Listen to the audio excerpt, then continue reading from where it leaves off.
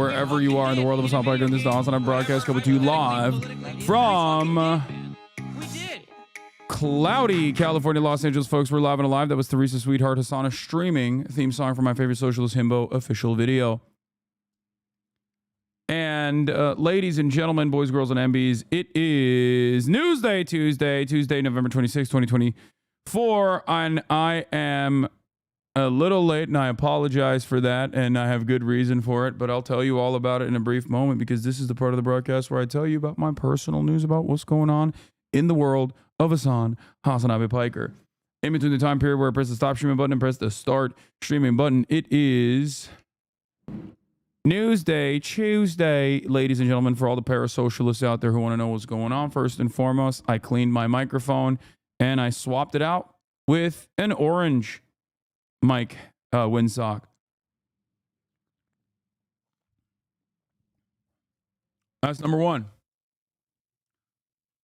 Number two, I ended the broadcast after the goon game, after gooning for the Chinese goon in the 5,000 years of goon. And what did I do? Let me tell you what I did. I finished Arcane is what I did. And I have a lot of thoughts. I have a lot of opinions. I have a lot going on. I have that, what? I have that same shirt. I'm literally wearing it right now. A dark green turtleneck. Okay.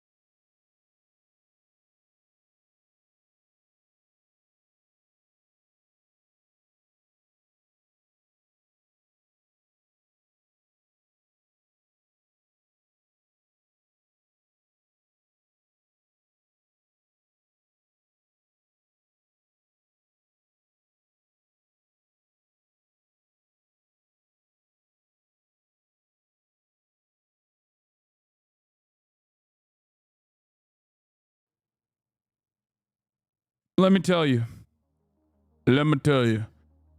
Went to bed last night, woke up early. You already know what it is. It was basketball time. Okay. It was b-ball time, baby. And I played with Mike from the Crash Dummies podcast. He's in town right now. And I'm going to be honest, he cooked me. He cooked me twice. I came back, but he was just so wet. He was just draining threes left and right. It was crazy. It was disgusting work. Okay. Won the first two games. He won the first two games, but what matters most is I won the last game. And not only did I win the last game, but I also cooked him when I won the last game. 15-1. 15-1. But yeah, he's great. I love playing with him because he's like around my size. He is much more athletic than me too. Like, it's always great to play against someone who challenges you in ways that other people can't, because like he's so strong and so fast and so explosive from his football background that it's just like, you know, it's hard to keep up. But yeah, that's neither here nor there. I cooked him on the last one, but he cooked me on the first two. 1v1 Dalton Connect when? Dude, he would. That's not even a question. I had a bunch of phone calls this morning as well. For the record, that is the reason why I'm late. I had to do I had to play some ball. Took Kai to the dog park. What was the last score? What was the last score for the last game? No hablas. No. Oh. I came to this country. Yeah, it's like he beat me twice. I beat you twice bad, and then I felt bad. So I'm a visitor. I don't want to make him so look bad. bad. He lost. What was it? 15-1? No, but I coached you the first two games. So run the tape. 15-1. Still LA on top. What's up, folks? I'm live and alive, and it's a fit of the day, by the way. You know, I'm going with the college professor look again. You already know. I'm here again with the dub. Great doing business with you, man. Okay, 2 dubs, but who ended up with the W last game? Remember? Yeah. So those high waters, lol. Yeah, I know, bro. Looking like Cave Johnson from Portal 2. Very demure, very mindful. No, you can't have class outside. The class outside is canceled. It's not nice. The weather is not nice outside. Class is indoors. Anyway, yeah, what is that Logan Roy ass fit? No shade. I'm trying to act my age. I'm trying to look my age. I'm 33-year-old man, okay? Chill out. They're cooking you, dog. Okay. Yeah, this is for those of you who weren't tuning in to watch the Chinese dating sim. They're making fun of me right now for my actions on the Chinese dating sim. All right, let's get it twisted. Let's post. There is no dressing in age. There is.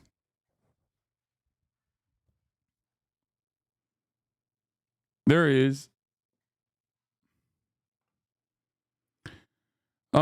Let's blast off. Let's get it popping. Found out that I was on CNN, or I guess like the CNN thing came out last night or early this morning. Not entirely sure, but seemingly it was very good.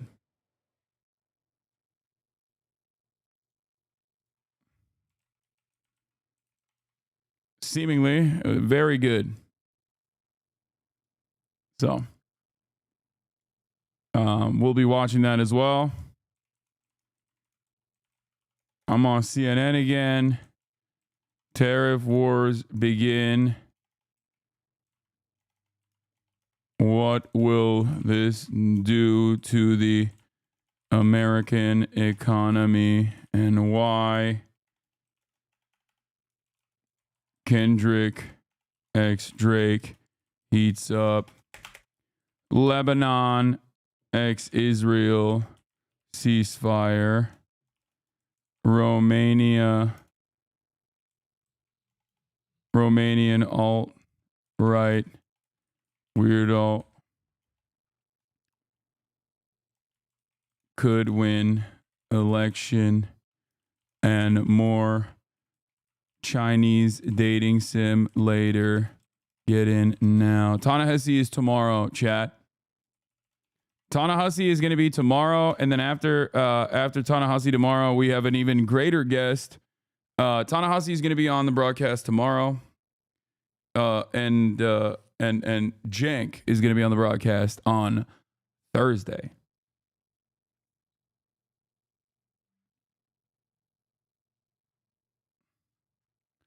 Okay. What brand is the turtleneck? I think it's Le Maire.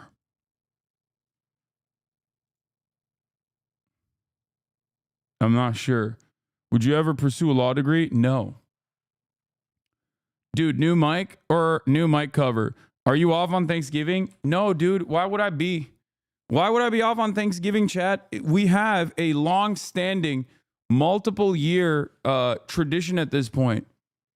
It's not Thanksgiving. It's Janksgiving, where I invite Jank into my home or into our grandparents' house or my grandparents' his parents' house, and we duke it out. You know, Shaky Gurga is supposed to be here on Thursday. I also invited Mike to Thanksgiving as well, but yeah. My mom doesn't know yet. I gotta let her know.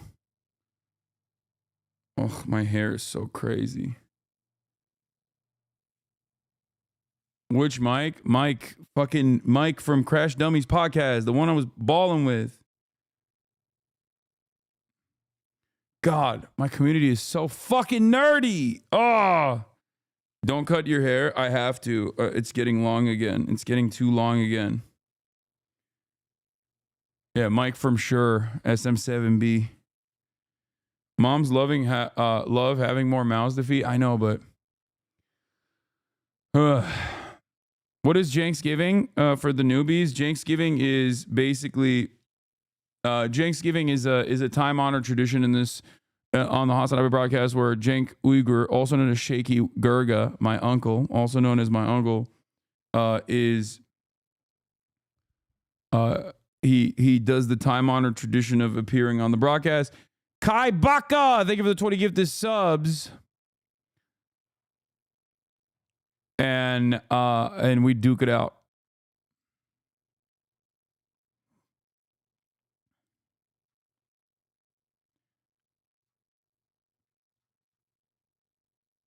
You should wear contacts more often. What is happening right now? Chat is going crazy. Chat's giving me advice on what to do with my hair. Chat's telling me to wear contacts. Hello? How about we don't do that? How about we don't give me advice on what? I'm a 33-year-old man, okay? What is happening? What the hell's going on? Okay, we're blasting off, okay? We're freaking moving away from this combo. Not a combo that I like particularly much. The Goda was the goat visited Cape Town, South Africa. The filming went smoothly with its staff and cast working together as one. Stay tuned for more news on season 2. Very excited about that. There's my boy right there, Matty O. Oda's got no swag, by the way. It's crazy. I mean, it's expected, but like he is a zero swag dude, bro. I swear. Like, at least Hideo is like swagged at the wazoo. You know what I mean?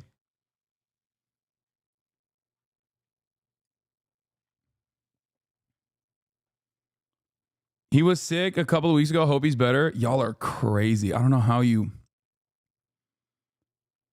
I don't know how you guys actually keep up with Oda's life.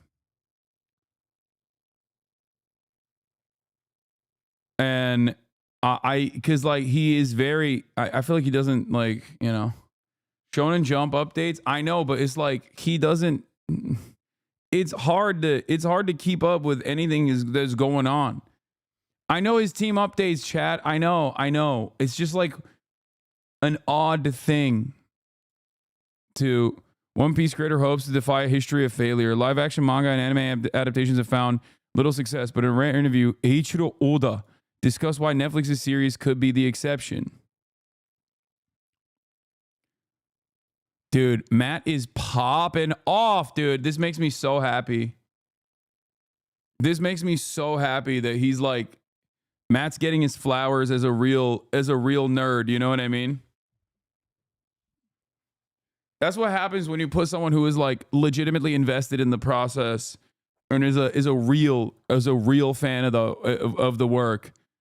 The work itself is like dense and there's a lot to contend with. But the amount of people I have heard from that say they love the One Piece live action and have never actually even broached the original subject matter is fantastic. It makes me so excited.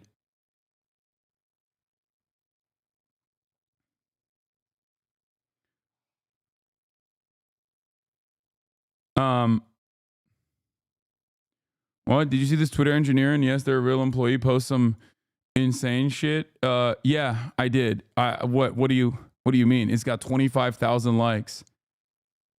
Yes, I know he's a real Twitter engineer, not Twitch. Sorry, real Twitter engineer. Saying shit like this. Is that shocking to you? The fucking website is owned by a neo-Nazi chatter. What the fuck? It's not even a chatter. It's definitely Megaphonics that sent me that. There's got to be a Megaphonics link that I just clicked on without thinking, mindlessly. Wow, I can't believe a Twitter engineer, is just as racist as the owner of the fucking website, who is a fucking white supremacist. Wait, what? Jose did a TYT? Oh, man. Jose did a TYT deep dive? Hey, yo, that's crazy.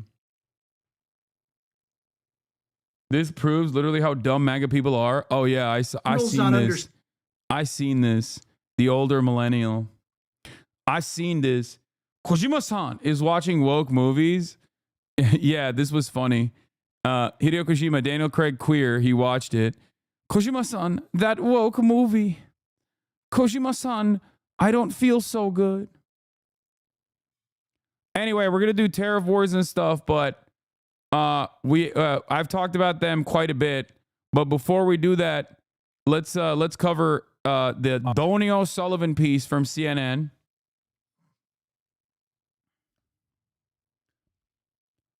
Donio Sullivan showed up on the broadcast. Hey, Themasius, thank you for the playlist.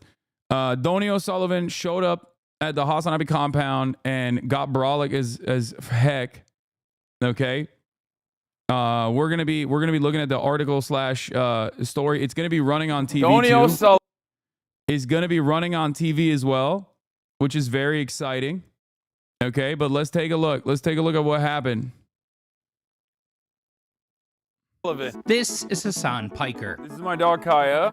I thought you legitimately were gonna work out. I could do some weights. He's a social media superstar with almost 3 million followers on the video streaming platform Twitch. They're eating the pets. So this is that whole masculinity thing people are talking about, huh?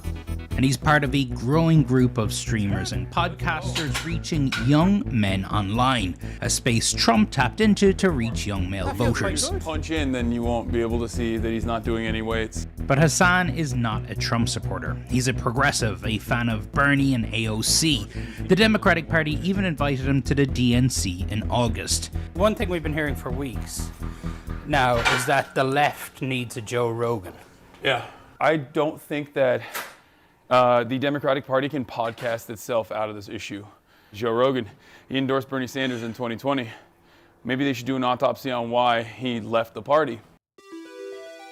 I like to work out. I'm very bro-y. A lot of people look at the optics of that and they don't like it. They think like, oh, well, he's a little toxic, isn't he? And they don't really listen to what I have to say because I'm significantly more progressive than the average Democratic campaign. Yeah, I've heard you say when it comes to stuff that guys like, you seek that stuff out online, whether it's watching a streamer, whether it's watching guys talking about working out and fitness. You say that the right wing just dominates that space. Yeah. Why? Well, I think that's why I started on Twitch, right? I know for a fact that the video game space is like people who consume this culture, people who are a part of this culture are not all right wing. I wanted to showcase to people that like, no, you can be a progressive person, you can be a leftist and like have fun at the same time. How many people were watching your live stream on election night? The total unique number was 7.5 million.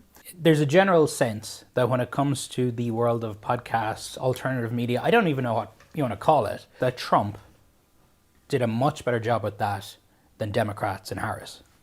Absolutely. I think that's true. I was a naysayer early. When I saw the Aiden Ross collab, I thought this doesn't have motion. So this is Trump with Aiden Ross. When Trump went on Aiden Ross's stream, I was like, it was awkward. It was weird.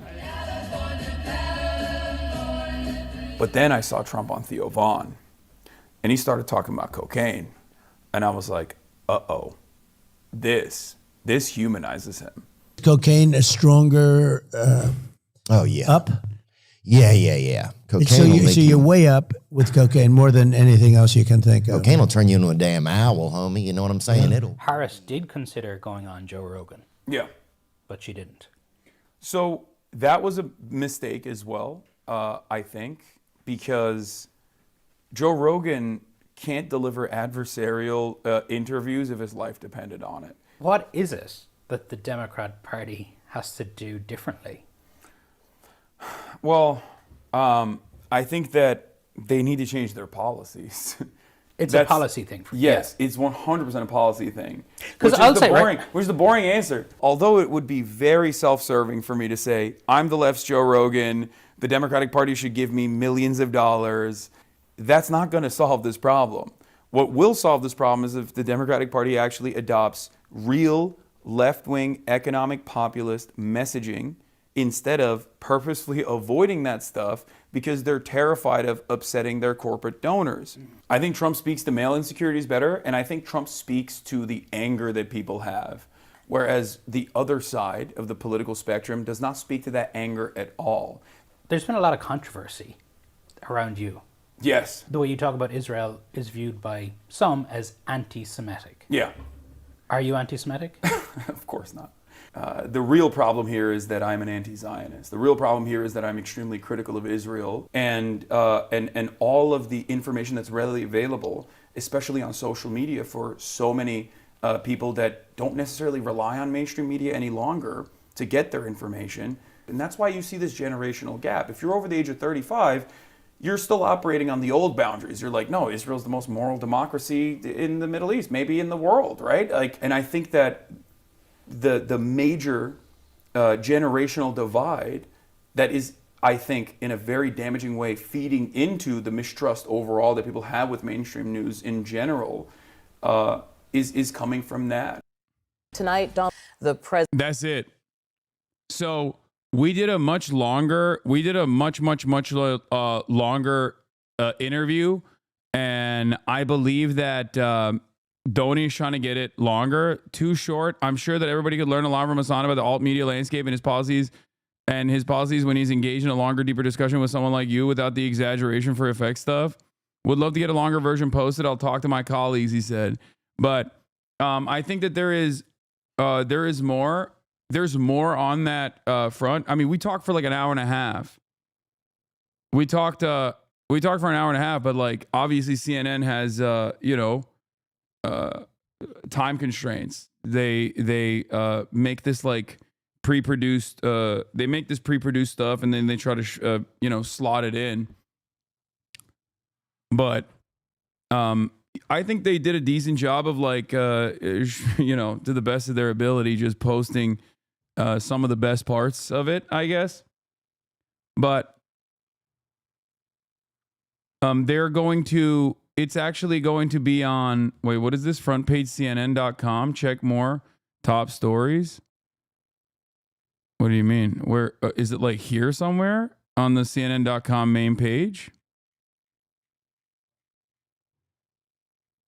But yeah. Frustrating to be censored, but your words carry so much weight because you're educated. No, I'm not frustrated by this at all. Guys, any kind of you're crazy. Any kind of like positive coverage of me on CNN is something that I never would have expected, and I will never take that for granted. I will always be appreciative. It's not censorship. They're just cutting it for time constraints. Okay? What do you mean more time? I don't know where. Click more. I am. Where is the more? It's on the left in text. Oh, more top stories. Oh, here it is. Progressive social media star says Trump interview made him say, uh-oh. JJC1299, thank you for the 5 tier 1 gifted subs. It will also be on probably one of these like CNN news Like it'll probably be on like prime time as well later in the day. And then Donnie usually comes on and he'll speak about the experience and stuff like that. So that's very exciting. Complex just posted you on top 25 streamers. The 25 best streamers now ranked. Hey, yo, I made it to the list. Let's go. Is live streaming harder than a traditional job? I love that they've completely moved away from me on this. Shouts out to Lacey. Honestly, Lacey, I already phased the fuck up, but you saved my life, big dog. Okay, you saved my life. People used to clip me that clip out of context of me talking about like, you know, my social battery running out and like, and constantly ripping into me about this claim that I said that like streaming is way harder than a 9 to 5 when I don't believe that. Obviously, I have the opportunity to go back to a 9 to 5 if I wanted to. I don't. But I'm so glad that Lacey tanked that shit for me. People gave me so much shit for it, but then now it's like people are remembering it as like something that Lacey said. So I love you, Lacey. You're my goat. I owe you one. Okay, W nephew. Lacey is also in the nephew category for this. Didn't Duke say the same thing and everyone agreed? Twitter motherfuckers are so fake. Yeah, but you don't understand. He said it with Riz, okay? So W for Lacey saying that. Streaming certainly isn't easy. Yeah, you can work out of sweats in the comfort of your home, but being on camera for hours on end and exposing yourself to an endless comment stream can't be great for your mental health. You're constantly going to conjure up viral moments and chase subscribers and can't clock out in the middle of a subathon. That's right. I'm also constantly farming subscribers. Subscribe. Ladies and gentlemen, subscribe. Fartic L'accelerator, they give you the 5 gifted subs. You can subscribe for $5 or $6 or for free with a Twitch Prime, or you can get gifted a sub as well if you're lucky. But dude, this is irrelevant, but I just want to say thank you for sticking to your guns on this platform. Less than a year ago, I was in a pretty reactionary TikTok red pill space, and I feel like a young Muslim man seeing you specifically make good points in a really passionate way made me rethink my mindset, and it's helped me get into a much better headspace. That's what I'm talking about, baby. That's why we do it. W Clip Farm Lacey. But yeah, respect to Lacey for tanking all that. However, if you can handle the pressure, the ceiling for a popular streamer keeps getting raised. From attracting the eyes of millions of fans, signing deals worth millions of dollars, to being a live stream content creator, whether that's on Instagram, Kick, Rumble, Twitch, TikTok, YouTube. Gen Alpha's A-list stars, according to 2019 survey by Lego and Harris Polls, 1 out of every 3 kids between age and 12 wanted to be a vlogger or YouTuber. But while every kid may want to be a streamer, not every kid will be a great streamer. With the thousands of streamers online, what separates the all right from the all might? What actually makes a streamer one of the best? We pondered these questions thoroughly when putting this list together and came up with the following criteria. 1, influence of their social media presence. 2, frequency we've seen them on timelines. 3, the quality of their content. 4, their relevance to the world of live streaming. This helped us cut through the noise and decide on the best of the best. What? PewDiePie? Does he even stream? That's crazy. And we started the list with a person who doesn't even stream no more.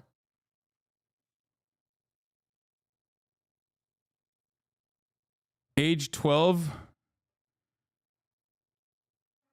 PewDiePie had his fair share of controversy. Ninja. Oh, this is all time? Is this like all time greats? Not 2025. No, it's 25 best streams ranked now. Wait, that doesn't make sense. Ninja. Hey, yo, Valkyrie. Followers subscribe crowd 4 million. Valkyrie got a start nearly a decade ago, but it took a few years to release a certain online gaming phenomenon. That one game, oh yeah, Fortnite, to have her big breakout. Popular gaming organization. She's now co-owner of Boss Bitch Shit. Like many streamers, Valkyrie started on Twitch, but she made a move to YouTube when they offered an exclusive contract. Her following grew even bigger as she and other streamers passed time during the COVID. Oh my God. Look who it is. Nick Pollum. That's crazy. It's been over a decade since NMP Law started posting YouTube videos on games ranging from Minecraft and Hearthstone to CSGO. Despite rapidly accumulating 200,000 subscribers, over 50 million views on YouTube, it wasn't until 2016 that he began streaming on Twitch. In 2017, Nick Pollum took things full time, getting popularity for his WoW streams. Today, NMP Law is a variety streamer best known for, okay, no, he's not. He's best known for parasocial girl content, okay? And also watching music videos with his friend Hasan HasnAbi Piker, okay?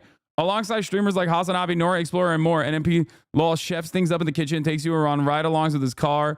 Yeah, he's the clueless rom-com male lead, okay? That's what he is. He's best known for creating live dating sim content. Exactly. And also loving feet. He bridges the gap between companionship and surveillance. The chat puts you in the car with NMP Law and his friends, listening and engaging like one might if they sat in the back seat next to Mr. Arthur.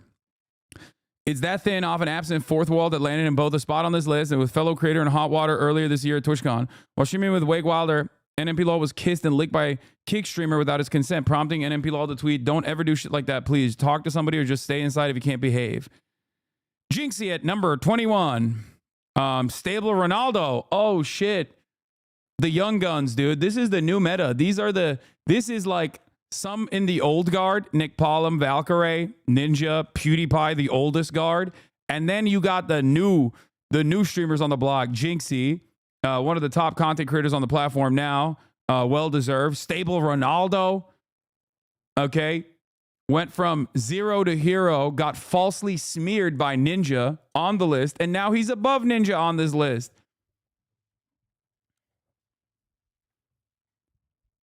Okay. I like that. Cutie Cinderella, goddamn. Cutie Cinderella is a force in the live streaming world, but she won't let you call her that. The Washington-born content creator would rather call attention to everyone else's influence and achievements in an attempt to downplay her own. This endears her to her audience and humanizes her so many. While she is largely known for creating the Streamer Awards, her event planning goes much further than her much anticipated award show. Among the hits, Shit Camp, a 5-day summer camp in which popular creators live stream various activities that emphasize teamwork and bonding. Master Baker. And we can't forget her appearance in podcasts like Whine About It and Fear Ann, which give her a different platform to be totally herself, chill, soothing, and wise. Okay, I don't know about that. Maybe on Whine About It. Probably not on Fear Ann, though. She ain't never chill nor wise on Fear Ann. You know what I'm saying? The theme of all of our efforts revolves around working together, being yourself, and building relationships, something so desperately needed in the internet during these trying times. They didn't even talk about how she's fucking bronze. Oh, they did. When she does stream, chances are it will be a League of Legends match. Okay, this is journalistic irresponsibility. Okay, this is called lying by omission. Okay, omitting key details such as the fact that she is still perma-stuck at bronze. Honestly, is you might as well be doing a disservice. You might as well be lying to the American public. Okay. Begging or an IRL stream of her at Disneyland, you will always get authenticity with Cutie Cinderella, be it via her open dialogue or mental health struggles or her process when preparing for her events. Ludwig, number 18. It's impossible to watch any streamer or live streamer today and not identify it, at least some of Ludwig's influence. Born in New Hampshire, based in California, Ludwig is the ultimate innovative content creator with a zest. Yeah, he is zesty. All right. For creativity that entertains his community, known affectionately as Ludbuds, and pushes the boundaries of the streaming space. The way he captures your attention isn't through blunt force or loud noises, or rather his charm and charisma, and also his capacity to steal other people's ideas and repackage it as his own in a method that he created called, what was it? Twist and turn. I'm Dante, saved your ass and started. Tell me what job is harder. Oh yeah, this was another goated moment. All of these guys I owe my life to. Okay, they really tanked all the damage for me.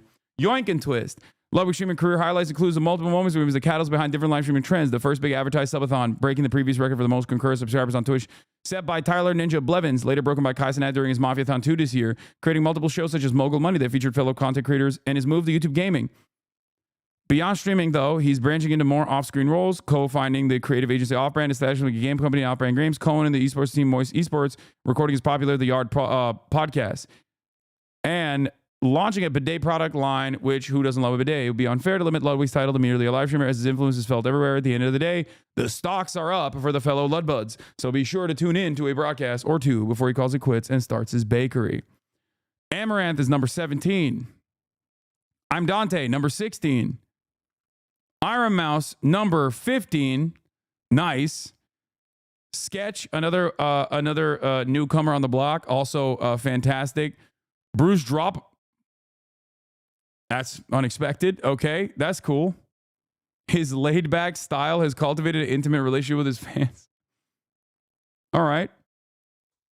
All right. I mean, it's cool. No hate. I hope he's doing all right. You know, wherever he is at in his mental space in the universe. Number 12 is DJ Academics.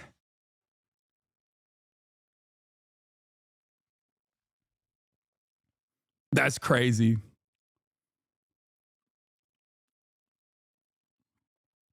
They're like, Ox seems obsessed with glorifying the underbelly of rap, and we shouldn't forget that he's currently facing a sexual misconduct lawsuit. That's a wild way to write this article. Agent, well deserved at the 11th slot. Number 10, another phase member, Plaque Boy Max. Never forget I beat him in basketball. Just a fun little reminder. I'll always have that. I'm probably never gonna play him again, honestly, because he'll cook me in a 1v1. Nephew's on here too. Jason the Ween. God damn. I mean, I love this list. This list is dope. Damn, they did Jason dirty. I know they could have showed a way better photo than this one, but hey, it is what it is, you know? You're like a foot taller than Max, bro. Yeah, have you seen his handles though? Are you kidding me? He's fast as fuck. And he's really good. I think 1v1, depending on which way, depending on how well I can shoot, I think Max could cook me potentially.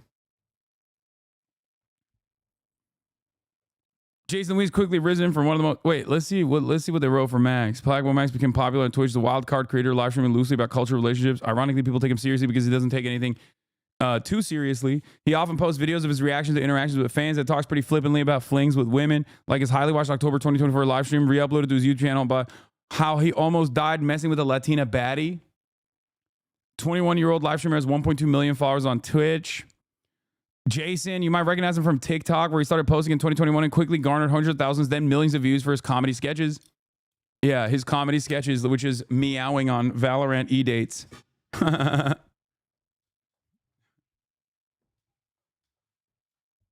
That's funny. Hold on.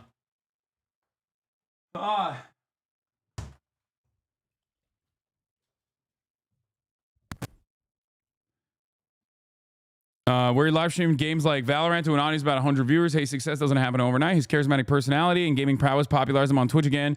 On YouTube, where he started uploading clips on 2022, 2024, respectively. He also dipped into music, releasing 10 songs and clocking over 58,000 monthly Spotify listeners with his dreamy bedroom pop ballads. It seems the internet simply can't get enough of him, no matter the platform. Why do you call Jason nephew? Because he's my nephew, dude. I'm Unc, and he's my nephew. That's why I call him nephew. That's W nephew. I like all the FaZe guys. You know this already, especially the new FaZe Clan talent is fantastic. They've done a pretty good job of just like, you know, making content that's fun, funny, and goes viral, that is not meant to be taken super seriously, while also simultaneously they're not like weird and gross and toxic, you know what I mean? Even like Ronaldo and Lacey, who sometimes will say like edgy shit, like they ultimately even when they sometimes say like edgy stuff, they ultimately are very their heart is in the right place. XQC has courted controversy by shading people who gamble, only then to become a gambler and stream about it himself, and losing over $100 million in the process. He's also in a controversial legal... Oh my God, they cooked his ass. Number 7, Phantom. Goddamn. Number 6, Pokimane. Oh, what is that?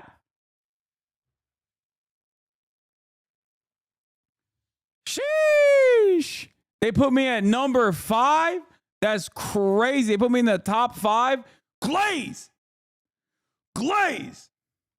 Oh my God.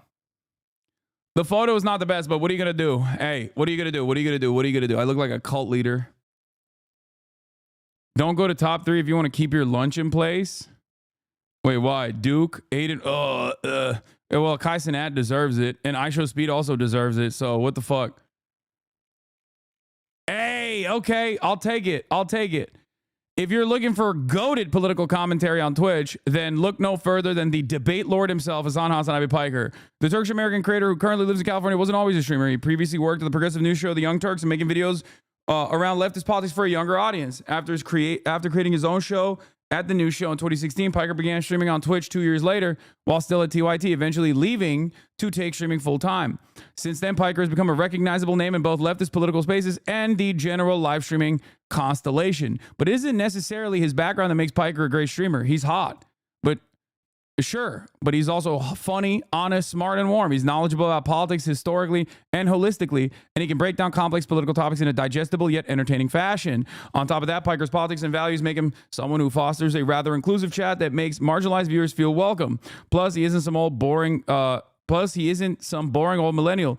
He games hard and has done streams with other creators like Pokemon Valkyrie, as well as political figures such as Alexandria Ocasio-Cortez and Ilhan Omar. All of this makes Piker something of an elder brother to his chat, someone folks look up to and aspire to be, which makes sense considering the Abi in his name is Turkish for elder brother. Nailed it. I'll take it. Number 4 is Duke Dennis. Makes sense. Makes sense that Duke would beat me here as well, you know. Where hasn't this guy defeated me in the marketplace of ideas? Having served the U.S. military from 2013 to 2017, Dennis began his YouTube career and his military career was ending. Number 3 is Aiden Ross. Ay.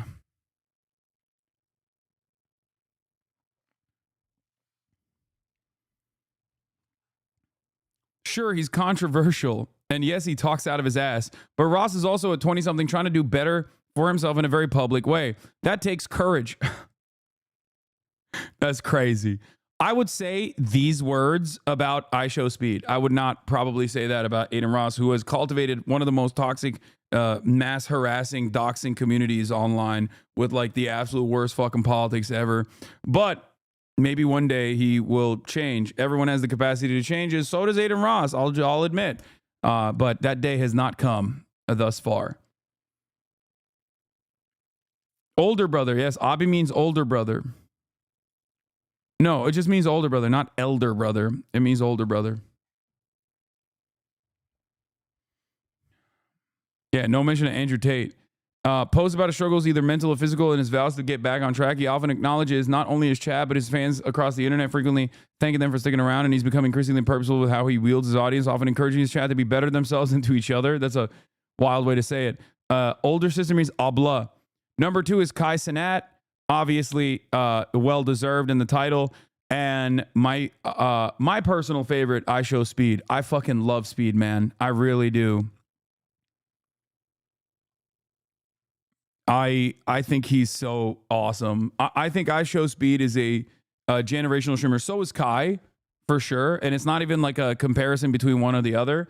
They both do fantastic work. And it's amazing to have them at the top of the game. And I really appreciate what they do in general for the space and what they do in terms of like entertainment. It is always shocking to remember how young they are, especially Speed. And I think that especially for both of these guys, really, both for Kai Cenat and iShowSpeed. Okay, let me tell you something. Both of these guys could have gone down like very different paths. Okay, they could have gone down very different paths. The circles that they were around and everything else, really, like they could have become very different versions of themselves, I think. And instead they are just like very good. They like even when they got that Rumble deal, that was fucking awesome. Like they went and they packaged themselves to get a Rumble deal. They got the bag and they basically streamed like once on Rumble and got an insane amount of money and then never did it again. And it's obvious that like, it's obvious that they both have the correct mindset for this space. Naisha unintentionally gassed you up on his IG story yesterday where he posted the top 10 active Twitch streamers with you at number 2. Wait, really? Sick. Yes, I already watched the CNN video. But yeah. Speaking of rankings, remind chat to vote. It's the last day of voting. Okay, guys, it's the last day to vote for Streamer Awards. If, like I said, if you vote for me for Just Chatting Streamer, you get a Tasteful Nude. I'm probably not going to win this year. Let's be real. This year has been a tremendous number of different controversies.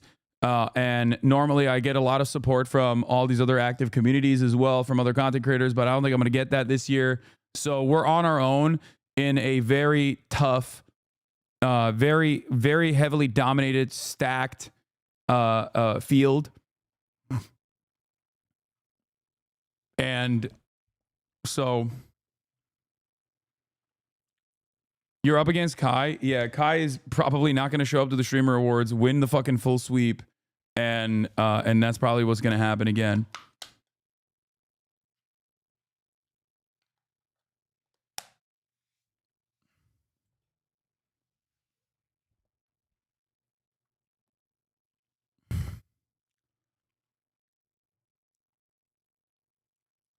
As a Dutch chatter, thank you so much for taking me out of a dark place I was in 2 years ago. I used to be a standard Marxist, but now, after watching the stream every day for years, I personally want to suck G from behind. Wow, you... Now you're a socialist, you're a promoter of socialism with Chinese characteristics. You barely promoted it.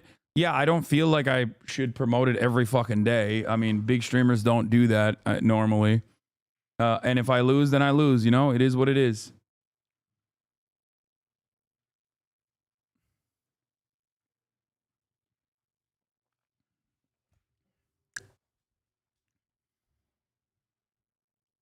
Law, by the way, he came to our country, Morocco, last week. Oh, G did? Just checked his IG, Nate Shot's IG. It was top 5. What is this? Let's see. What did he post? It's not, his stories are not even. After returning to streaming just 10 months ago, Nate Shot is now a top 5 most sub streamer on Twitch. Oh, this is what they're talking about.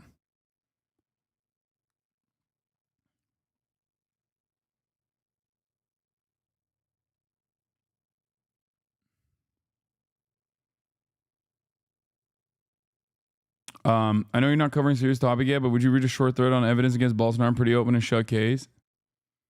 Why is Kai in so many categories? Because he dominates the field. What are you talking about? They are fast. HasnAbi reacts that I show Speed ranking number 1 on our streamer list. I fucking love Speed. I really do. I do. It's true. They are fast as hell. Holy shit. Here, I'll give that a retweet. Fuck it. I like that the Complex Twitter account also it has never not watching in their description. Yeah. Chat is like, why is Kai on everything? It's a fucking fan award. Like, fans vote for who they want to nominate. You do understand that considering that it's fan based, clearly it, you know, someone with 500,000 subscribers is probably going to have a massive impact. And it's not like it's not deserved. You know what I mean? If Kai is not in every category, that is because people are, that is because people are most likely trying to ensure that there are some others that also get worthy praise and recognition. Okay? Like, that's it. It's not deserved. Come on, dude. Come on. What are you saying is not deserved? Like, that's crazy. Like, dude, what are we talking about? Like, from a pure entertainment standpoint, y'all are insane. I mean, it's funny because, like, I assume on, like, in this community especially, you're like, well, he doesn't talk about anything worthwhile. It's like, yeah, because no one gives a shit about that. He's an entertainer, okay? the very fact that I can even reach the level of popularity that I have been able to reach without while still covering hardcore news and polarizing news subjects and offer political commentary is insane. It's not normal, okay? A lot of people don't recognize it.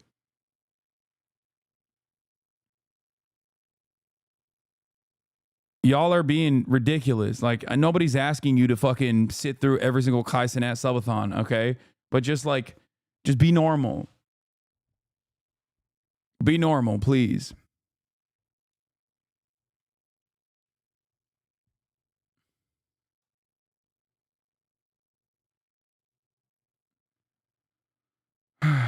HasnAbi has had a generational run, okay?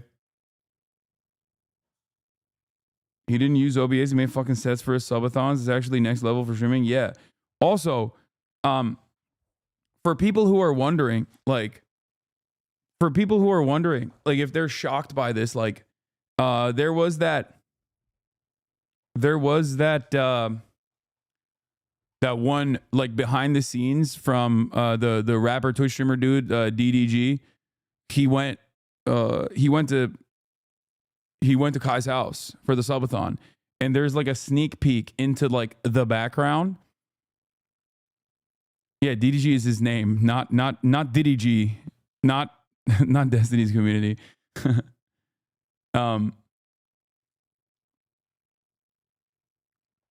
But yeah, he vlogged it.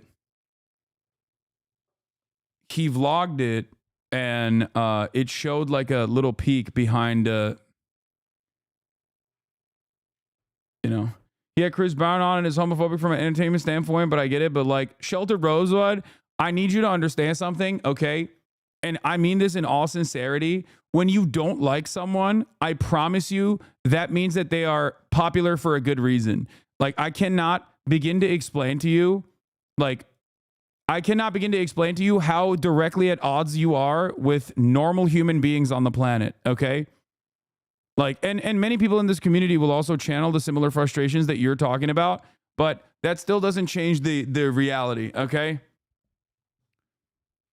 Anyway, look at the background of this. They're just gonna mic him real quick. Like, this is the level of production. You know what my shit looks like. You know what my shit looks like. This is my shit, chat. This is it. That's my production, okay? My production is marginal. It's limited. It's got, and even then it's like crazy in comparison to, I don't know, the average, what you would expect from a Twitch stream. But like, and then look at this. You know what I mean? Look at his shit.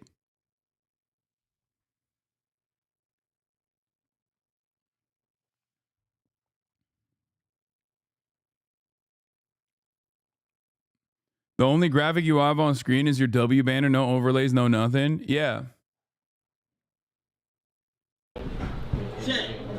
Like, look at that. Look at the amount of cameras they have.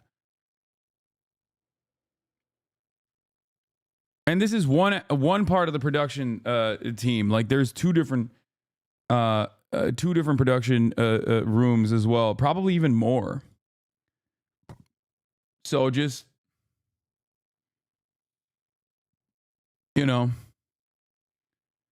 there's a reason why he's like popping off, Yeah,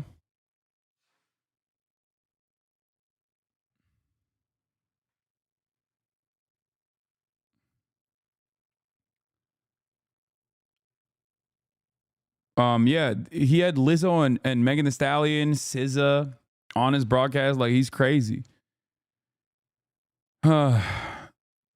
I think about what Jerma said at the first Streamer Awards when he said, keep making great content and pushing forward. Yeah.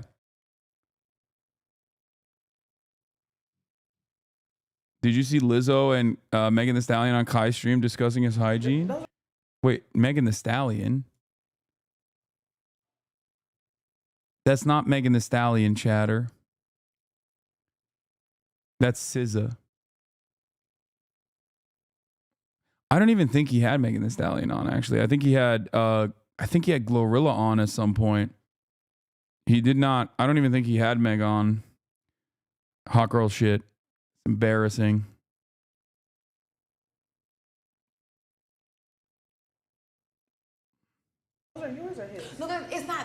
It's just my toes are fucked up. But that's his. Those are his. They are his. So you don't want foot on foot. I don't mind foot on foot. He seems like a clean person. Yeah. Right? Well, he hasn't washed his balls in a long time. Who said that? He said that? Is that true? Wait, what? Well, he's been showering. You seen him showering here? He's been showering with the trunks on. That's what they said. They say he showers every day with the swim trunks. Oh, that's my first question. On stream. You need lots of equipment so you can hire lots of people. If you hire me, I'll make you bracelets. Thanks. Yeah. That's what really ups the ante for Kai Cenat's production is that he has a bracelet guy. On stream. It's been 23 days. No. But maybe he's washing the bottom of his feet. His meat's been dry for 23 days. I don't believe it. I don't believe it. Yeah, because you... Yeah, we confirmed the bracelets. We're good. Yes, we're going to talk about Israel's ceasefire. Israel's Security Cabinet has approved a U.S.-backed ceasefire deal with Lebanon. Prime Minister's office says 10 ministers voted for the deal while 1 opposed it. We're going to be talking about that in a brief moment. Actually, when are you inviting SZA on the broadcast? That's the funniest part about this is like, I have no motion, okay? People will sometimes have these ideas where they'll be like, dude, why don't you have this celebrity on the broadcast? And it's like, are you kidding me? You think I wouldn't love the opportunity to have SZA on the broadcast? Like, SZA is not coming on the broadcast, chatters, okay? She's not. That's not happening. And it's the same. Like, I got no motion whatsoever. I have some motion with people who are organically interested or invested in political commentary. And even then, they might be worried about coming on like a political stream because they don't want to get yelled at by their fan base. Because as everybody knows, Republicans buy Nikes as well. Okay? That is the reality.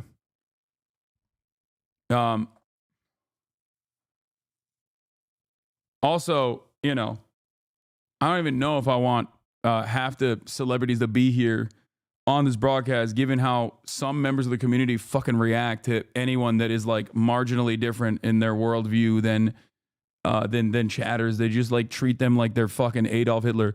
There was unironically a person that turned around when I was talking about Kai Cenat. I didn't even read it, but someone in the chat literally said, well, Hitler was popular. That doesn't mean his ideas were good. Like, the moment that you're comparing a entertainment streamer like Kai Cenat to Adolf fucking Hitler is a moment that you need to log off instantly, okay? Take a shower, log off, check in to the nearest medical professional you can possibly find. You're a fucking freak, okay? Now, that's far from the norm in this community. Obviously, I'm not saying that is representative of, like, a lot of the people in this community at all. SZA like one of your IG video posts? No, she liked the IG video post of me getting encountered by Harry Daniels.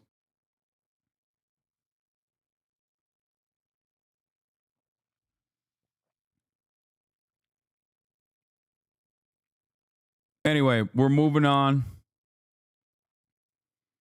I have a genuine belief that Kendrick at the very least knows about you. I mean, maybe. He is very online. Stop talking about it. Your haters will use it as a wedge between you and Kai. Yeah, it doesn't matter.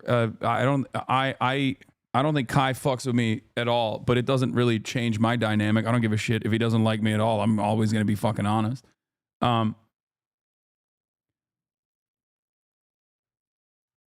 Anyway.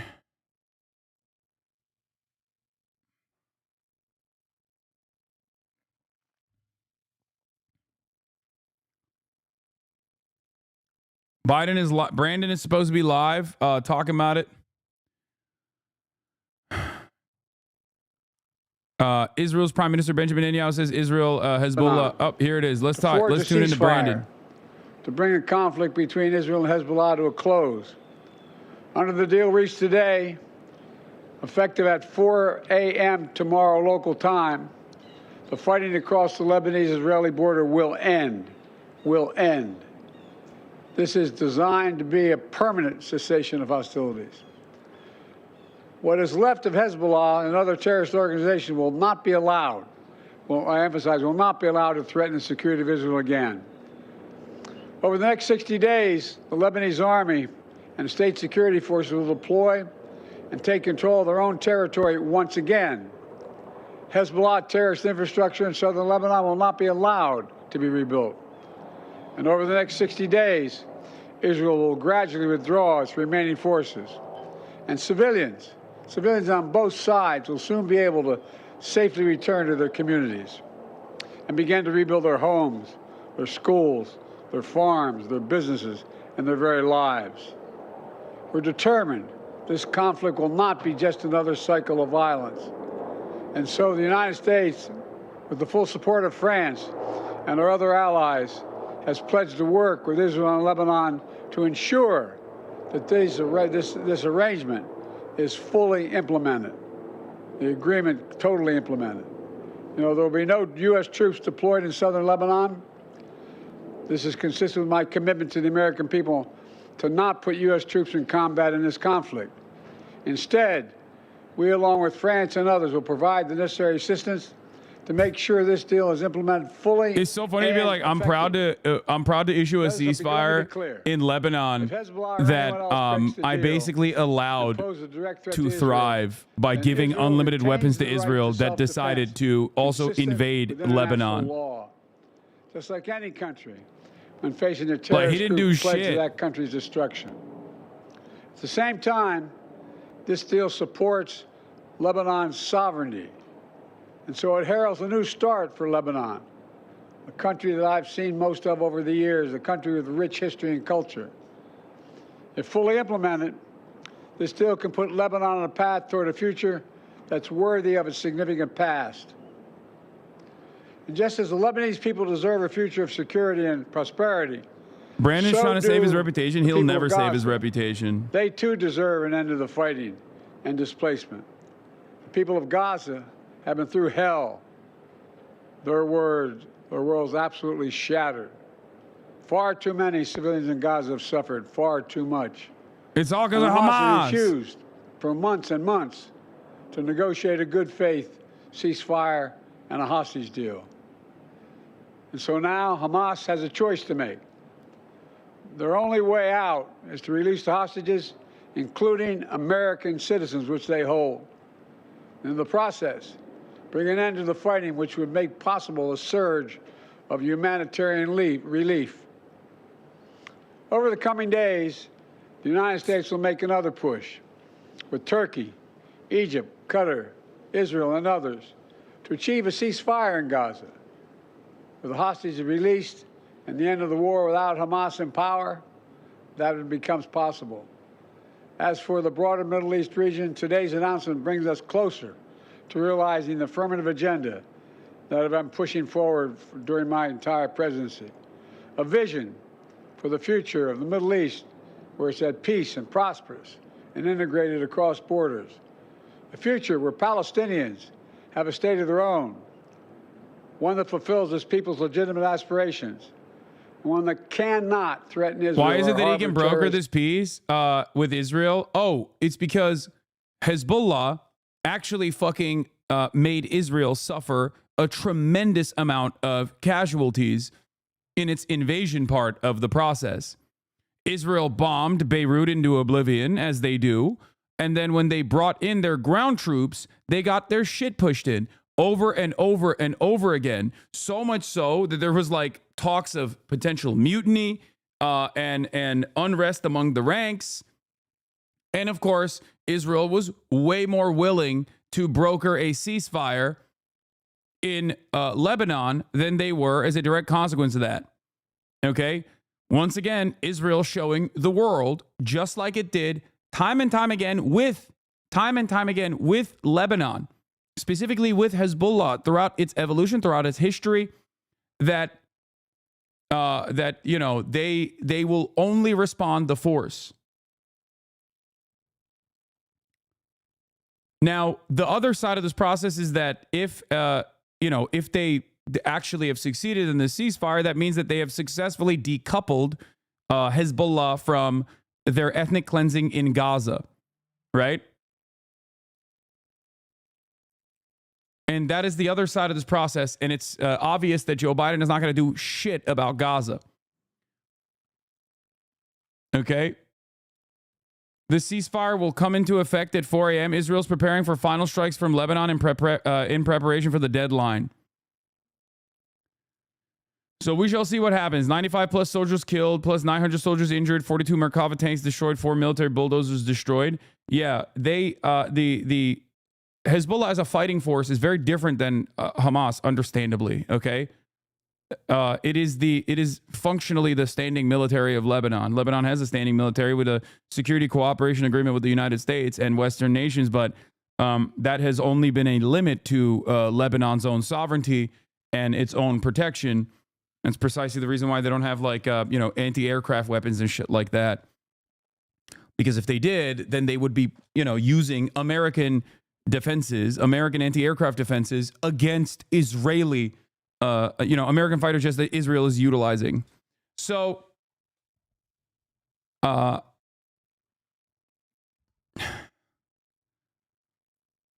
is what's going on here. Once again, this is the fourth time at this point, or third time at this point that Israel is pushed into Lebanon and then pushed out of Lebanon by force and has conceded. But then they'll say, "Oh, we got our mission across. We did it. We succeeded." What did you succeed? You killed a shit ton of Lebanese people. You blew up a shit ton of villages, and then that's it. Now, I do not know what happens next in this process, but in the final 48 hours before a ceasefire in 2006 war, Israel dropped internationally banned cluster munitions across South Lebanon. That still kill children who unwittingly stumble across them to this day. We've seen the scramble for a last-minute destruction on a ticking clock before.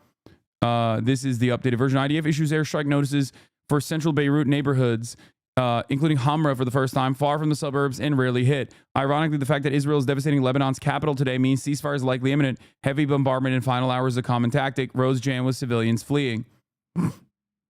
Saying that Israel has the right to defend itself even after this ceasefire, and that at the same time the US supports Lebanon's sovereignty. We did hear from Prime Minister Netanyahu just a few hours ago, before a full vote of the Israeli cabinet, saying that he recommended this ceasefire, but also saying that Israel has the right to open fire again on Hezbollah, even if, for example, it begins to build tunnels again. So Prime Minister Netanyahu, and I think you heard President Biden there too, trying to reassure a skeptical Israeli people that this will not lead to the return of Hezbollah in years to come. Prime Minister Netanyahu talked about that Hezbollah had been defeated for decades. But has it been fully defeated? No, it has not. Many of its leaders have been killed. Many people have been killed. Another question too, will those tens of thousands of Israelis in the north be able to return to their homes? There are many in those communities who think. New over 100 prominent Jewish Georgians, including rabbis, board members of the ADL, and cultural leaders, signed on to a letter supporting Ossoff and Warnock's vote against some Israeli arms sales. It's time to stop treating Jews as a monolith. Oh, look at that. Look at that. Oh, wow. I am shocked. It turns out that a lot of these American Jewish institutions were speaking out of turn, not necessarily caring about their, Jewish constituents and their interests and their needs. How shocking. How shocking. They've penned an open letter praising Georgia's Democratic Senators John Ossoff and Raphael Warnock for their votes in support of a series of resolutions disapproving the sales of some arms systems to the Israeli government. Look at that. Hasan, bring up only the most biased article ever, only to read the headline piker. I love that I'm currently in the process. It is simply just, an article, okay? That's just what this is, okay? And I'm currently in the process of reading it, but you're so fucking delusional that, like, you can't even capture what is happening in front of your eyes.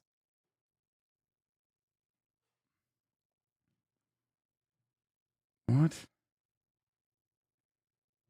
Fucking annoying. What is happening? The letter, which I have posted in full below, is signed by people involved in Jewish community life across metro Atlanta area, from synagogues to Jewish day schools to the Anti-Defamation League. It thanks the senators for their courage in voting the way they did, concluding that their votes help promote regional stability and peace. It comes days after around 50 Jewish organizations signed a letter organized by the Jewish Federation of Greater Atlanta and backed by some powerful American Israel Affairs public... What? Hold on, I'm trying to do something.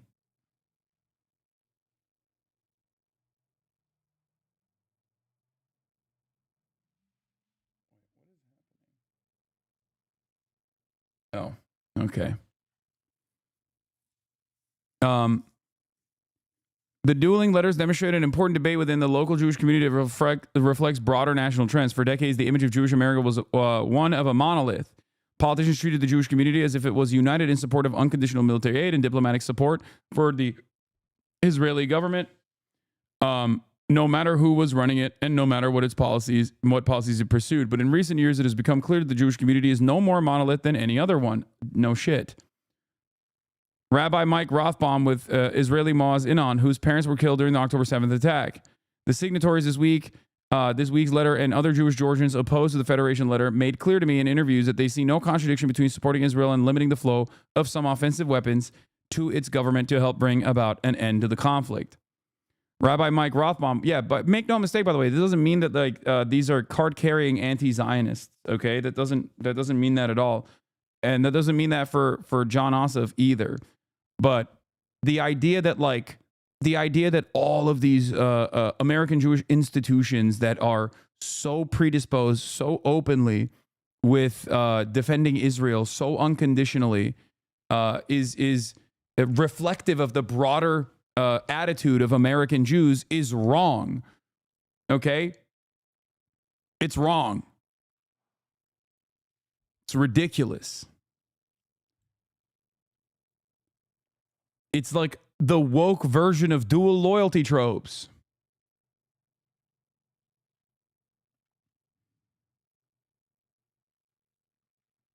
Anyway, even though Israel's claiming that they have beat Hezbollah, they're just lying. But then what happens when the Lebanese military tries to take control of Hezbollah-controlled territory? I don't know what will happen internally in Lebanon, and I do hope that there is no civil war, like Civil War 2.0. You know what I mean? Probably not, though. But we'll see. I'll talk more about Lebanon in a second.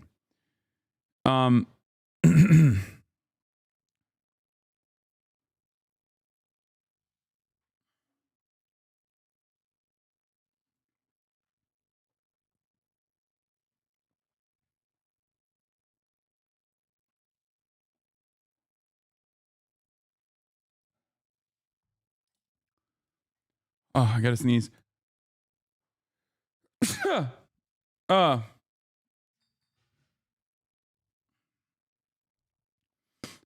Claudia Scheinbaum is saying a bunch of woke stuff, and that is exciting as always. We'll be covering that as well.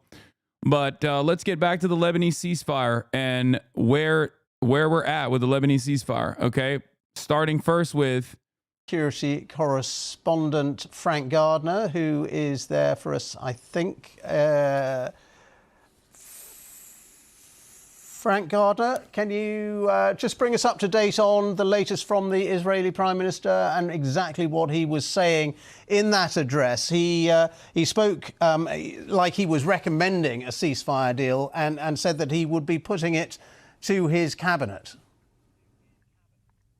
Yeah, you could be forgiven, Ben, for thinking that this is pretty opaque and confusing. And believe me, I've been struggling to understand, has the Security Cabinet approved this thing or not?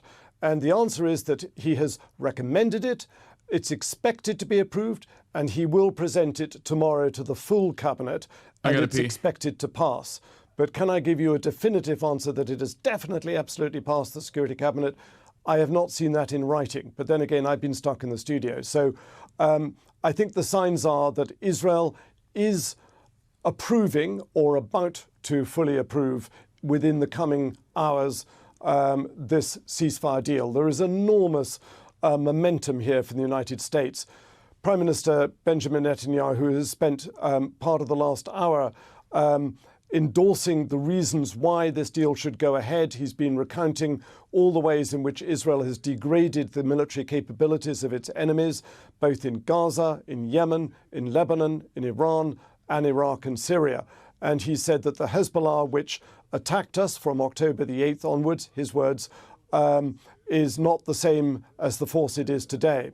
Now, all of that, I think, is going to come as little consolation to those people in the north of Israel who have been saying they don't think Hezbollah has been sufficiently degraded, despite the enormous airstrikes that we have seen in the last 24 hours going into Beirut and in the days before that, with a lot of civilians killed there. Despite all of the damage to Lebanon, there are people in the north of this country and Itamar Ben-Gvir, the security minister, who have said that they want to see this war prosecuted further and longer. But anyhow, it doesn't look like they're going to get their way. It looks like the ceasefire deal is going to go ahead, which is 60 days, a kind of trial 60 days, 2 months, during which the Israeli army will withdraw in stages from Lebanon, from the south of Lebanon, where it's been active. Hezbollah will withdraw north of the Litani River, 30 kilometers north of the Lebanon border, and the security vacuum will be backfilled by a bolstered Lebanese National Army and troops from UNIFIL, that's the United Nations interim force in Lebanon. But critically for Israel, the reason why I think he's been able to pass this, to get this deal through the Security Cabinet, or at least get their backing for it, even if they haven't actually physically signed off on it yet. The reason that Israel's been yes, this is an earlier coverage from an hour ago, but it just got signed.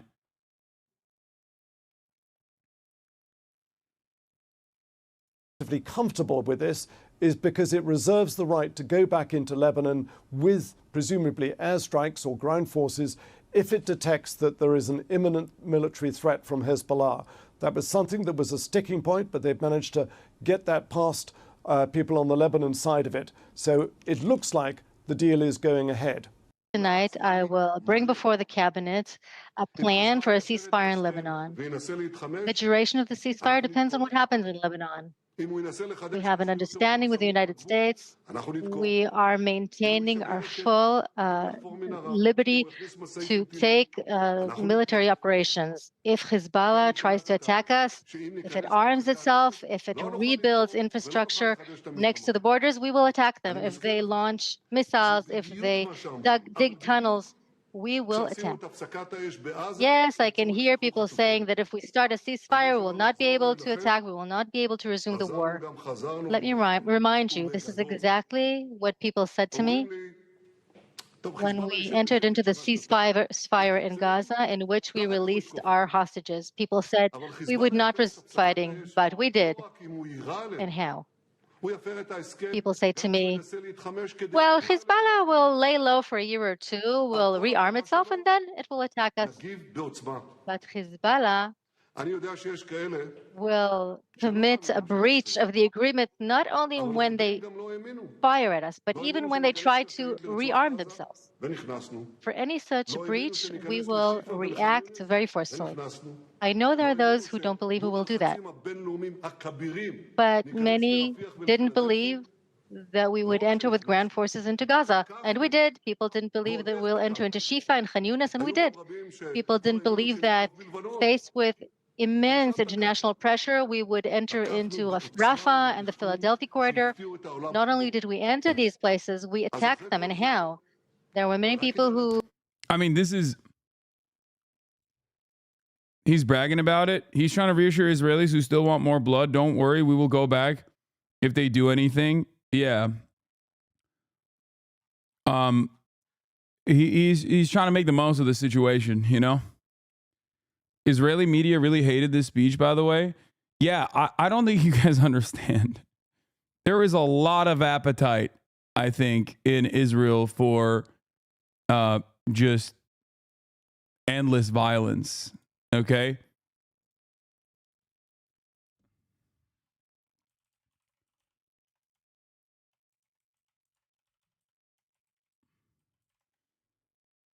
It's just, it is what it is.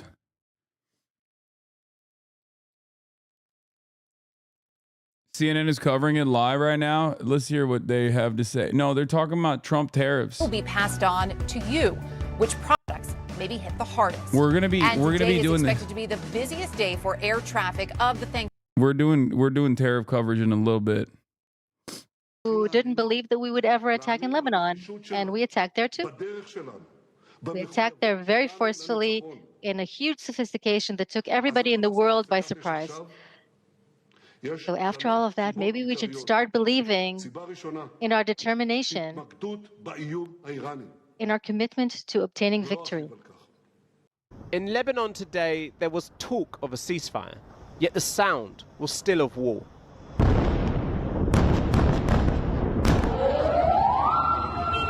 As the Israeli Security Cabinet met to discuss an agreement to end the fighting, the Israeli Defense Forces launched a massive wave of strikes right across Lebanon. With more than 10 dead and the dust still settling, Israel's Prime Minister Benjamin Netanyahu called on his cabinet to approve the ceasefire deal. Speaking this evening, he said Israel had set Hezbollah back decades and that a ceasefire now means they can focus on the Iranian threat. There had been a marked ratcheting up in attacks in recent days, with more than 30 killed in Lebanon from Israeli strikes on Monday. And yet this could be the last of the devastation and destruction, at least for now, and at least in this pocket of the Middle East. Hezbollah began firing into Israel following Hamas's attack of October the 7th and Israel's subsequent assault of Gaza, a show of solidarity among the two Iran-backed groups. The tit-for-tat exchange of missiles lasted nearly a year and led to around 60,000 Israeli citizens having to leave their homes in the north. It was this that Israel gave as its reason for escalating. In September, they assassinated Hezbollah's leader Hassan Nasrallah in a massive strike in Beirut, and days later launched a ground invasion of southern Lebanon. Israel says it's now killed more than 2,000 members of Hezbollah, but the war has displaced 1.2 million Lebanese citizens, and the death toll stands at more than 3,700, many of them civilians. Now, after 13 months, a deal. Reports suggest that the ceasefire is roughly based on UN Security Council Resolution 1701, which brought to an end the last conflict between Israel and Hezbollah in 2006. The first stage of the agreement will see the withdrawal of all Israeli forces from southern Lebanon within 60 days. At the same time, Hezbollah will pull back its armed presence north of the Litani River. That's about 16 miles from the Israel-Lebanon border. The Lebanese army, along with existing UN peacekeepers, will then provide security in the buffer zone, with the US chairing a 5-country committee to monitor any infringements of the agreement. The US has also agreed to give Israel a letter of assurance that they will retain the freedom to strike Hezbollah if it poses a threat. Something vital in trying to sell this ceasefire deal to those displaced by the conflict. Most of them have spent months living in hotels like here in Haifa, and they do not believe the threat of Hezbollah has gone. We don't feel safe, and if we finish now, it will, the weapon will stay there for the future Hezbollah people. This is southern Lebanon today. Israel's assault has left a wasteland where once there were villages. For Netanyahu, he has successfully ravaged Hezbollah's military capabilities and killed its top leaders. But at what cost to the Lebanese people stuck in the middle, with any ceasefire potentially just a pause in a Cold War always on the edge of heating up? And what of the source of this war? Gaza, where fresh rubble lies atop more than a year's worth of constant bombardment. Talks of a ceasefire here are long forgotten, and yet the need for an end to the war is as great as the desperate clamour for food in Khan Yunis. Well, joining me now from Beirut is Lebanese MP and former Deputy Prime Minister Hasan. Thanks so much for coming back on the programme, Mr. Hasbani. Trump posted Kai on his IG. Wait, what? Kai Cenat has been posted on Donald Trump's official IG doing the Trump dance? Wait, what? He wasn't even doing, was he even doing the Trump dance? That's crazy. That's crazy. I don't think that's the Trump. Trump can't even move his hips like that. Yeah, I don't believe that. Barney, apparently the bombing is still going on in Lebanon, perhaps even in Beirut. How does it feel to be bombed into a ceasefire? Yeah, this is basically a ceasefire under fire. These are the last hours before any potential declaration in the early hours of the morning, tomorrow morning, of an agreement. This is pretty much an agreement predominantly between Hezbollah and Israel, also covered by parts of the Lebanese government under a certain process and sponsored by the US and various other countries, hopefully that it would lead to a more permanent solution later on. Right. So it gives you some breathing space. Is it enough to allow Lebanon, with all its incredible economic difficulties, to rebuild, to become a viable state again? Well, the ceasefire for 2 months is more of a trial period to ensure the implementation of UN Resolution 1701 practically. And this is basically what it practically is all about. Definitely, as we've been hearing on the Lebanese side from the displaced people, as well as on the Israeli side, that people are still a bit cautious about returning home, about going back to normal life until this becomes a permanent situation. So it's a very fragile ceasefire given the conditions that have been put in place. But nevertheless, it's a practical implementation of UN Resolution 1701 that was effectively voted on almost 18 years ago after the Israeli war in 2006. Hezbollah has been severely weakened by the Israeli onslaught of recent months. Do you welcome the fact that Hezbollah has been put into a box? Well, we were actually hoping, and we called for, as the opposition parties in Lebanon, for a peaceful implementation of UN resolutions, particularly 1701 and 1559, that called for the withdrawal from the south of the Litani River, dismantling the military capabilities and the handover of weapons to the legitimate and sovereign Lebanese armed forces to be all under the Lebanese government, sovereign government umbrella.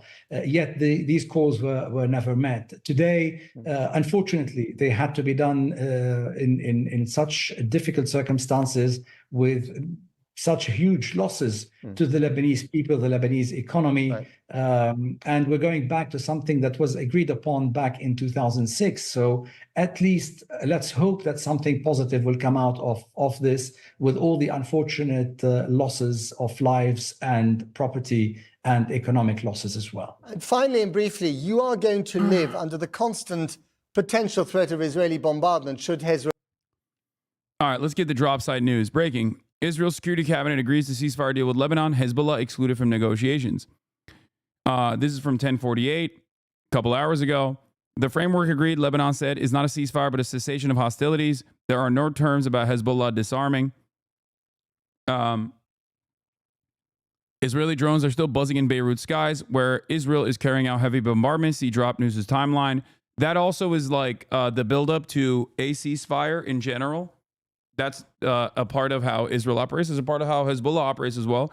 Leading up to the final moment of ceasefire, there's going to be heavy bombardment. Okay.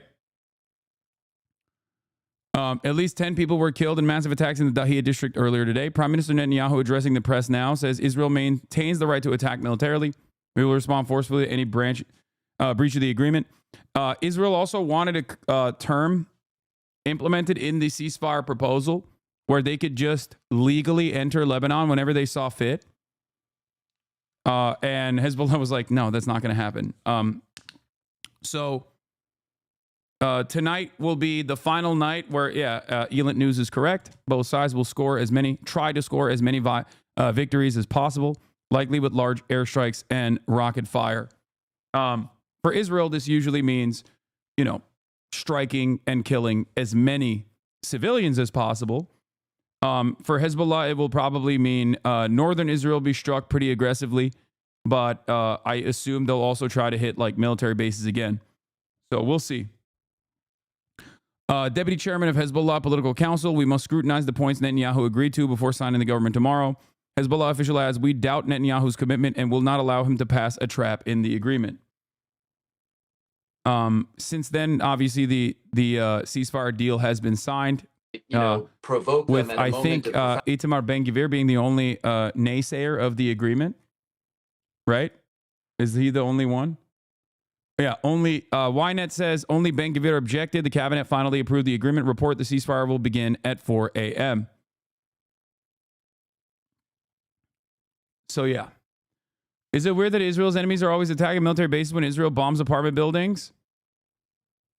No, it's not that weird. Honestly, it's just when you have a limited amount of retaliatory, when you have a much more limited inventory of weapons, like, yeah, you would probably want to undermine the military more than you would want to just like kill random civilians.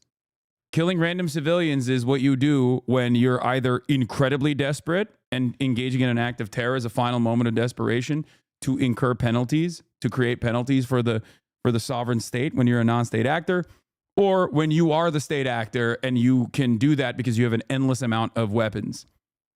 If you're somewhere in between a state actor and a non-state actor like Hezbollah is, with arms within civil governance, that simultaneously operates as like the de facto standing military of Lebanon in many instances, then you have an obligation where, with a limited amount of arsenal, much better than Hamas's capabilities, of course, but you have a finite opportunity, a window of time, and a window of permissible targets that you can go after.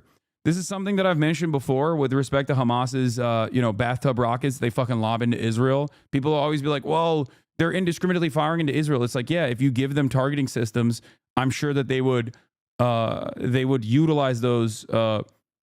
They would utilize the targeting capabilities if they had them on Israeli military bases, because those are the people that are killing Palestinians directly. So that is the reality. A senior Hezbollah official told Al Jazeera that Netanyahu cannot be trusted and they need to review the actual terms of the proposal deal. Israel is continuing to pound Lebanon with heavy strikes. Netanyahu, in his remarks tonight, reiterated that Israel reserves the right to attack Lebanon even after a deal is signed. Just because the Israeli cabinet approves something doesn't mean it's done. And both Israel and the U.S. have pushed blatantly false information in the past. Lebanon's Al-Manar TV, deputy head of Hezbollah's political counsel, Mahmoud Kamadi, we doubt Netanyahu's commitment, who has accustomed us to deception, and we will not allow him to pass a trap through the agreement. In his speech, Biden emphasized that Israel would retain the right to attack Hezbollah if it posed any threat to Israeli security, confirming Netanyahu's claim. So we shall see. We shall see what happens. But I don't know. I don't know if there is. There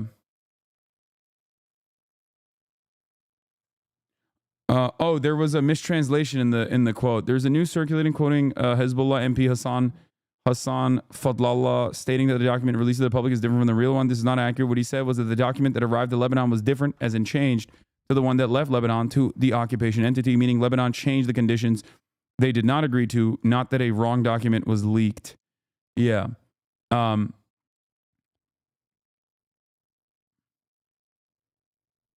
from Haifa. We've had 2 alerts so far this evening, but honestly, I'm having a hard time taking this threat seriously, staying safe and all. I think that in the interim period leading up to this ceasefire, there will be heavy bombing back and forth, both in Beirut, in Lebanon, like Israeli bombing, and also in different parts of Israel as well.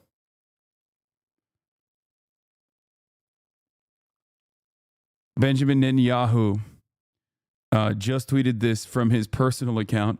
Trump, Congress looking to put suffocating sanctions on kangaroo ICC over Netanyahu arrest warrant. Nice, man. Congratulations.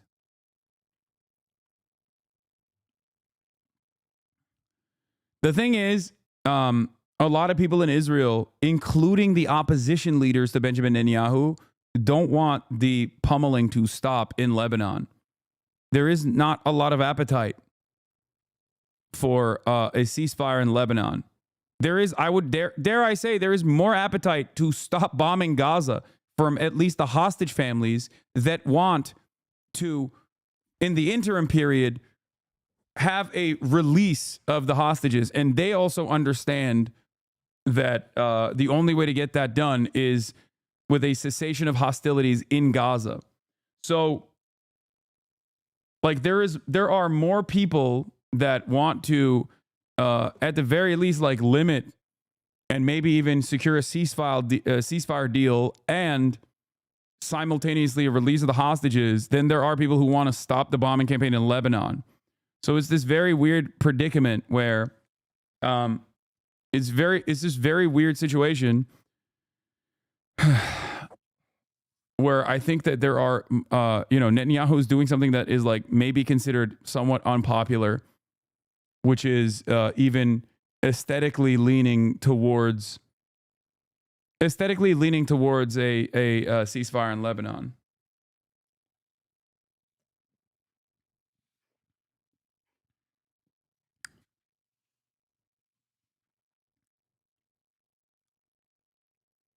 What do you even say to the people who've been screaming to the void, getting arrested, brutalized for criticizing Israel? How do we not give up? How is it expected to keep fighting? I mean, just remember what you're fighting for. What do you mean? There are very real people, families being ripped apart, babies being shredded by American munitions. They don't have the comfort of being able to give up. So we have to do whatever we can to continue the fight. You know, that's it.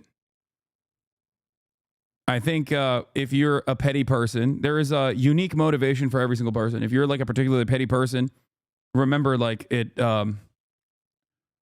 in times of like nihilistic sentiment seeping in, remember that that is what defenders of Israel want you to do, is to give up, to feel powerless, and to feel like there is no hope, that you should just simply give up and forget about the Palestinian population. You should simply give up and forget about the Lebanese people that have been killed. What is this? Hasan, make this happen, bro. What the fuck is this? Right? Was just starting to get good. I would love to have Hasan on Spawn on Me to dig some more. What is Spawn on Me? I don't know what this is.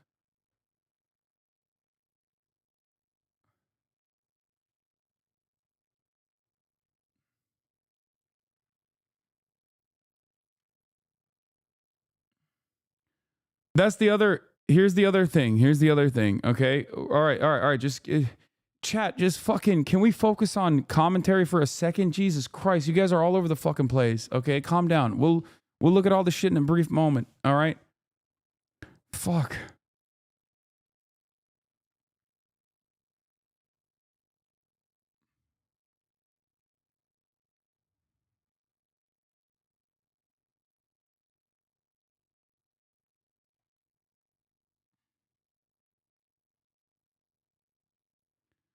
Huh. Anyway.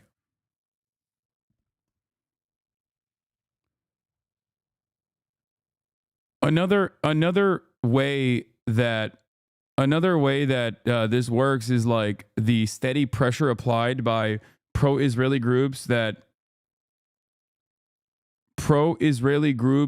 spend a great deal of time doxing and harassing and viciously smearing anyone and everyone who is even remotely critical of Israel.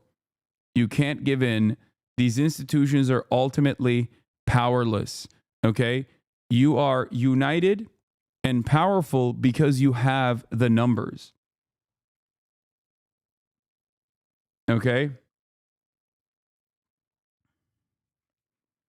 You have the numbers.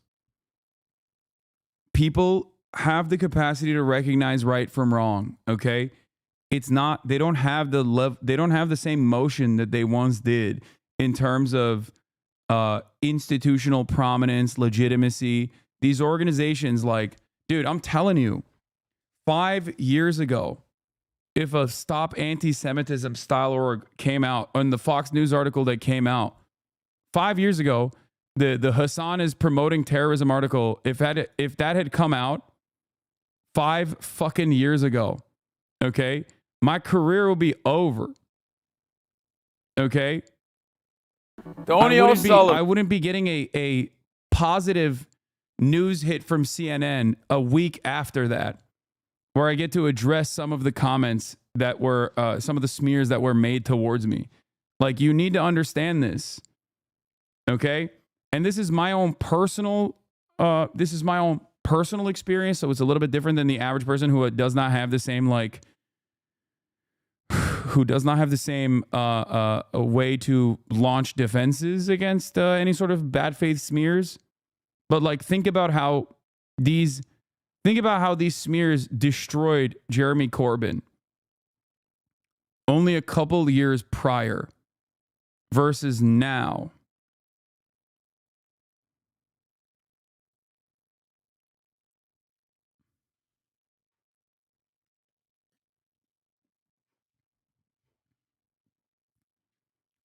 Okay?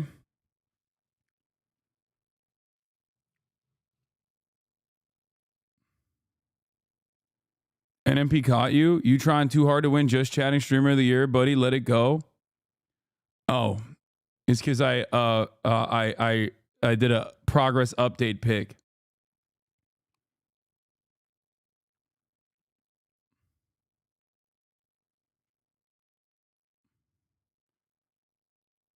Post that pic on IG. What the fuck you doing, bro? Yeah. This is me on the left. This is me on the left in 2021. 285 pounds. Barely could fucking stand up for 15 minutes. I would literally start panting. And this is me from this morning on the right, feeling myself a little bit. The briefs are wet because I had just played basketball.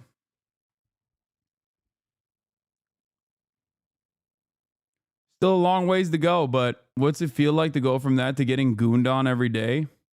I think people were gooning on me here too, to be fair.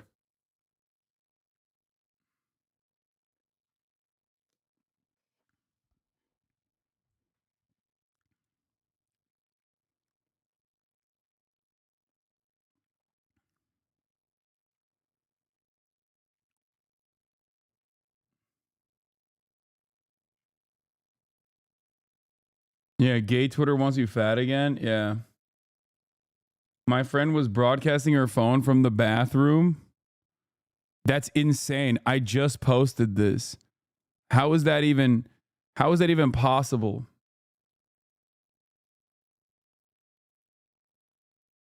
What is this, bro? The reply? Aiden Ross got a bigger bulge. Yeah, I don't know about that, man, but that's kind of weird.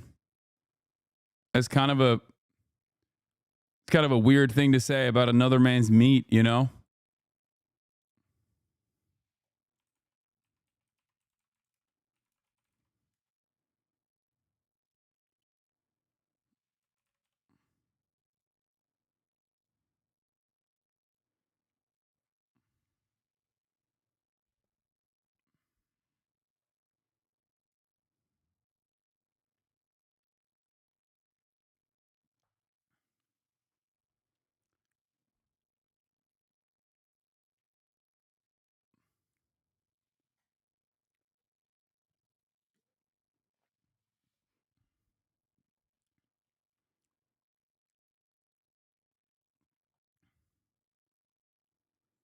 Yeah, bro said, hold up, let me check Aiden's meat real quick and compare and contrast.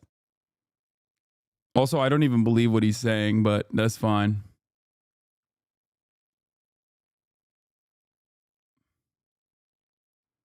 Why were you so fit at 285 pounds? I was not. What are you talking about? This is not fit at all. How does this even look remotely fit to you? Look at my belly. What the hell?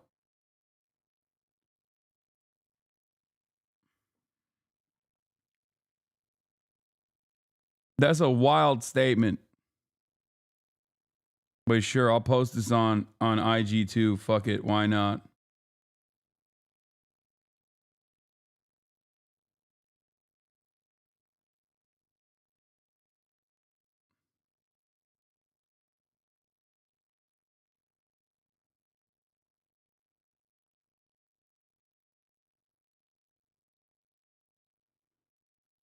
Why won't you face others in the marketplace at dongs? You right. I'm too scared.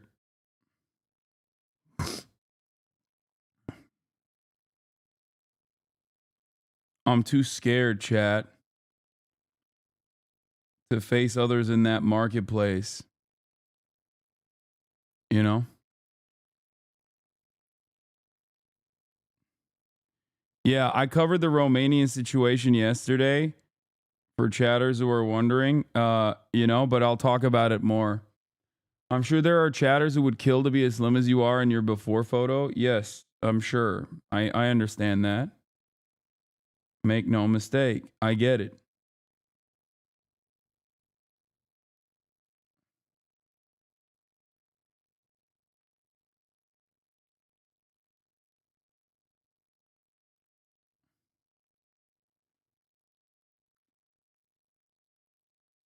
Anyway. I'm 285 and I wish I looked even half as good, but you do have 7 inches on me and I'm not a dude law.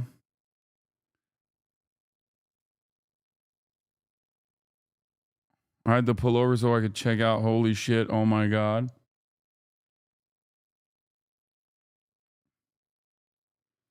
What's the goal from here? Anything leaner as content pre/photo shoot levels? No, I gotta go a little bit leaner and then I'll start gaining again. Hold on, I'm posting it on my Instagram.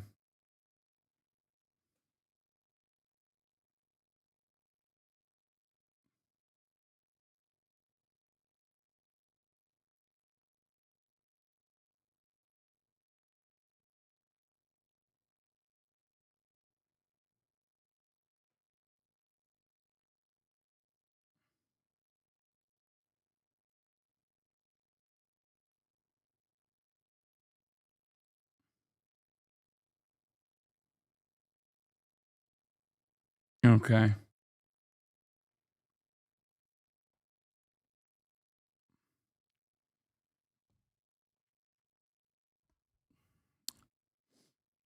Also need to start sunning those thighs.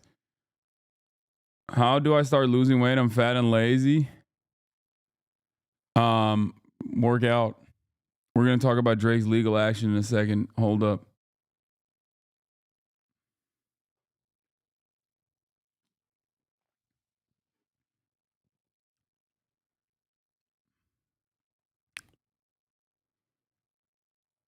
All right. We're done with Meat Watch.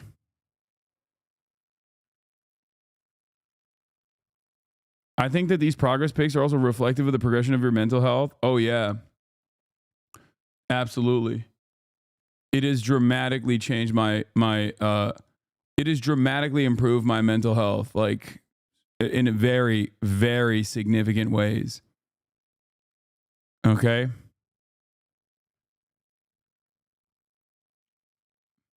Sakura Gore, thank you for the 10 community gifted subs. Was your back pain fixed from improving back strength? Yes. I did a lot of complementary workouts to ensure that my back was no longer in pain after working out and stuff like that.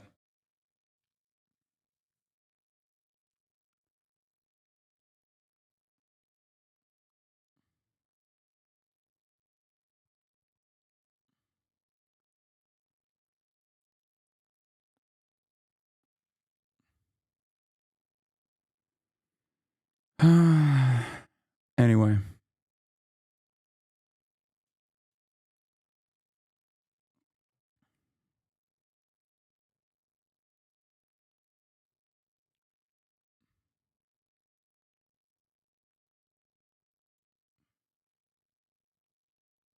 Did you cover Biden's ceasefire announcement? Came late. Sorry, bub. Yeah, what do you think we're covering right now? All right, we'll continue. Hezbollah tries something on again, as the Prime Minister said just a few minutes ago. How does that feel? I mean, as a former Deputy Prime Minister, as a member of the Parliament, how does it feel to have that constant Israeli threat hanging over you? Well, this has always been the case to a large extent, except that the bombardment hasn't happened so frequently. It used to happen, violations of airspace have happened most of the time in the past, and many times in the past.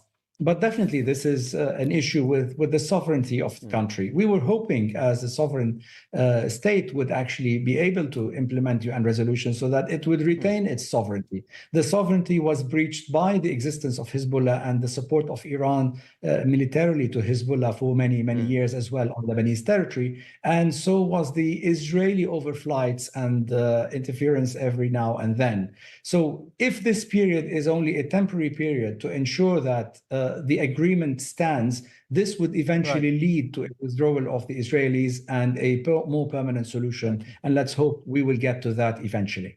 Hasan Hasbani, thank you very much indeed. Well, I'm now joined by Miri Aysin, who is a retired colonel from the Israeli Defense Force. She worked with Prime Minister Ehud Olmert during the last Lebanon war and is now a fellow at the International Institute for Counterterrorism. Thank you very much to you, Miri Aysin, for coming back on our program. Let me start, first of all, with this. Do you think the Israeli government agreed to this ceasefire because they were running out of ammunition, as the Prime Minister indicated today, or because the Americans were putting pressure on them?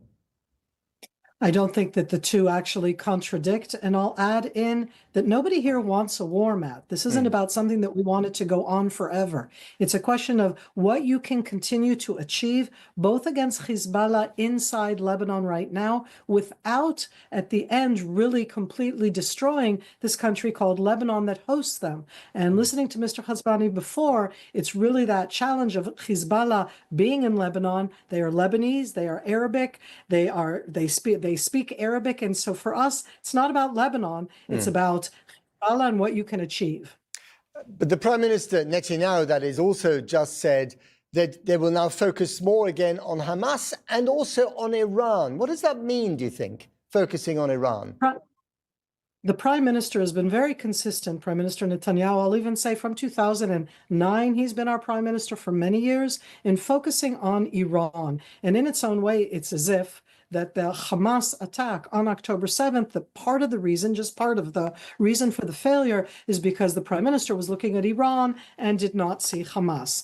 But I say that right now, that at the end, Iran itself, as a country, 90 million strong. She went,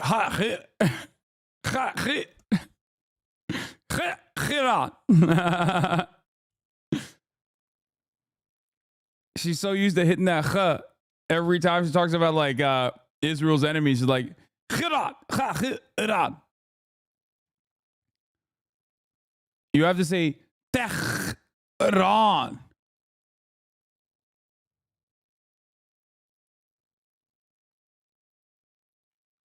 Tehran. Backing Hezbollah, backing the Houthi, attacking Israel twice directly, and their quest for the nuclear bomb is very scary. So I'm all for focusing on that. Having said that, we still have what's called the Gaza front, the Hamas front, and 101 hostages that are still in the Gaza Strip. Just a couple of things. I mean, it's interesting watching Mr. Netanyahu wear his red tie tonight, which he doesn't normally wear. I wonder if he's channeling Donald Trump there. Does he believe that Trump will give him an opportunity, to attack Iran on a wider scale and perhaps cause regime change there? I don't think that Israel has the capability to do regime change. And I would say in that sense, there's a difference between targeting the nuclear facilities, because those nuclear facilities don't threaten Israel, Matt, they threaten the world. Nobody wants Iran to be nuclear. But there is a difference between that and regime change. I do think that this Prime Minister feels that he will have an easier conversation with President Trump. I don't know if that's right, but I think that the Prime Minister thinks. Of course, the Americans hope that this will now pave the way for some kind of ceasefire in Gaza. 44,000 people have been killed in Gaza, most of them civilians. It's been a terrible tragedy for Gaza, but also it's isolated Israel more than you might have imagined a year ago. Isn't it time for the right pressure to be put on Netanyahu to end this Gaza thing and try and come up with some sort of solution for the Palestinians and rebuild? I wish it was as easy as that. You do realize that on October 8th, or for that matter, yesterday or today, all Hamas have to do is give back 101 hostages. That's so crazy because they have suggested that since October 10, And there's only one party that has refused to negotiate and has time and time again disrupted the ceasefire negotiations. You know, interesting that that party is not being mentioned here. The party that also simply has all of the cards. They have all the power.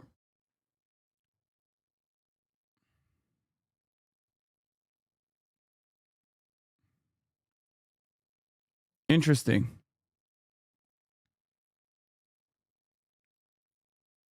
Strange. Hostages, and it's done, that this is about Hamas attacking us, taking the hostages, doing horrific things, building themselves inside the civilian community. I'm not saying it's an easy, simple one. I do think that we have to find a resolution. I don't think anybody should be using right now the terms of peace. I think that that's a challenging one right now. But yes, to arrive at an end to this overt, horrific fighting. Miri Aysin, thank you very much. Yeah. We later found out that Hamas had offered on October 9 or 10th to release all civilian hostages in exchange for the IDF not entering the Strip, but the government rejected the offer. This is what's so interesting and so striking about like news reporting coming out of Israel. Times of Israel is not like an anti-Israeli institution, okay?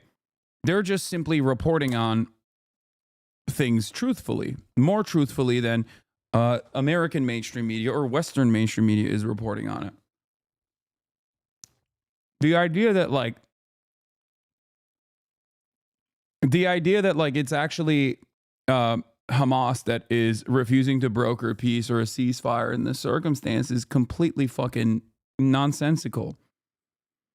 But of course, there's a good deal of pre-existing biases that many people have. Pre-existing biases that many people have that cause people to just look at the situation and take for granted what America's foreign ally is saying against America's foreign adversaries that are non-state actors. That is the issue here.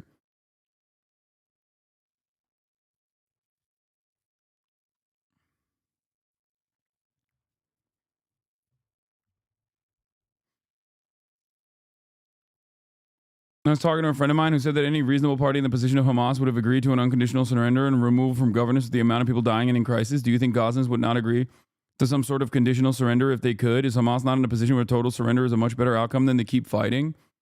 This is not in the hands of Hamas at this point. It has always been in the hands of Israel. The notion that while Israel, guys, do you not understand what's going on? Israel has destroyed all semblance of normal life in the Gaza Strip. They are permanently annexing North Gaza right now as we speak. They are conducting a fucking genocide. What makes you think that the people that are right now defending themselves against this genocidal force are currently in the wrong? Like, this is not October 7, okay? We're not talking about October 7. We're talking about an October 7 style situation occurring on a daily, if not a weekly basis for the last year. Okay? It's so crazy. They've already started the partitioning process. The notion that the guys that are fighting back in the process of this ethnic cleansing campaign are in the wrong and they need to stand down with no fucking with no guarantee whatsoever that Israel is going to actually not complete its genocidal project is so ridiculous.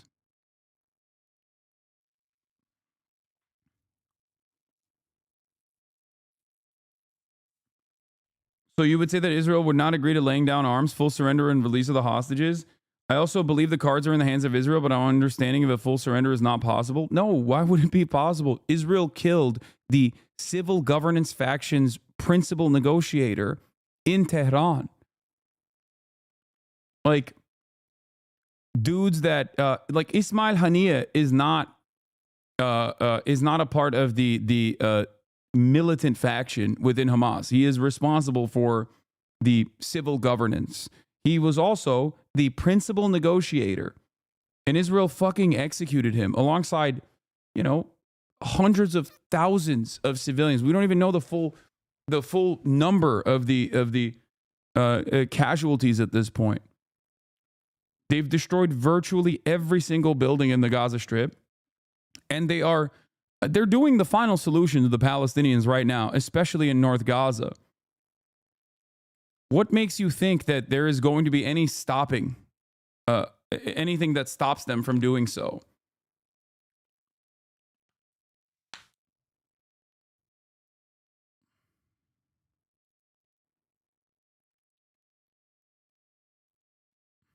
It's ridiculous. Israel is not a rational actor in this process. That much is clear. They have not shown that they are rational actors, and instead they've only shown that they respond to military pressure. As in, when they engage in a war of attrition, they've shown time and time again that like their economy surrenders, and then their forces incur too many penalties. And that's the only time where they back down. Look at all of the other look at all of the other places where, you know, there has been some kind of civil negotiation. Look to the West Bank if you want to understand what it looks like when when your civil governance division that is supposed to represent the interests of the civilians living there, when they become a de facto part of the Israeli security apparatus. The Palestinian Authority comes to mind. The Palestinian Authority is the second most unpopular entity in the region in the eyes of the Palestinian population. And there's a good reason for that.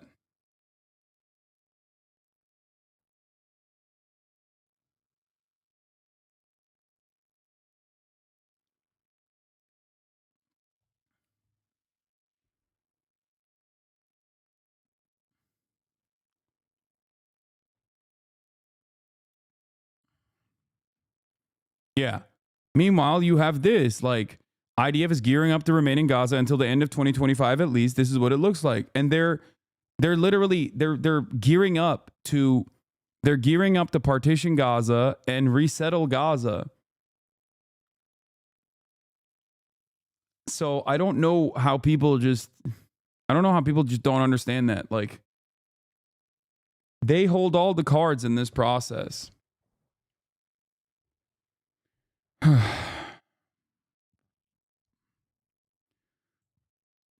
The idea that Israel, the Israeli government actually cares about what happens to the hostages is also a laughable notion. They do not care. If they cared about what happens to the Israeli hostages, they wouldn't be killing the Israeli hostages with their endless bombing campaigns. Like, what are we talking about? How many hostages have they killed so far? The idea that, like, oh, dude, if they stand down, if Hamas stands down, like, Israel will stop is ridiculous.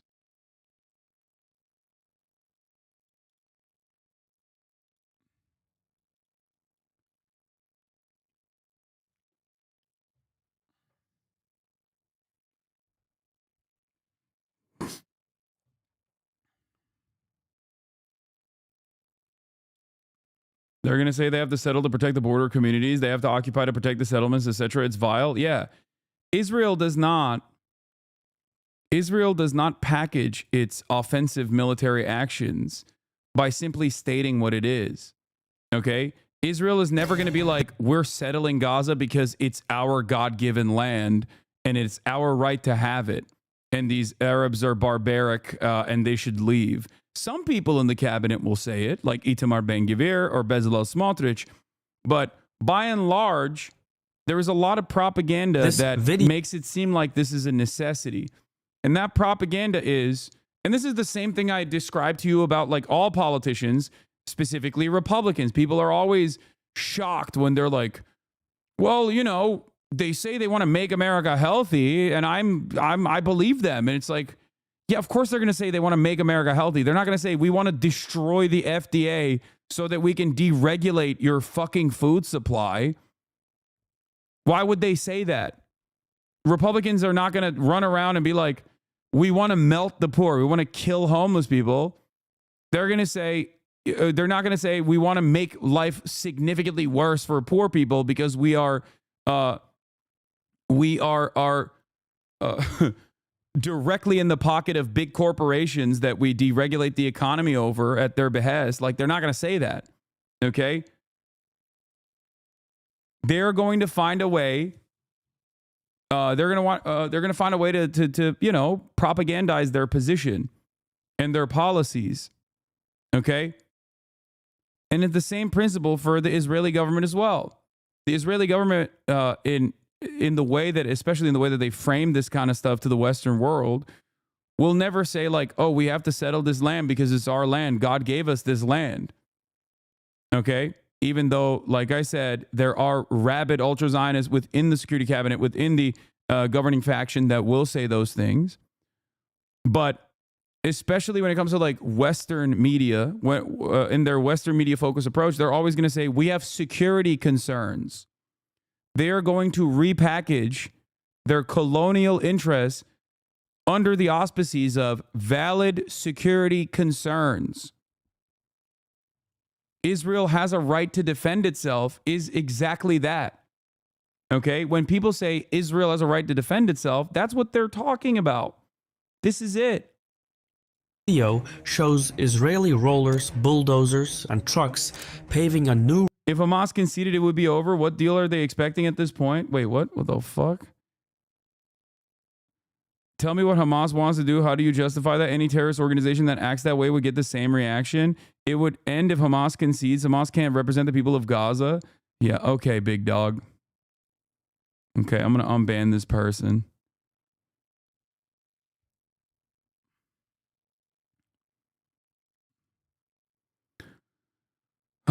Hamas is but a name, okay? Hamas is the current evolution of Palestinian resistance. You might not like their methods, okay? I've certainly been critical, but that doesn't change the reality. You are outflanking members of the Israeli cabinet, the Israeli war coalition, that have also come to that same fucking conclusion, like you're a goddamn Bibist, despite the fact that you will probably be exactly the type of person that says, oh, I hate Benjamin Netanyahu. How dare you say that? Okay? The idea that like Hamas is a unique entity is silly.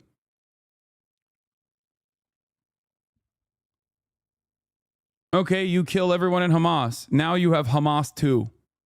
How do you think Hamas started? How do you think Hamas became the governing faction and the governing coalition in Gaza? If you don't understand the history of it, and if you refuse to understand that, like, of course people are going to fight back against constant oppression and constant death and destruction and constant violations of their human rights, yeah, people are going to fucking try to fight themselves out of that corner, especially when they realize that there is no negotiating. That is the last 30 years of the so-called peace process and the analysis that the Palestinian population has succumbed to. That is what they recognize.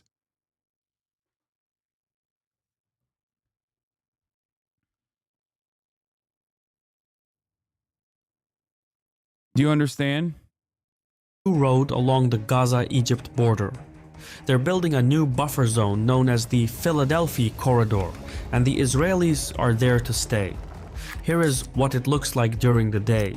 New realities on the ground are being designed, realities that hint at Israel's endgame for Gaza. Zooming out, we can see Israel building road networks all across the Gaza Strip, with some being kilometers wide, including a buffer zone around the edges of the enclave. These will be fortified with checkpoints, watchtowers, bases, and other surveillance tools. Using these strategic corridors, the Israeli army will be able to monitor any point in Gaza without necessarily occupying the entire territory. The idea is that in post-war Gaza, whenever Hamas fighters surface from underground and prepare to fire rockets, the Israelis would detect them in no more than a few minutes and launch a counterstrike. The Israeli leadership believes these corridors would make further Hamas transgressions improbable in the long term, or at least decrease the damage. Yeah, splitting one concentration camp to 3. They can inflict. The Palestinian civilian population would be able to return, though they would reside within smaller chunks of territory, each disconnected from the other. Conflict is like that. The hand that wins gets to draw the map. Meanwhile, a second front has gone hot in the north. Israeli forces have entered Lebanese territory, and Iran responded by firing missiles at Israel. The battle space is expanding. However, while all eyes are elsewhere, the Israeli master plan for Gaza is going ahead at full speed. I genuinely believe that seeing all sides is paramount at times like this, which is why I asked Ground News to sponsor this video. Following Iran's missile attack on Israel, some 600 articles were published worldwide. And while I appreciate that I can see perspectives from on the ground in Iran and Israel itself, at the same time, Sinwar's right hand, Rawi Mushtaha, is now confirmed to have been killed in an airstrike, along with other key Hamas officials. One by one, Israel is taking out the existing Hamas leadership. Just a few dozen articles were published on this, and it appears to be a blind spot for left-wing media. With everything that is going on in Lebanon and around the world, a story as— I'm doing ethical reacts, man. What do you want me to do? Is Ground News trustworthy? I think they use their metrics for left, center, right, and like their media biases from that fucking Koch brothers funded stupid ass report that put me as like worse than Alex Jones. So I don't know how credible they are, but overall, I mean, I don't really get dinged on these platforms anyway, but I assume it's decent otherwise, maybe. I don't know. As important as this will simply drown in the background noise.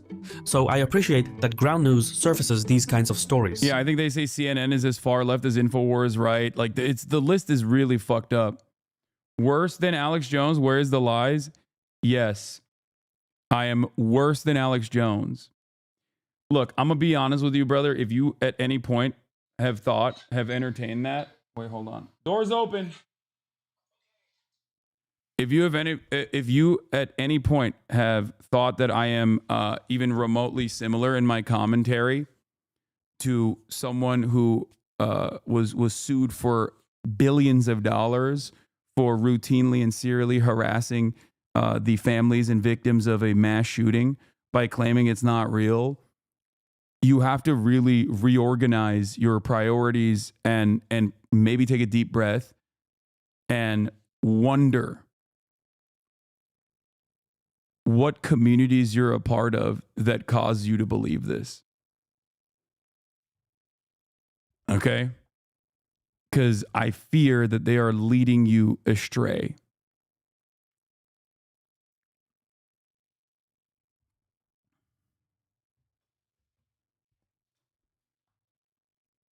Your beliefs in communities are wild, though? Yeah, I know. Anti-genocide, a wild belief. Free healthcare for everyone in America unconditionally, a wild belief. Free college, a wild belief. Okay? Ethical migration patterns, a wild belief. A cessation of American imperialism so that we can, we can focus more on rebuilding our communities and fixing our infrastructure rather than doing bloody warfare overseas, a wild belief. No one can actually point to a singular thing that I say that is that out of pocket. They can only simply entertain this notion. They can only simply vaguely gesture to things and be like, no, you just love terrorists and you're an anti-Semite. You know? if you consider any number of different things that I say to be wild, you really need to reconsider your priorities. Yeah. I believe in gun control, women having bodily autonomy. These are not wild beliefs. You should probably reconsider what led you to think these are wild beliefs. You should probably re-examine why you think those are wild beliefs. Okay? Since becoming a longtime member of this community, I've become an active community organizer that's currently helping to try to keep schools open. But sure, we're a wild community. I know. Now, fear not, we will still fight for you, regardless of what your personal worldview is. Okay? I mean, both you and Alex Jones suck for different reasons. Please elaborate why me and Alex Jones are even in the same conversation and why we suck for different reasons. Fuck it. Cut straight to the point. What is the disagreement that you have with me? I suspect that the disagreements that you have with me are primarily because you have not really spent a whole lot of time in this community, but instead have been primed into feeling a certain type of way about my commentary from, you know, random clips that you've seen here and there. That's probably what it is. He'll never chat again. No, he'll chat. I think he'll chat now.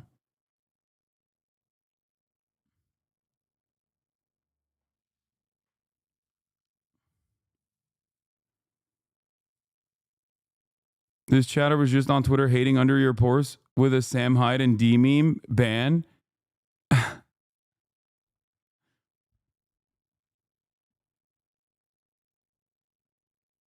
I think most people who think you were like Alex Jones are from Destiny's community. Diddy G? Yeah, I know.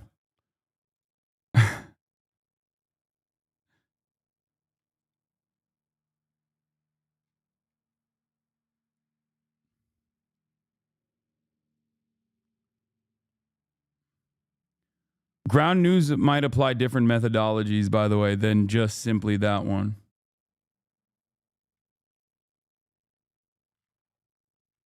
But yeah.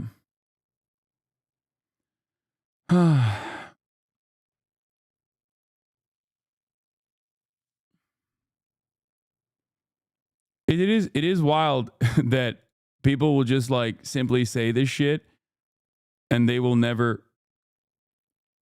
Isn't this a super LARPy channel? What, the channel that we're watching? I'm not really familiar with the Caspian Report. I think they're just like, they're like the rest of the geopolitics YouTubers. .news/Caspian to learn more or scan the QR code on the screen. Subscribing gets you 40% off the Vantage plan. That's the one I use. Also, by subscribing, you're directly supporting my channel. While our missions align, YouTube revenues alone don't cover the expenses to make these videos. So I especially value our continued partnership and encourage you to check it out. The link is below. Son, this was genuinely a bad take. No lube, no.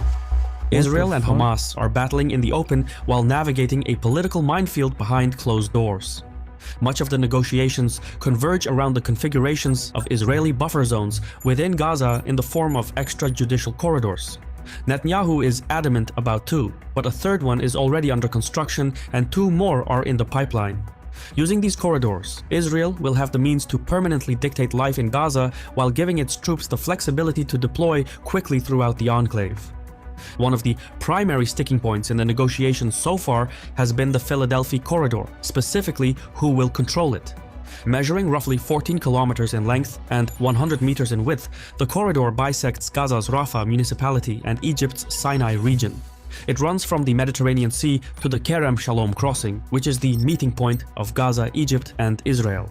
The corridor also includes the Rafah crossing, the only transit point between Egypt and Gaza. However, this crossing has been opened and closed repeatedly throughout the years, depending on the security circumstances.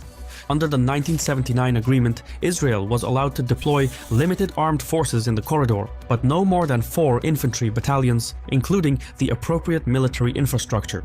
However, Israel was not allowed to deploy tanks, artillery, or anti-aircraft missiles. So the operation of the Philadelphia Corridor was coordinated mainly by Egypt, and this arrangement formed a fundamental component of the Israeli-Egyptian peace treaty. In 2005, Israel withdrew its army from Gaza as part of a disengagement plan. This exit included a withdrawal from the Philadelphia Corridor, as well as the withdrawal of about 9,000 Israeli settlers living in 25 illegal settlements in Gaza. Egypt then assumed full responsibility over the Philadelphia Corridor, and the Palestinian Authority was later brought into the mission.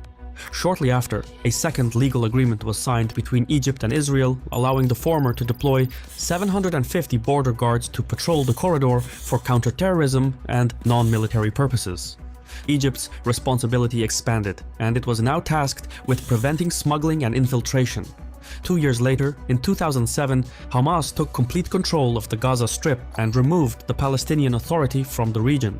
Israel responded by enacting a land, air, and sea blockade of the Gaza Strip. Nobody was getting in or out without Israeli say. Egypt, meanwhile, would intermittently open the Rafah crossing during that time. Stuck in between Egypt and Israel, Hamas opted for a new strategy. It started building tunnels between Gaza and Egypt's Sinai. This underground infrastructure was used for smuggling goods and weapons, but the scale was enormous. Between 2011 and 2015, Egyptian forces destroyed more than 2,000 of these Hamas tunnels, and these were only the passages that were detected. Using these tunnels, Hamas created new realities on the ground. The Rafah crossing was no longer the sole entry and exit point to Gaza. More importantly, neither Egypt nor Israel exercised any control over the tunnels. Netanyahu and his cabinet have identified the Philadelphia Corridor and the Hamas tunnels running underneath as the single weakest link in the chain surrounding Gaza. So, when the current hostilities started, Israel took back control of the corridor in May 2024. It is now insisting on maintaining a presence there in order to prevent Hamas from replenishing its lost resources.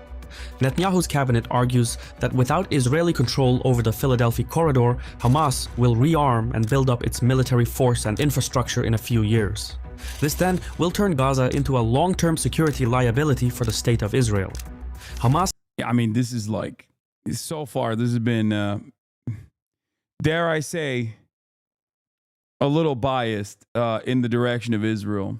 Sees it differently. Its negotiators demand that all Israeli forces be pulled from the corridor and that the area return to Hamas control as part of a lasting ceasefire. Egypt, too, is not happy about the continued Israeli presence in the corridor. The Egyptians argued that permanent, large-scale Israeli military presence in the area would violate the 1979 peace treaty. Technically, they make a valid point. The Philadelphia Corridor has been a buffer zone between Egypt and Israel for more than 4 decades. It has been maintained through 2 bilateral agreements between Egyptian and Israeli diplomats. Various compromises have been floated since May, including the withdrawal of most Israeli forces in exchange for the installation of Israeli watchtowers along the borderline. However, Egypt has rejected the proposal. How is it biased? Genuinely asking? Yeah, constantly framing the Israeli incursions and security agreements, or rather like security methods, including implementing this like incredible blockade over the Gaza Strip after withdrawing its military in 2005 under the auspices of a valid security concern, is basically the same repackaged propaganda that says Israel has a right to defend itself. That's all it is. Like, that's all it is. Like, it's and of course it's something that you hear all the time. It's something that it's the only thing that you hear from most mainstream outlets. So it's always shocking to hear it from independent media as well, but I don't know. Like, this video is supposed to be Israel's endgame for Gaza, but so far it's describing every action that Israel's taken within a biased framework, not really considering like what the situation looks like for Palestinians across the board, and like how we got here.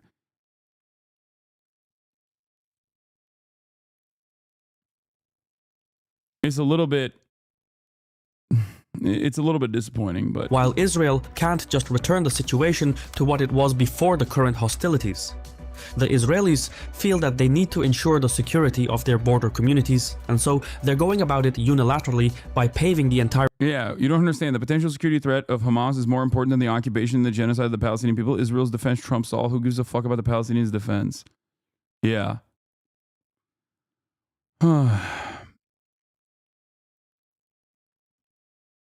If Palestine has a right to defend itself, then so does Israel. It is not propaganda. It is the truth. Yeah, if Israel actually cared about Israeli defense, though, and Israeli security, they wouldn't be maintaining a fucking apartheid. The fuck? Yeah, there would already be a singular, solitary, secular state, okay, where Palestinians and Israelis, in the way that they currently exist, could have equal rights, equal civil liberties. But that is a non-starter for many people who defend Israel, I assume yourself included. And you will say, how can we be around these barbaric rapist monsters? We can't. That's the issue. And it always goes back to the same first principles. You do not see Palestinians as normal human beings, just like you, with ambitions, with goals, with dreams, but instead a hive mind of barbaric anti-Semites who want to do mass rapes and shit.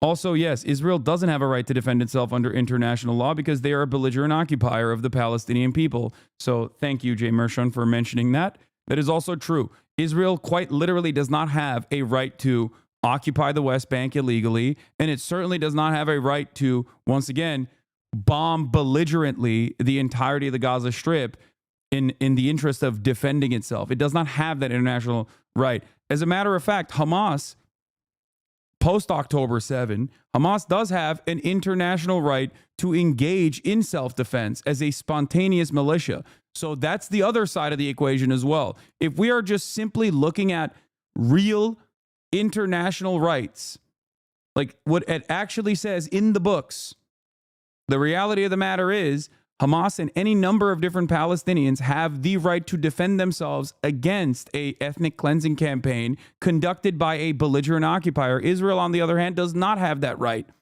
Israel is violating the international rights of the Palestinian people. So that's what's really interesting about this equation, and really interesting about the asymmetry of violence that you're experiencing, that you're watching unfold in front of your eyes, that you're trying to desperately defend. The irony here is that Israel is in direct contravention of international law. And that's precisely the reason why there was an ICJ court case launched by the South African government against the Israeli government for conducting a genocide, and also the ICC court case simultaneously against those who are the top genocidaires. Saying Israel has a right to defend itself against the Palestinians is as ridiculous as saying Russia has a right to defend itself against Ukraine, and that's why they had to invade Ukraine. It's even worse than that, because at least Russia, with the exception of Crimea under international standards, would not even be considered a belligerent occupier until now. Now they are a belligerent occupier of Ukraine. So on that front, it would be akin to Russia permanently annexing parts of Ukraine that they have overtaken so far, and then bombing the shit out of that in the counterinsurgency campaign that they run when the Ukrainians inevitably go back to understandably fighting against their Russian occupiers a couple years down the line.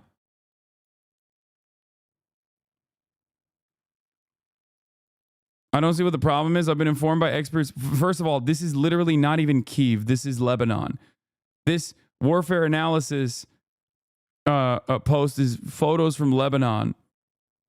I don't see what the problem is. I've been informed by experts in international law that this means whatever happens next is the fault of the civilians and nothing that can happen is wrong.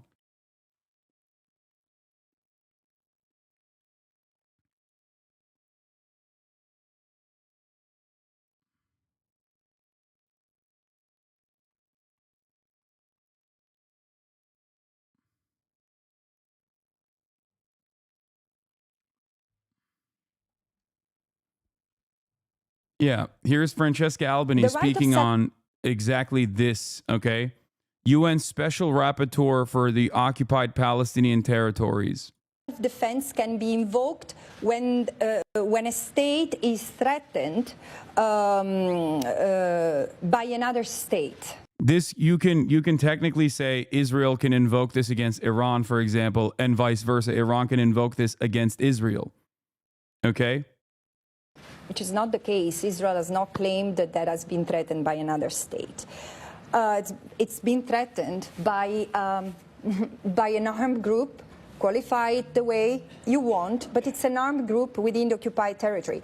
And frankly, even saying the war between Gaza and Israel is wrong, because Gaza is not a standalone entity, it's part of the occupied territory. But so, in particular, Israel cannot claim the right of self-defense against a threat that emanates from the territory it occupies, from a territory that is kept under belligerent occupation.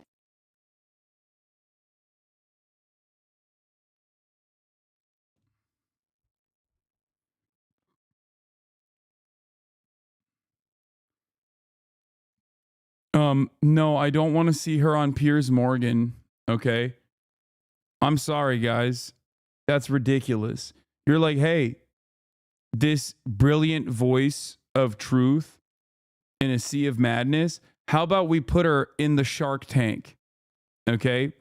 Strapped and strap her with a bunch of like bloody meats onto her body, and then let's watch that process. It's like, no, I would rather see her in very different settings than fucking the clown show of Piers Morgan.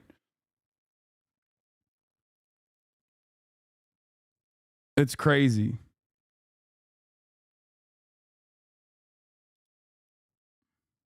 Entirety of the corridor. Crime or Hasan? Cease Twitch, cease Hasan, crime or Hasan? What? Does it seem like I'm crying? Are you okay? Are you experiencing a psychological breakdown? What's happening? Are you all right? Are you, yeah, dude's having an episode in the chat. I hope you're all right, man.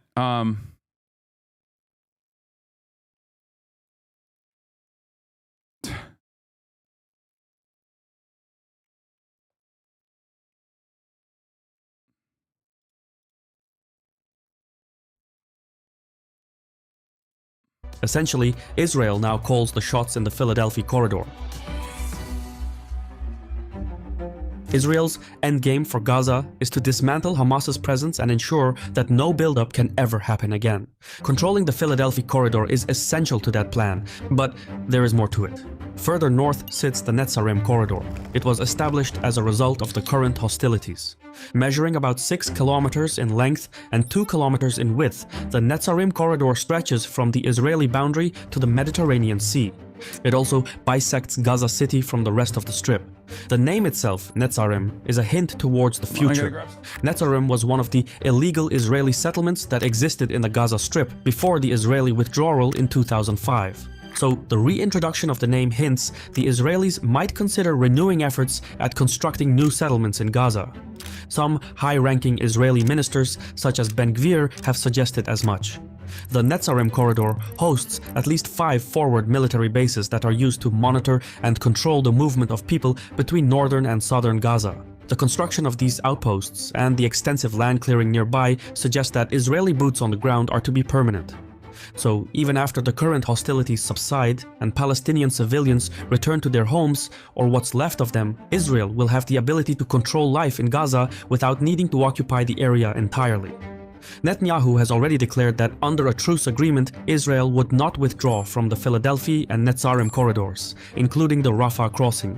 Palestinian diplomats reject such buffer zones in both corridors and argue that Netanyahu added these negotiating points to derail the ceasefire talks. Yeah, I mean, I'm done with this. I'm done with this. There's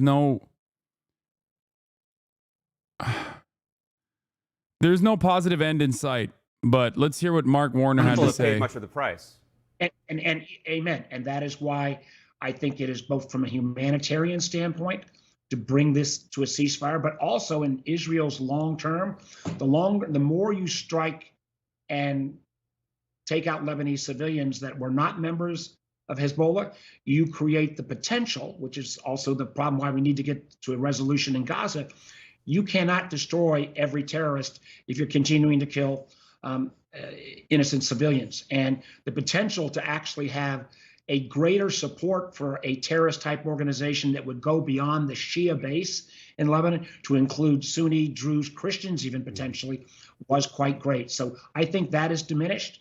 But again, these next 60 days to maintain that truce is critically important. And I hope, again, this will increase the pressure on the remnants of the Hamas leadership. They've taken out Sinwar, the main leader, but the remnants of Hamas leadership to go ahead and move towards a hostage exchange and a ceasefire as well is critically important at this moment. Yeah, lots more to come for this ceasefire to get up and running and actually stay effective. Senator Mark Warner, thank you so much for joining us. Thank you, Alex. Coming up, how President-elect Trump's proposal tariffs on Mexico, Canada, and China could spark a trade war and impact your finances. Plus, a new window into Kamala Harris's campaign. Oh my God. Okay. SpeedX is on when? I'd love that.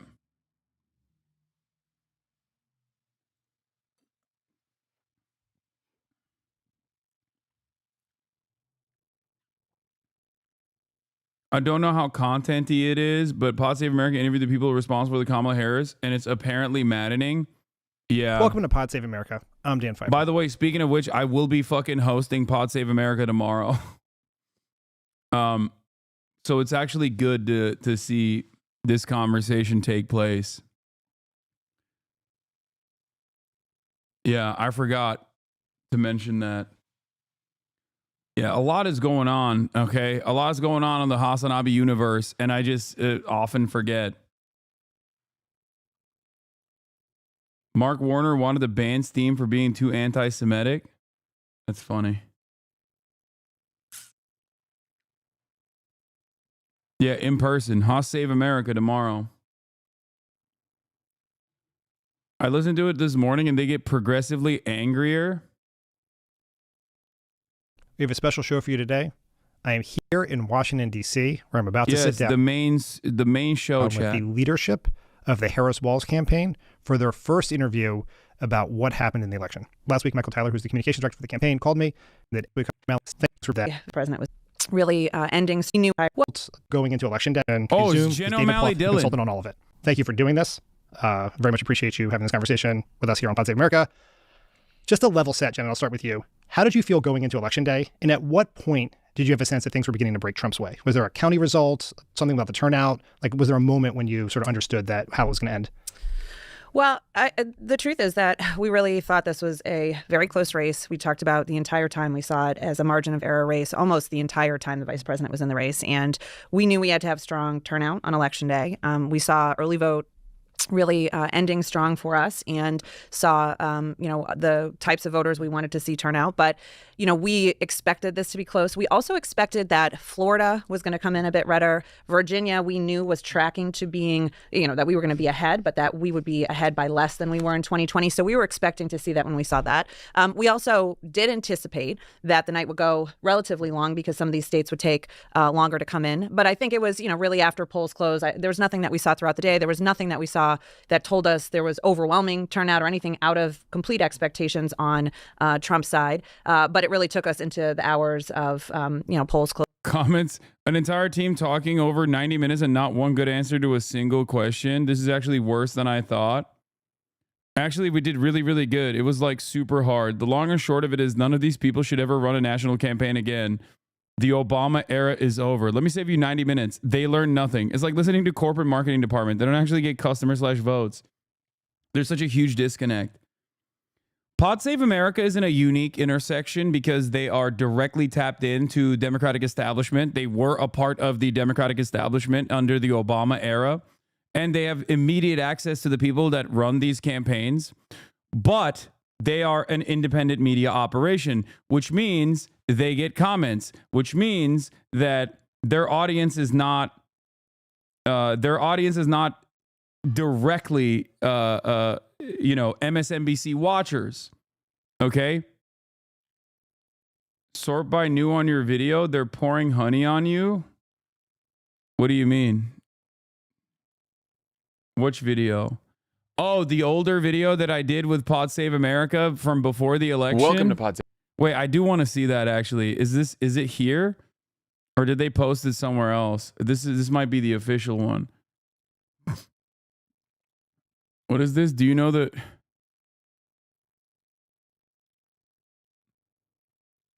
Do you remember the Garbage Day Internet Culture newsletter? Just remembered he said you should be the token leftist on Pod Save, lol. Mega popular Twitch streamer.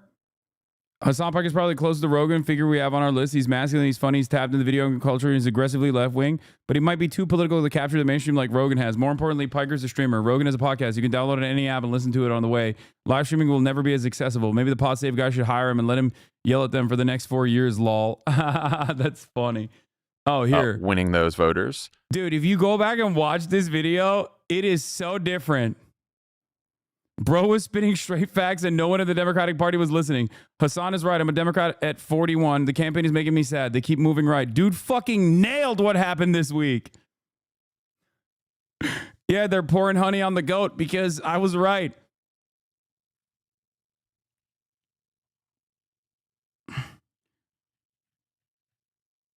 Have Sam Hyde on to talk about what's happening. He's very erudite. I have my disagreements with Hasan, but he was right about the bro vote. Aged like fine wine. Hasan was right. Aged very well, Hasan. Sounds like Hasan was right. Trump won the Gen Z vote. They should have had this dude in their campaign. All his criticisms that were even before the election turned out to be the exact reasons why the Dems lost the election.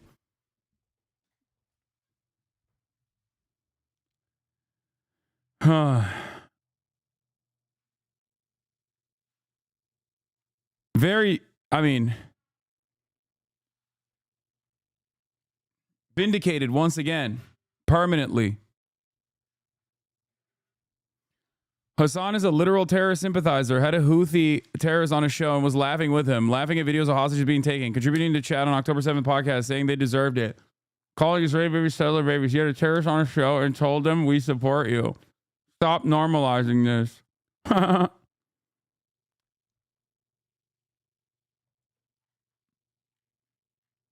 We need a Rogan, but entirely different except for aesthetic. Yeah.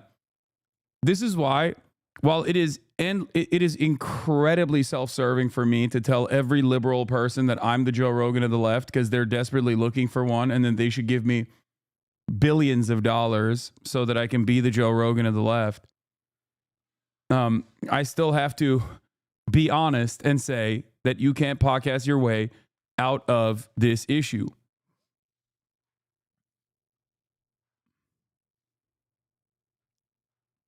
Would you appreciate the chance of doing something with Ezra Klein again? Yeah, I reached back out to Ezra. So Ezra's team and I had long conversations, which was right before Kamala Harris became the nominee.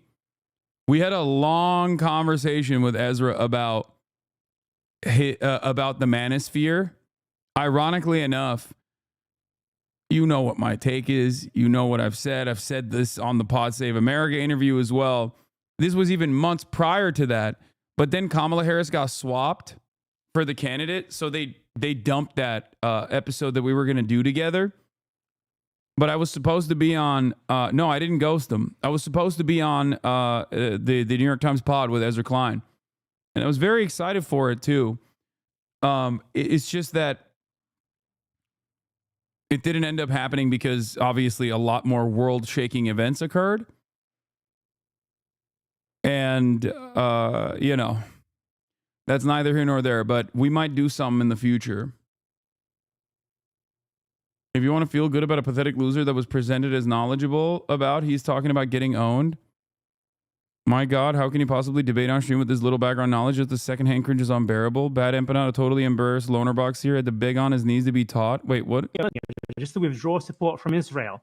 to start actually denouncing it rather than just announcing it, every now and again. Oh, like, shit, Israel killed a journalist? We are very concerned with the human rights, whatever, blah, blah, blah, blah. That's nowhere near good enough. That's not, that's nothing, right? You can be like, I'm just going to ask you the same Israel did a question when bad you're done, thing by and the that's way. bad. Yeah, okay, then you're not listening at all. You're just going to ask, if you're just going to ask me the same question, you're not going to adapt it, you're not going to think about what I'm saying, then it's obvious. Well, it's because where you you're don't coming have from. it's because you don't have an answer. It's because you You think, know like, that getting a nuclear just gave you an power answer. to abolish itself is not going to happen. Are you aware that's literally happened? How? The When? USSR. Okay. South Africa. Right. Like, did you think that was a gotcha? I'm still asking you how you expect Israel to do it. How do you expect Israel to do it? Like, what do you mean, how do you expect Israel to do it? Do you Wait, in the same process that took place for South Africa, South Africa is the best method.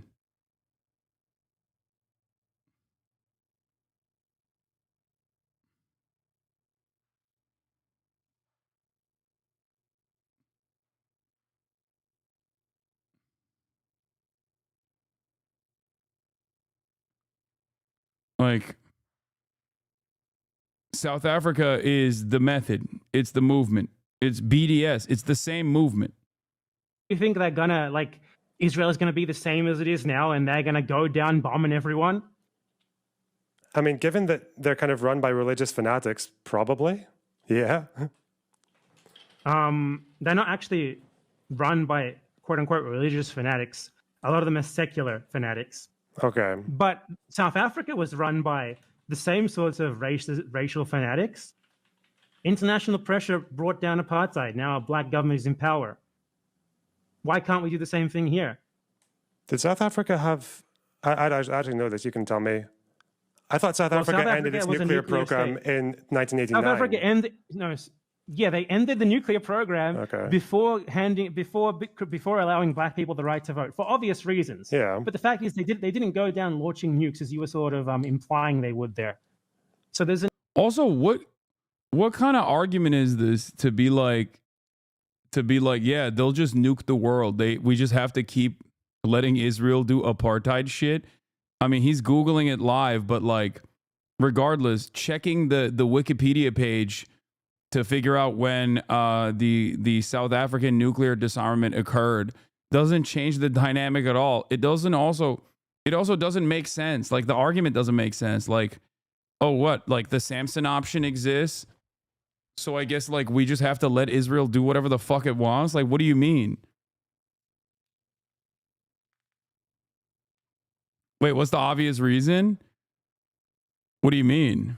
Yeah, they didn't want black people to have, they didn't want a country that was no longer an apartheid that could possibly be run by black people to have nukes. The only countries that are outside, the only countries that are run by, black and brown people that are allowed to have a nuclear program or nukes in general are either ones that have escaped the throes of Western colonial violence and become a hegemonic power like themselves, or a hegemonic power in their own right, China, or countries that are still directly controlled countries that are still directly controlled by the United States' State Department interests, like Pakistan. Pakistan actually is a really interesting example of this case because currently there is a tremendous amount of violence unfolding by the military that runs the country that is directly in the pocket of the United States of America. The only brown and black countries that are allowed to have nukes are only allowed to have nukes as long as they are good servants of U.S. empire.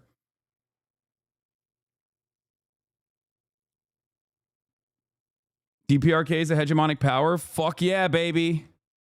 That's what I'm taught. Yes. Yes. That's what I'm talking about. Jucha, it's real. It's here. It's happening. They got motion. They're sending troops to Ukraine. It's so stupid to say this, but yes, countries that have developed their own nuclear programs outside of the orbit of influence of the Western superpowers And think about how long that has taken. Think about how long that has taken to even get to that point. We still don't know if they fucking have nukes. Why doesn't Saudi Arabia have nukes? Don't worry. Don't worry. It's coming. I don't know if you guys heard. Just, watch this space, okay? That's all I'm going to say. I can't say what I've said about my criticisms of offering Saudi Arabia a nuclear program, because when I say those things, then Fox News clips it and acts like I'm in favor of Saudi Arabia getting nukes or whatever, but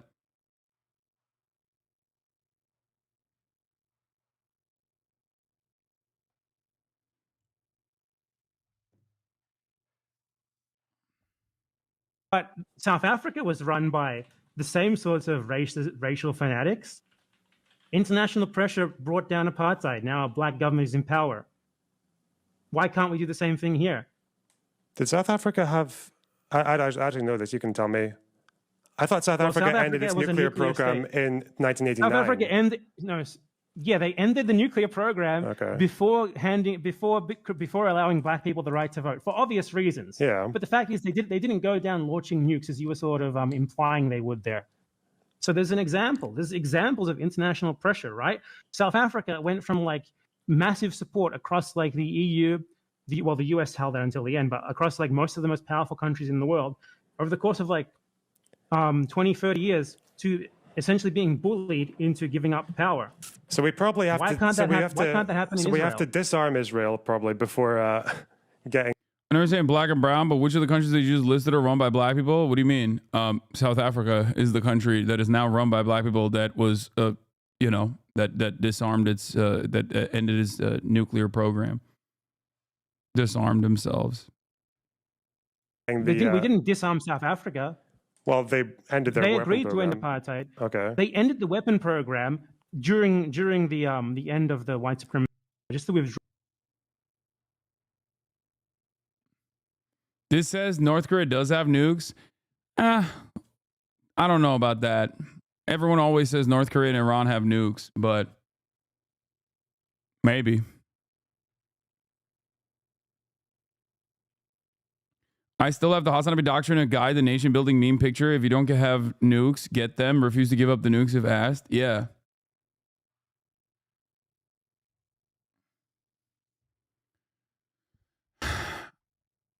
For as long as I've been around, everyone has always said that Iran is on the verge of getting a nuke.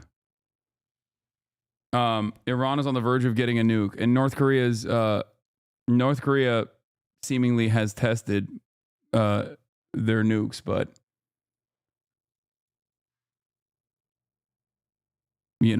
that's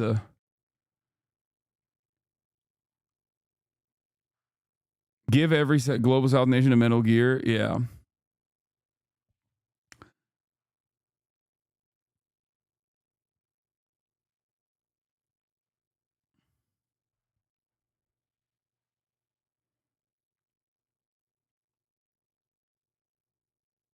UK, Canada, France torpedoed the UN nuke watch group being allowed inside Iranian facilities recently.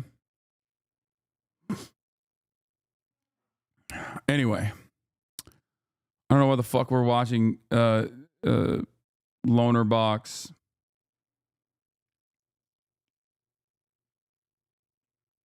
Closing for us to know for sure that things were We should not be watching the Democratic Party. tightening. They were tight, but they weren't tightening in the direction we needed them to be. And is that just because Trump's turnout was so high?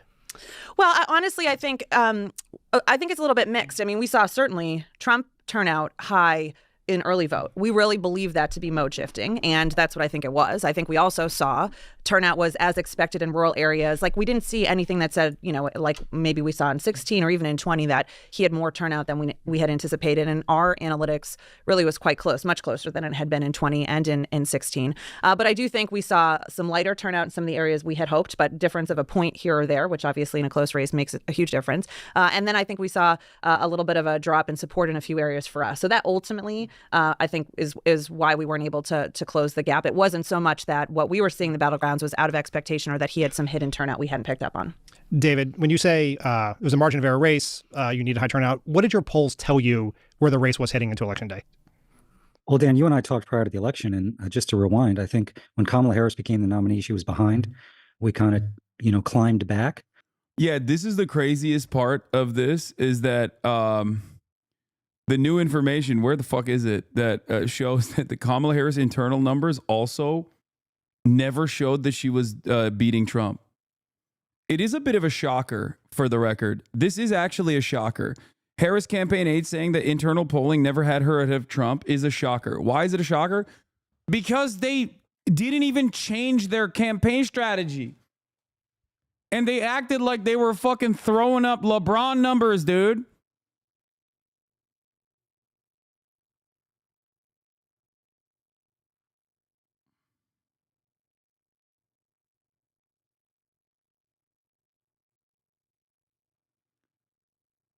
It's crazy. Like, they were throwing on purpose. Like, what the fuck was going on?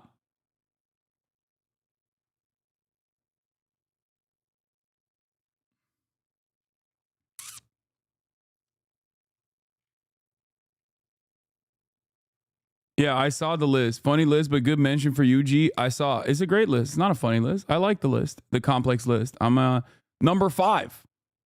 I'm very honored to be amongst, some of the best in the game. Yeah.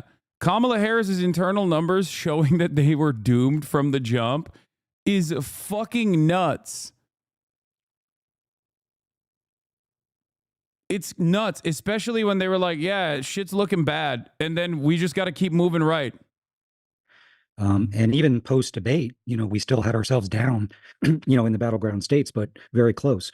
And so I think by the end, it was a jump ball race. And I think we needed some things to break our way. Maybe Trump's election day turnout would underperform. Our election day turnout would, either be at level or overperform. And, we'd win more of the people who decided in the last 3 or 4 days. I think our data and the New York Times data and other public data suggested we did have some progress with undecideds at late October. So it was a dead heat race. But, at the end of the day, the political atmosphere was pretty brutal. And that's not an excuse. You had right track, wrong track, I think 28-72, about 70% of the country saying they were angry and dissatisfied. Yeah, and we saw that. We saw that, just like I constantly mentioned. Remember, this was a thing that I mentioned all the fucking time. And the campaign was like, we got to move directly move towards Joe Biden. But then only try to outflank him by going more to the right. We saw and did nothing. We saw and sometimes even did worse than nothing. We saw that and we did the worst possible thing you could do.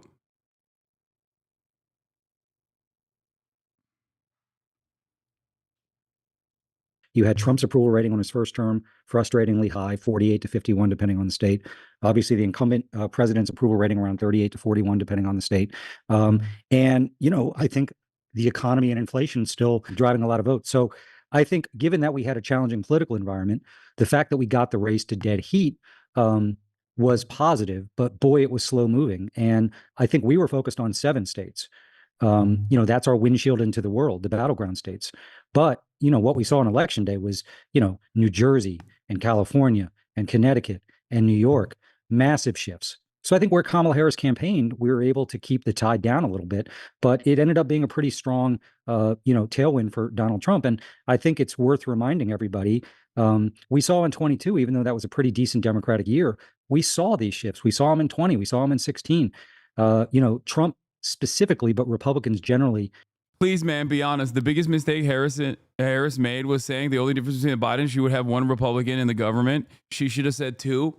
You're right. You're right. Americans obviously were like, actually, how about all Republican members of the cabinet? That's what they voted for. And that's the only method to win. That's the only way that we can win. We have to become Republicans. We just have to be Republican.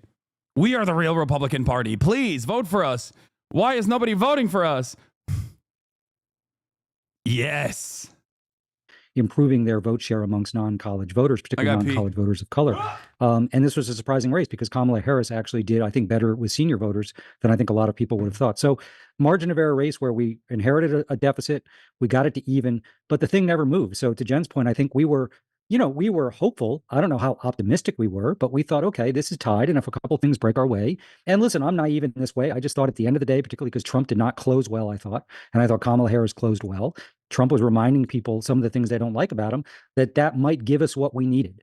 But at the end of the day, I think the political atmosphere, the desire for change, all those fundamentals that you've spent a lot of time talking about really presented huge challenges for us. So, we got there, but we didn't get the breaks we needed on election day.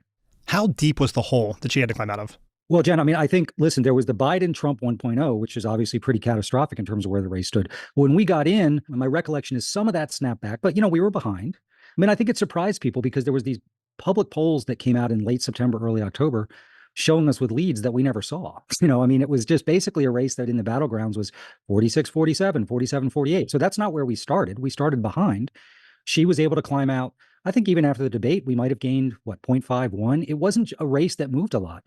And so I think when you think about our own internal analytics, if you have Wisconsin at 47-47, or Pennsylvania 48-47 Trump, let's say, which I think is where we had it at the end, you've got to have undecided break your way more than your opponents, and you've got to get a little benefit from turnout, which we weren't able to do. Obviously, the defining event of this race was the candidate switch, and every decision you guys had to make, everything you had to do was defined also by the compressed calendar in which you were operating in.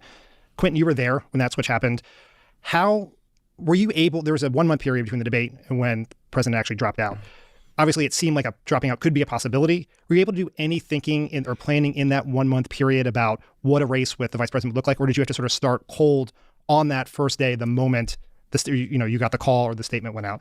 We started cold. There was no planning involved in any other candidates. We were honestly in crisis management mode of keeping President Biden in the race, convincing, Democratic allies that he could still do this. And one of the things was trying to keep the president out on the road as much. We were still doing everything we could from a campaign, and he made the decision that he did not want to continue on. And he pulled some of the senior leadership together and said that he was going to be with the vice president. It also wasn't anything that our team took for granted to just say, okay, she is the nominee.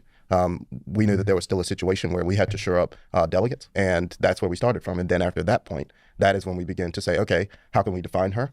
Also, Trump's favorabilities numbers were creeping up, as Pluff said, and we had to do something about that as well. And so it was a lot of walking and chewing gum at the same time, but there really was no sort of contingency planning to turn the race over to her right after that debate or at any point until President Biden definitively said he wasn't going to continue on. If I ran this campaign, I'd never show my face again. Why are they admitting this? Because they're going to get rehired. That's why. What do you mean? They've literally, these people, maybe not so much, but people who are attached to the campaign as consultants have been non-stop going on CNN and all of these other outlets to talk about how it was trans people that cost them the victory over and over again. They only get to be shameless. They only get to be shameless because people let them. Okay? That's it.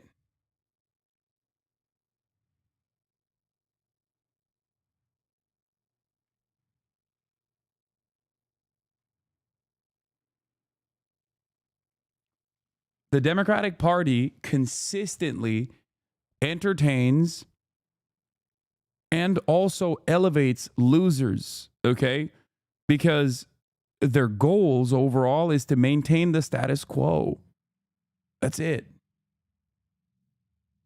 God forbid, God fucking forbid that they disrupt the status quo. Did you just say it's literally people who are running the campaign saying that?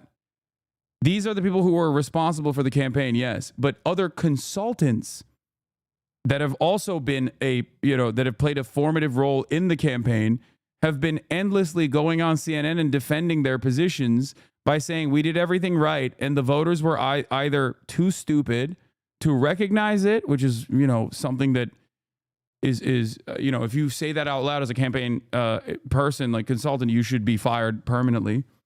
Or saying that it's because we were just like too pro-trans or too Latinx adjacent.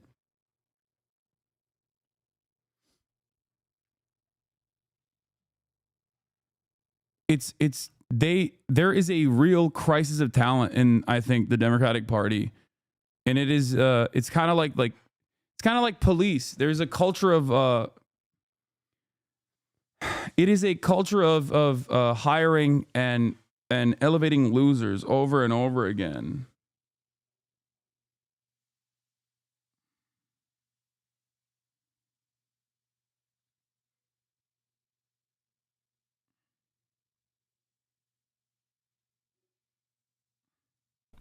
Stephanie, I think what probably surprised a lot of people in politics was the vice president was a largely unknown quantity to much of the electorate. So you guys, under a very short time frame, had to do two things, as Quinn said. You had to teach people about her and also make a case against Donald Trump, who had just come off, he was at an all-time high, come off the assassination attempt, the debate against the president. In terms of messaging, how did you think about the balance between the two? Well, the first thing we had to do is put on a convention, and we had about 3 weeks to flip a convention that was being built around Joe Biden. So, which is why we didn't flip the. By the way, these are, ironically enough, every single person here, I'm pretty sure, is also or was also a Joe Biden campaign strategist. So that's the other part of this as well. Kamala Harris did not have her own staffers. She has had a lot of turnover on her end historically, even when she was vice president. So, with the exception of Pluff, most of the people here are, they were already on the Joe Biden campaign. So if you're wondering why, they have this perspective, and if you're wondering why they might not even like shit on Joe Biden too much, that's the reason. Because that's the one like acceptable liberal take that I'm on board with, which is like if you blame Joe Biden, because there is truth to that, okay? There is at least truth to blaming Joe Biden, because he does share a significant amount of the blame, a significant amount of the responsibility, not dropping out, not gearing up for being a transitional candidate and propping up a VP pick that could have potentially won. Even Kamala Harris, if you wanted to do that with her, like, he didn't do that at all. And not dropping out until the very last moment, until he was forced to do so. Like, these are all massively consequential decisions that absolutely played a formative role in Kamala Harris's defeat. But the former Biden staffers are not going to fucking say that either.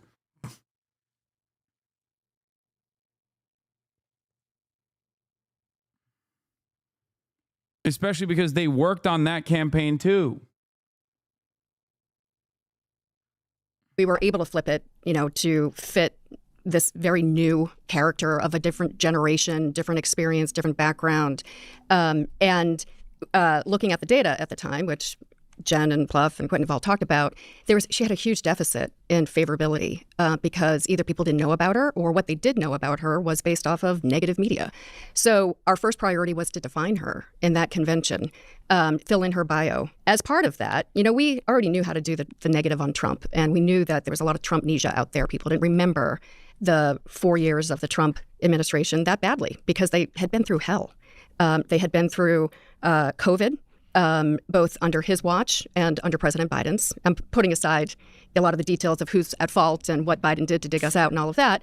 And then they had to deal with inflation. So they had been through hell. So looking back, you remember a previous time much more fondly because you've now think that you've gone through the worst. So we had to remind people what life was like. That was our second imperative. And then the third imperative as part of the convention and leading into the remaining days of the campaign is, what's that choice? What are the two very different visions between Trump and Kamala Harris? So the convention, it demonstrated a lot of enthusiasm for Kamala Harris, a lot of freshness, future-oriented, bringing a variety of coalitions together. We had independents, Republicans, Democrats, business leaders, sports figures. What about the progressives? Independents, Republicans, Democrats, business leaders. Everybody coming together around. Oh, no mention of the progressives. Okay, that's, maybe that's a problem. That, like, this does not factor into your equation at all. Perhaps that could be one of the major reasons why y'all fucked up.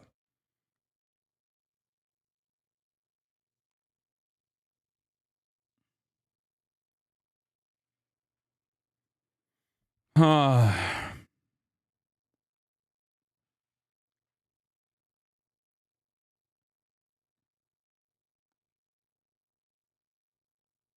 new way forward and finally turning the page.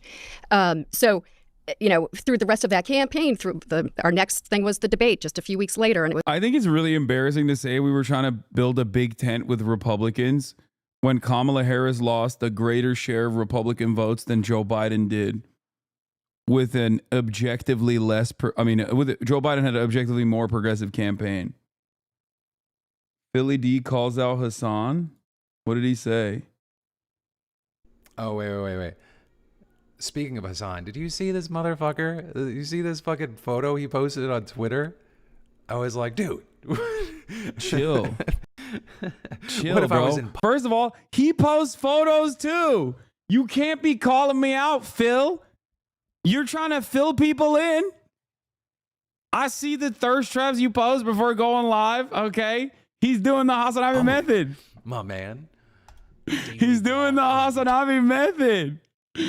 Oh, that's funny. Bro, that photo was so insane. I don't get it. What's insane about it? What is insane about it? Ray also called you out shameful. What the fuck? What is it? Guys, I just opened up Twitter and I just see Hasan cock. Okay, it's you guys' fault. That's not the prominent fixture of this photo. That's not supposed to be the main emphasis. What the fuck? What the? Wow. What the hell? That's just simply a part of the photo. It made me pregnant.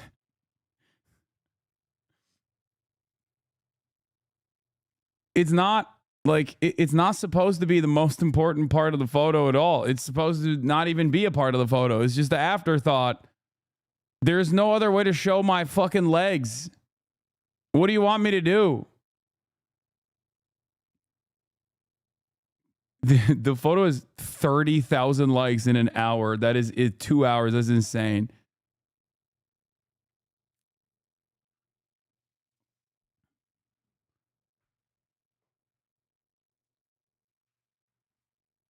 Look, I almost have the indent. You can see.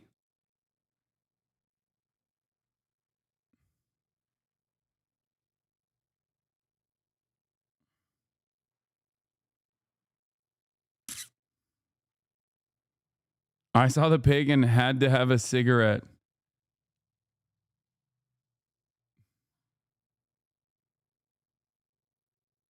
I had a girlfriend until you posted that. We just got a mortgage together. What do I do?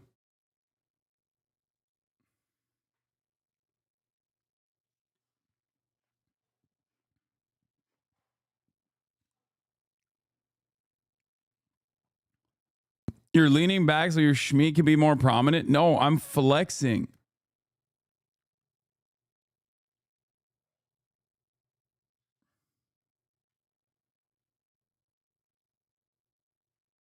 You're on TV at my parents' house? You're flexing your cock and balls. Okay.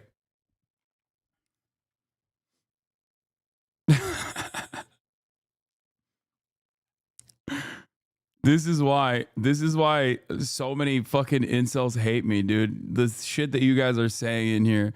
But that gyno though, yeah, I got a little bit of dude, I don't know, man. I feel like my titties are tittied up.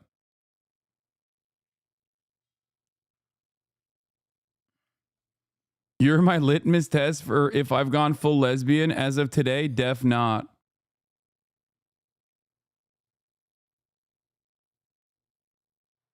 Chat, we out-meated Donovan Mitchell. What?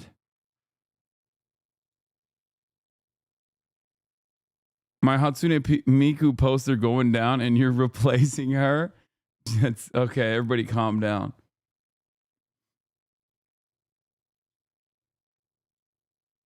Okay. All right. We're done with this. You have to see this reaction. No, I don't want to hit translate post on this.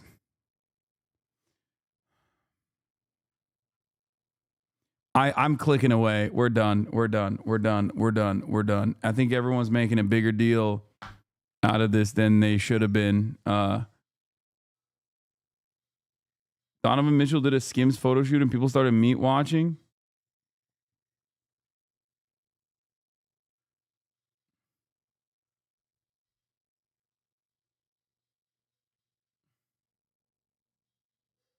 We're done with this. We're done with this.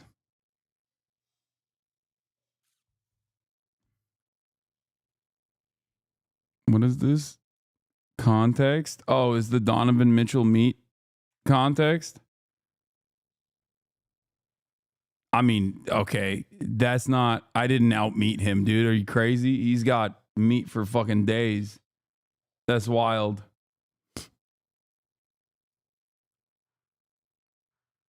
You like the Schmeat talk and you okay with it?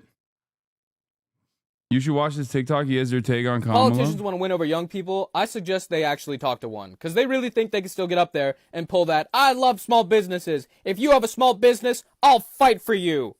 Motherfucker, we all eat cup noodles. You really think any of us have a small business? We have managers that we hate. That's what we have. If anyone my age tried to be like, yeah, I actually just started my own business. I'm now the CEO of my own company and I'm my own boss. That motherfucker's in an MLM. Ignore everything he says. He saves up. Yeah.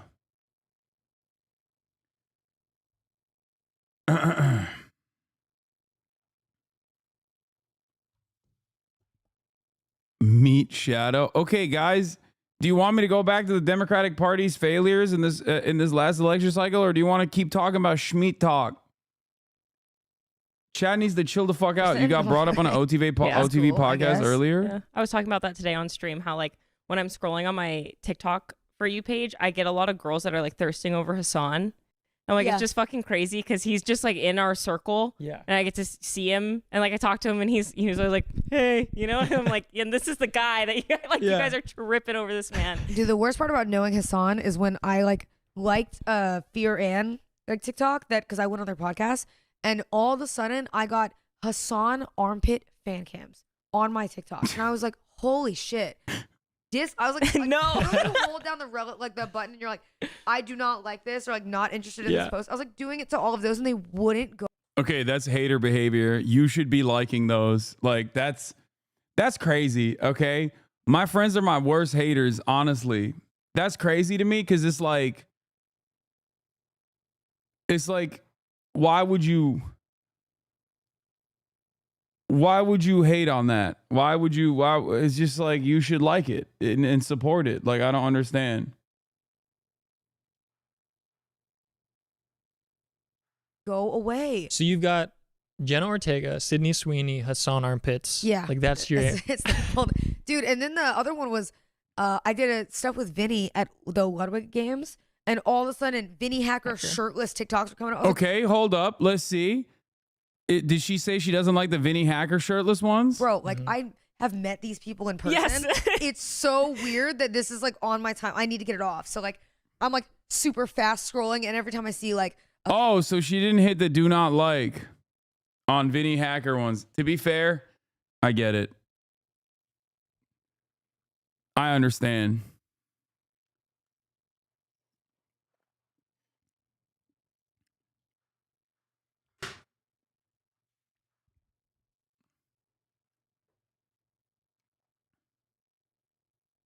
Heavier delts that push the plates.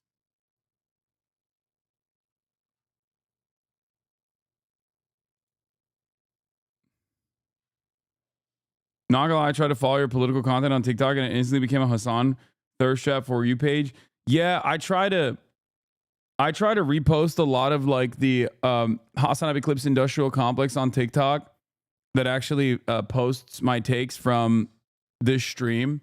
And there's like fantastic accounts on there.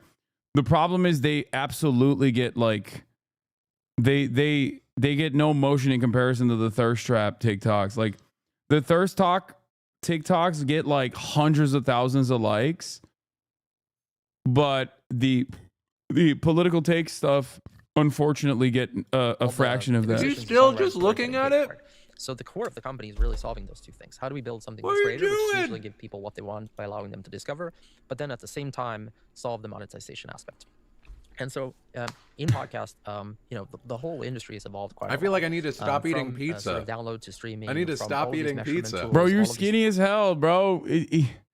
It's fine. You earned the pizza. What the fuck? And obviously in video, it's totally different type of stacks, and we see that being a huge barrier. When this dude hits me up, when I steal the HasnAbi or the Hasan method of thirst trapping to get people to come to a stream. Put the pizza down and get your meat out. This man will hit me up in DM. He's like, "You killing it, champ." And this motherfucker just comes out like this. Yeah. Hasan needs to be banned off of Twitch. Not for anything he said. No, Filter Franco is now on the ban Hasan train. Oh, we're cooked. We've lost another pillar. New hater unlocked. That photo. Oh no. Oh no. We've lost the libs. He banned Hasan train, but he's valid.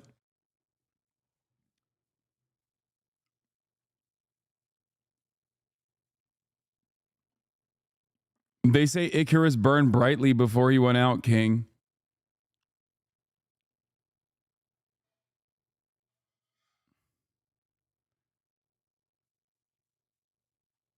All right, let's continue. It was boom, boom, boom, all the way through probably early October after the Walls debate, that we had to move through these things so quickly. Once we got through all of that, then the race started to gel. And, to the extent people were open to remembering what life was like under Trump, we were trying to fill that in. To the extent people had questions about Kamala Harris, we were still trying to fill that in. So in 107 days, what typically takes us a year and a half, 2 years in a presidential campaign, we were defining someone who was wholly undefined from the start, trying to remind people about the opponent and what life was like underneath him, and also take into account what the political environment was and the realities that we had to deal with, which, she was the incumbent, but she really wasn't the incumbent. People didn't know that much about her. The economy was still slightly getting better, but we couldn't really take credit for it. I like that the people tasked with defining a candidate that was not previously defined are talking about how they failed to do that, but in a way where they're not taking responsibility whatsoever and simply just going, yeah, we couldn't market this product. And it's like, dude, your job is to market the product. You're talking about your incompetence in marketing the product while saying, well, this is unmarketable. She's still saying the economy was rebounding. This is a thing that I kept repeating. The economy in 2016 was quote unquote fine, okay? And it seemingly was not fine for a lot of people, so much so that they wanted to take a sledgehammer to these institutions.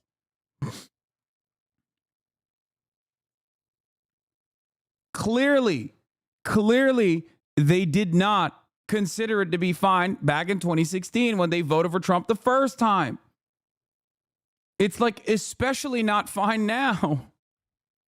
We were in a bit of a crossroads trying to figure out what that October messaging and closing messaging would look like. Pluff, there was a sort of a debate outside of your campaign that the primary and most important thing to do was to educate voters about Kamala Harris, and that voters sort of knew all they needed to know about Trump.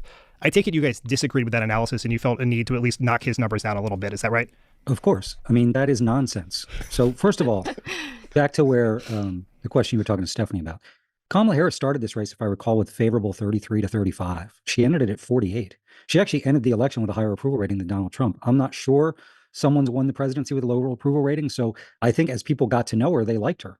I think her approval rating now post-election is north of 50. That was really hard work. And I will say that, think about if Kamala Harris had come out of a process that was traditional, running in and winning a primary, so maybe become the nominee March or April, you spend a month, 6 weeks on your biography. You keep coming back to it. You define the Trump first term. You raise the stakes of what a Trump second term would be like. You have like a month just to run paid advertising on things like housing. Bro, they didn't even do that well enough. Like they didn't even remind people of like how shitty it was when Trump was president. They didn't even do that well enough. They did a horrible job at that. Oh my God, dude. They're going to run Kamala again. I swear to God. I swear to God, bro. It is so... Whew. In your tax cut. So this is where there was a price to be paid for the short campaign. And you can't even say 107 days, because to Quentin's point, some of that was spent shoring up the Democratic nomination. Then you really have to have said everything you want to say by the time people start voting early.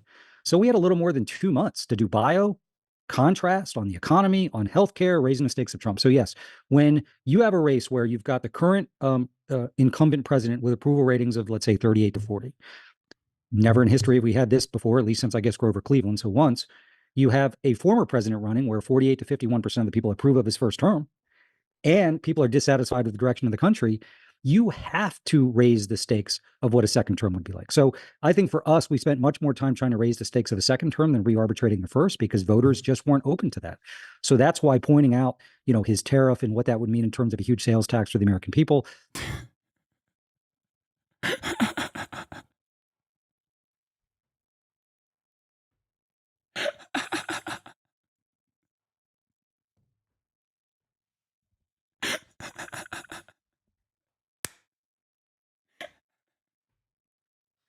That's Chatter.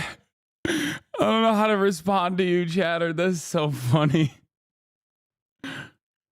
Yeah, maybe they've missed a few social cues this election. The fact that he's more unhinged, he wants unchecked power. Project 2025 ended up being about as popular as the Ebola virus. Question. So we did a lot of good work there. And now, of course, the son of a bitch lied about it, and he's hiring everybody who authored it. Project 2025 is going to be the Trump administration agenda, as we pointed out. So we had to do that. So if we had just run a race solely on Kamala Harris positives, though we did a lot of that, on what Kamala Harris wants to do on the economy, we did a lot of that. It's worth reminding your listeners who live in California, or New York, or Alabama, or Florida, you're not experiencing the presidential race as it's experienced in Pennsylvania, Michigan, North Carolina. We spent a lot of time, she spent a lot of time driving a core economic message. But in our view, that was not enough. When you've got someone whose first term was judged favorably enough by enough people to give him the election, and people are dissatisfied about where you are now, and you're part of that administration, you have to basically raise the stakes. And for us, it was on the economy. It was on the fact that all the people who stood in his way last time were warning us about him. It was about Project 2025. It was about abortion. And, you know, I think we did a good job of that based on our data, but we had to stay on that. So I think that that is an incredibly faulty reading, that what we should have done is just lift up Kamala Harris. We clearly did. Her favorability rating increased by, I believe, 15 points. If you look at who do you trust more to look out for people like your family, who do you think is going to fight for the middle class? Huge progress for Kamala Harris. Even on crime and immigration, we were able to make double-digit progress. So we were very focused on lifting her up. But to win a race like this, given the political atmospherics, which were quite challenging, we had to raise the risk of a Trump second term. Jen, you guys are obviously operating in a very, very tough political environment. Incumbent president, very low approval ratings, as Paul mentioned, wrong track, right track, approval of the economy, all very challenging. Also, in at least the public polling, huge desire for change, right? Frustration with the status quo. Not just that's here in the United States, but we've seen that across the world since COVID. Challenging place to be if you were the vice president to the unpopular incumbent president. Felt like much of the convention, as Stephanie mentioned, was trying to make her a change candidate, talk about turning the page. So can you talk a little about how you tried to do that and whether you think she could or should have done more to distance herself from President Biden? Something that I think, as evidenced by the answer on The View, she was at least personally uncomfortable with. Well, yeah, I mean, look, first of all, I think people, when they vote for president, want to vote about the future. And they saw in the vice president someone they didn't know a lot about a background. So, you know, who she was, what she stood for, what she did as vice president. So in every step of what we were trying to do, we had to tell a pretty robust story in one ad or one policy rollout or one event that you don't often have to do because of the time we were in. But I do think. Yeah, and what they arrived at was, I'm a small business. My mother is a small business. I love small businesses because my mother was one. Also, I prosecuted transnational gangs.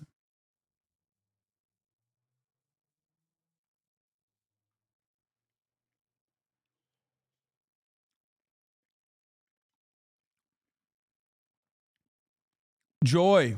I have joy when I think about transnational gangs. My favorite thing to think about is transnational gangs and the joy I have prosecuting them.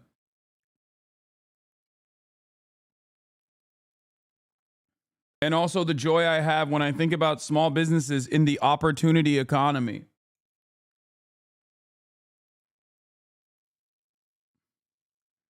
How could this have failed, guys?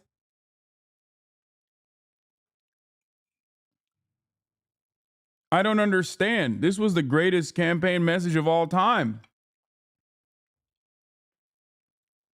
Yeah, I love the border wall.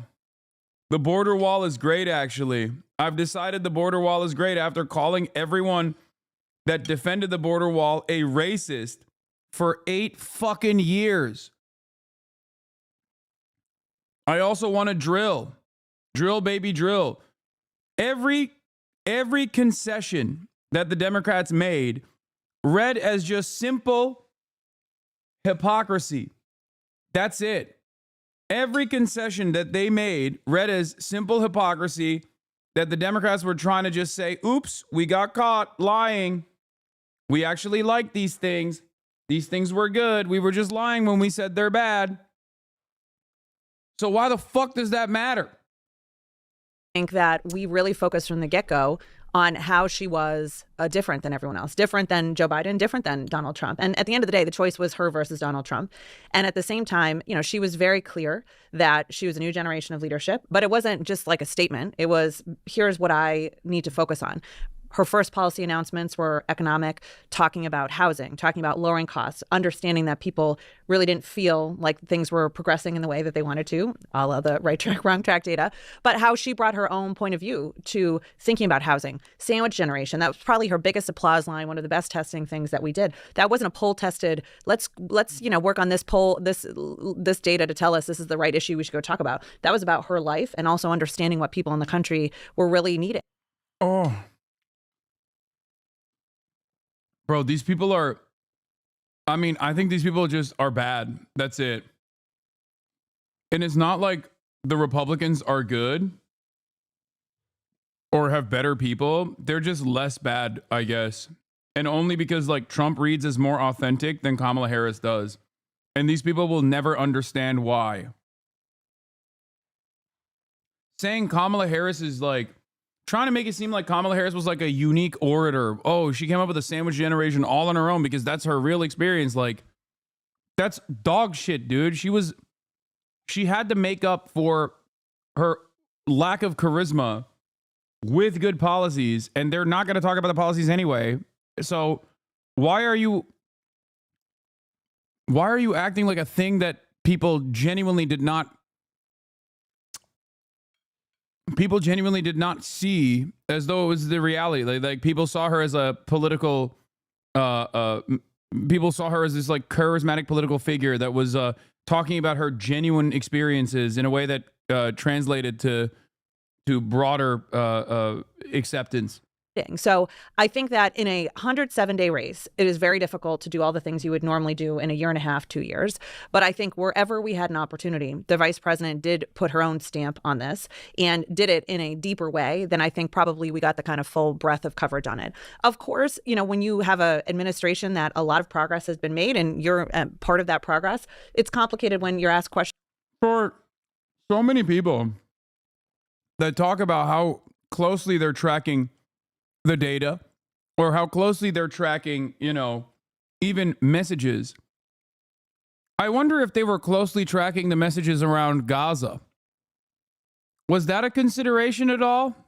I doubt it. Questions in certain ways, but at the end of the day, I think she really, every time she turned, talked to a voter, every time she was out on the stump, she really leaned into her own vision. But the headwinds were tough. I will also, though, add, of course, we lost. So I'm not here to say that that didn't happen. We would much rather not have that happen. But where she campaigned, we did way better than the rest of the country. And Donald Trump did worse, to the point that you were just talking about with Pluff. The idea that people have just a well-constructed, already baked-in idea about Trump and they don't need to learn anymore is just complete fallacy. I mean, his numbers are stronger today than they have ever been. Yeah. And that was critical for us. And we also believe this race was not just about Kamala Harris. It was Kamala Harris versus Donald Trump. And we had to set that choice and that frame up. And I think that we were able to, anywhere we campaigned in all 7 of these states, where Donald Trump, by the way, campaigned too. He did worse and we did better. And we did make real progress against these national headwinds. If in every other state but the battlegrounds, there was a negative 8-point shift to the right, in the battlegrounds, there was only 3. So we needed it to be better than that. And perhaps if we had more time, we could have done that. But I think that's fundamental, that when people learn more about her, understood what she stood for, where she came from and what her vision was. They responded well to that, and they responded in a favorable way, especially in contrast. Wow. We lost by less in states where we campaigned, as opposed to losing even harder in states where we didn't campaign. Brilliant.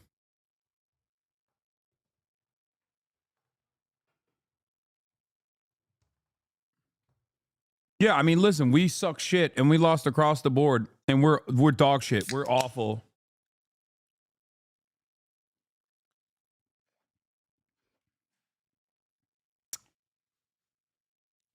It's like, you see, we could have lost by 20, but we simply lost by 14.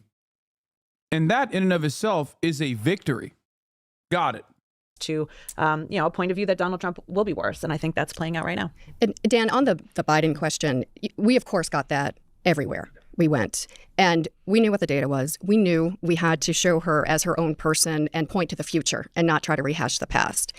But she also felt that she was part of the administration, and unless we said something like, "Well, I would have handled the border completely differently," we were never going to satisfy anybody. So we did talk about things like she's a different generation. Most of her career is from outside of Washington, not inside Washington. So she knows a lot of the best ideas are from across the country. Her career has been about reaching across the aisle, finding common sense ways to get things done. It's not been based in ideological politics. All of these things, we were trying to tell a story. Oh my God, they're so stupid, dude. Oh my God. Oh my God. Wow. This is worse than I thought. I sometimes also fall into the same trappings that I urge chatters not to fall into, and assume that like a person in a position of power is at least knowledgeable or somewhat more knowledgeable than myself or more intelligent. I tell you guys all the time, like, you know, some of these congresspersons are dumb as fuck, right? But we tend to forget how fucking stupid the average person in DC might be, because they're, you know, wearing suits and they're speaking in a professional cadence, and yet I'm in awe at how resilient the stupidity is overall. She said, "Oh, look at all of our successes of showcasing Kamala Harris as like outside of the DC bubble." How did she present that? By fucking saying common sense solutions across the country.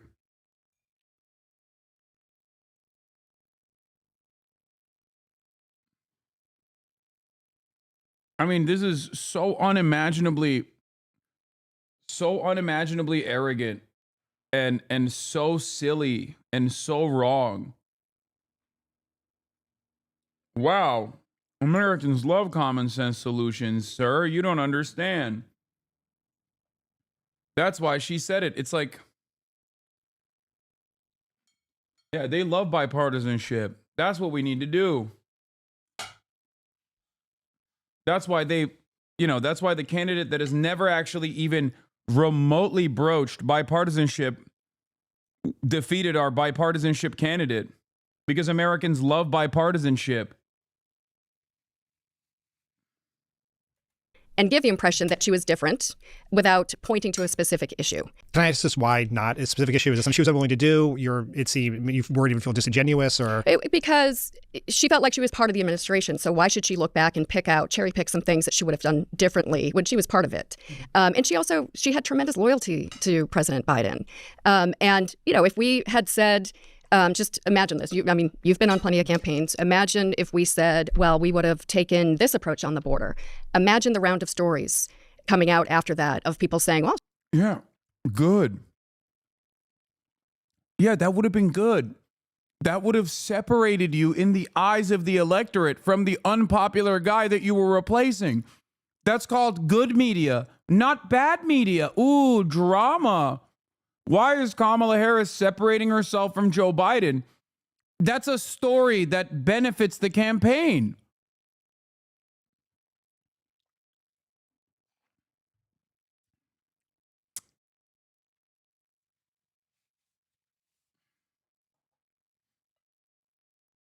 Wow. That kind of publicity would be good. You know? Well, she never said that in a meeting, or what meeting when she said this, or I remember when she did that. And it wasn't going to give us what we needed because it wouldn't be a clean break. It would be, days upon days in a limited time window that we had. You know what's really fucking stupid about this?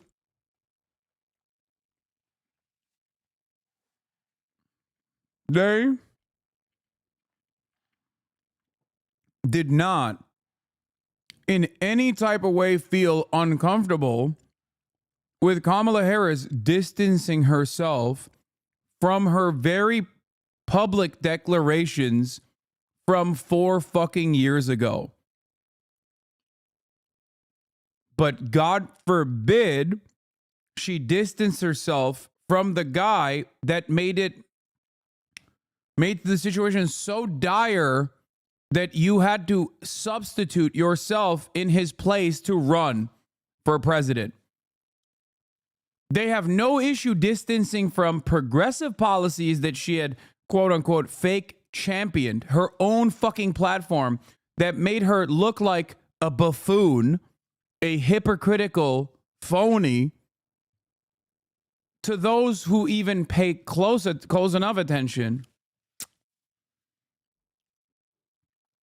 But the only ways in which she was able to distance herself successfully from Biden was when she was hugging and kissing and fucking and sucking Liz Cheney and Dick Cheney. Ridiculous. Of dealing of who, what, when, where. So the best we could do, and the most that she felt comfortable with, was saying, like, look, vice presidents never break with their presidents. The only time in recent memory is when Pence broke with Trump after Trump stormed the Capitol. So Biden's not... They call that the murder exemption. If the president tries to murder you, can break, yes. If you are, ripping up the Constitution, trying to overturn an election, people die, then you could break with your president. But absent that, vice presidents stick by their presidents. And she wasn't willing to, change that precedent for whoever the future president-vice presidential partnership would be, because it would mean a whole, different set of... Yeah, we must not break norms.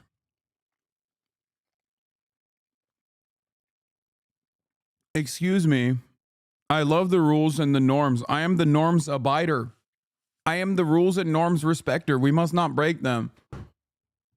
Okay, then why the fuck is Kamala Harris running for president? Why?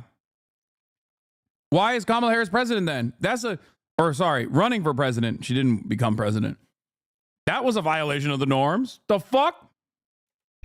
Problems, as if we don't have enough problems in our democracy right now. So unless we were willing to say, Biden said green and she said blue on any particular issue, we were never really going to satisfy that. So our focus was, let's look to the future. Let's describe her and her approach to things. Let's use policies, future-looking policies, to demonstrate that difference. But in the end, we've all seen the data. Too many people thought that you'd be a continuation, which on the economy was, the incumbent killer. Quentin, in the post-election analysis, there's been a ton of focus on the very ubiquitous trans ad that the Trump campaign spent tens of millions of dollars on. There have been sort of two strains of all this. One, the sense that her position and the Democratic Party position on trans-related issues were one of the reasons. There's nothing funnier than talking about the economy being the incumbent killer when, Mexico is right there, dude. Mexico is literally right there. AMLO was an old, doddering man, but he was very well liked.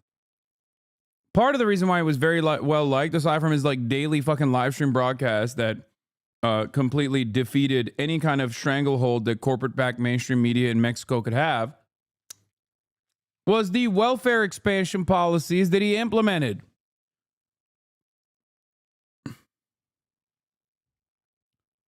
AMLO, as the doddering old man who believes in fucking duendes, wood elves, was able to successfully transition power from his hands into Claudia Sheinbaum.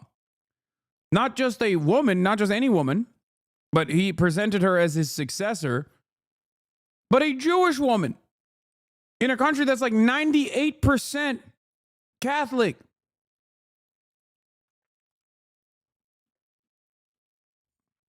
How the fuck did that happen? I guess maybe the Wood Elves are real and they made it happen. It's like right there. You can just point directly to what is going on as a successful strategy. Now, it would be very funny if someone were to say, Mexico is simply more woke than the United States of America, right?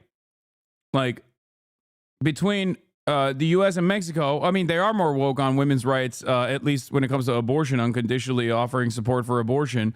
There are places in America that are worse than Mexico now on abortion. That part is real. Having said that, however, it has some of the highest fucking rates of femicide on the planet. What are we talking about?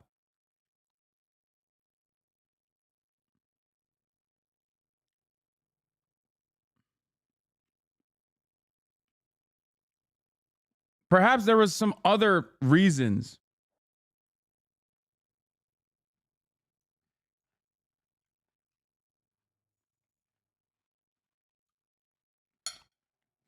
That's why we lost, but also real questions about why the campaign decided not to respond to the ad specifically. My understanding from reporting, at least, is that you guys tested a bunch of responses and they didn't work. Just tell me your thinking there and what role you think that ad and those issues actually played in the race. Yeah, I mean, I think, it's important to put everything into context. We've very well established the time frame.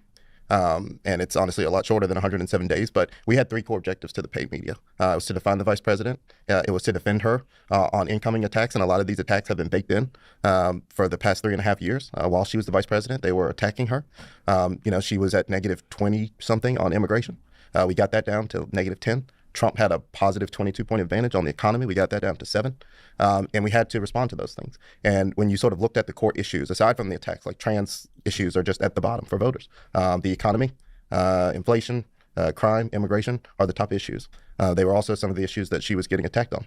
And to the element of sort of defining her and doing it in a way that sort of fit within what you're trying to do, there's a direct approach that you can take to anything, and then there is an approach that you can take that accomplishes 2 of the 3 objectives. A lot of the stuff that we did, such as talking about her prosecutorial background, and then saying that she went after transnational gangs, cartels, it was to push back pseudolly on the immigration attacks that were coming at her, as well as credentialing her background on things that were absent and standalone of the. Yeah, that shit really did numbers, man. You guys banged on that.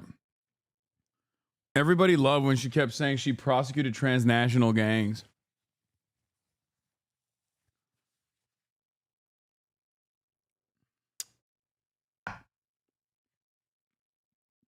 The Biden administration, we did a lot of stuff about her record as AG, her record as a prosecutor, not as vice president, because it also allowed her to stand alone separate from the Biden administration. On the trans attack, obviously it was a very effective ad at the end. I ultimately don't believe that it was about the issue of trans. I think that it made her seem out of touch. And it was sort of a pseudo-economic ad underneath it, because he was saying you're going to pay for it with taxpayer money. And it was in her own words. And that's something. But we tested a ton of responses to this, direct responses. And none of them ever tested as well as basically her, talking about what she would do, to Jen's point, the future, the type of president that she would be. There were elements of it where we did try to say, and we put ads on television. Dude, the only reason why that kind of shit is even remotely effective when it's not, like in the same breath, this dude literally openly admitted that trans issues are the bottom of people's priorities. That means they are also the bottom of transphobes' priorities as well. They don't give a fuck. Okay? Which means all of this is a distraction, and it's only an effective distraction if you don't have any campaign messaging that the Republicans are more focused on dismantling. That's it. Say you are in support of Medicare for all, and then watch the Republicans try to land attacks against that. Be like, it's socialism.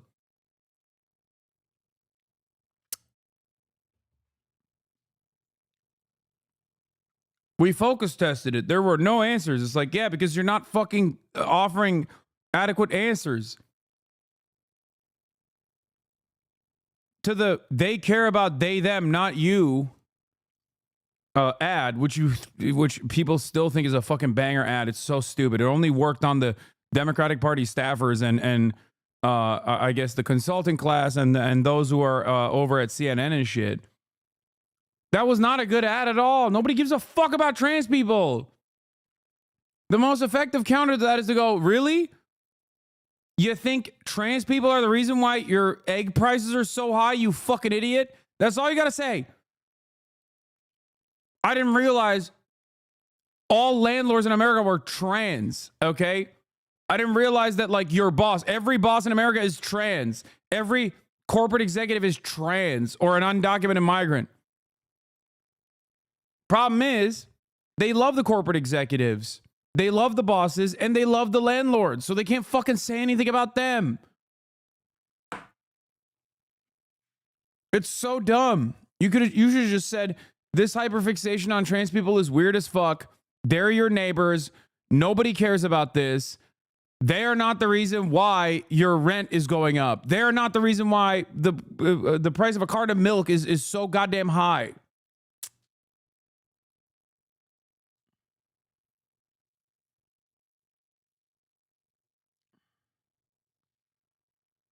But they didn't do that. And also, that alone doesn't work unless that messaging alone doesn't work unless you also have like positive policies that you can point to that directly respond to people's material circumstances.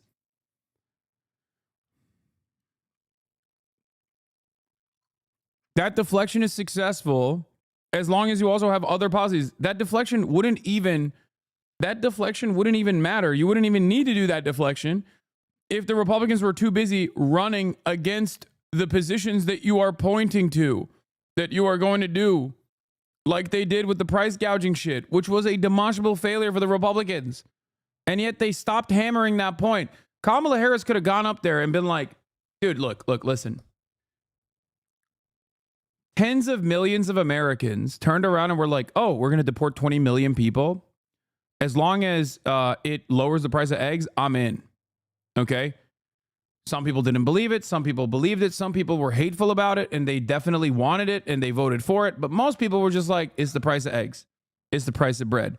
It's the price of milk. It's the price of my treats. Wages and wage growth did not outpace inflation. That's it. That's simply it. That's the point. That's the only point that matters. And Republicans were like, yeah, we're gonna lower the price of all of the goods by deporting 20 million migrants. And they were like, okay, I'm on board. Kamala Harris on the other side could have literally turned around and been like, oh, you want the price of eggs lowered? I'm jailing the Walton family. Which message would resonate better with voters?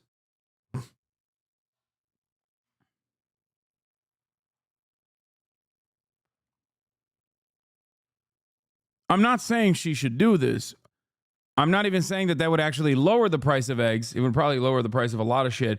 But my point is, Americans didn't give a fuck at that point. Okay, they didn't give a shit about what Kamala Harris was going to do in an effort to lower the price of eggs. Okay. Yeah, Mexico also recently just renewed price control measures as well. As of November 11th. Claudia Sheinbaum said on Monday that she would renew an agreement with food producers and retailers to keep the price set of basic groceries affordable for consumers. The measure had been rolled out by her predecessor, former President Andrés Manuel López Obrador, in 2022, as inflation was as high as it has been in 2 decades. We want prices to come down for consumers, especially for those who don't have much. Sheinbaum, who took office at the beginning of October, said in her morning press conference. The new accord will be signed on Wednesday or Thursday. López Obrador, Sheinbaum's mentor, launched the price controls in collaboration with the private sector on a set of groceries including corn tortillas, rice, soap, tomatoes, and toilet paper.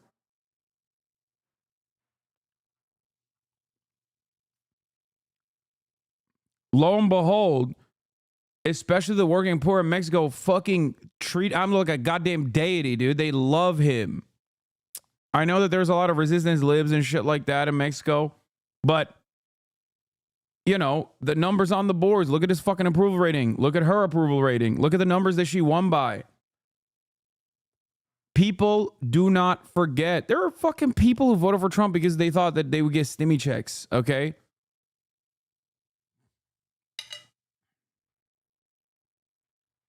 People don't forget the last time that the government actually did something right by them. I don't think you guys understand.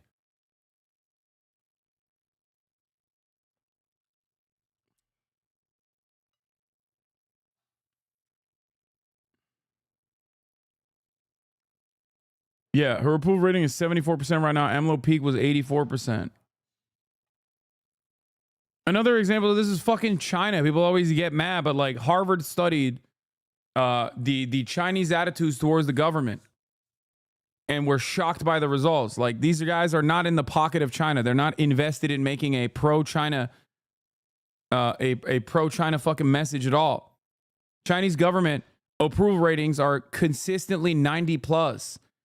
And it makes sense when you think about it. If you in your lifetime saw a relatively like an agrarian society go from that to having like tier 1 cities pop up left and right with like 20 million plus people, you're going to be like, this is the greatest. I love this. Oh my God, we've become a dominant force on the planet.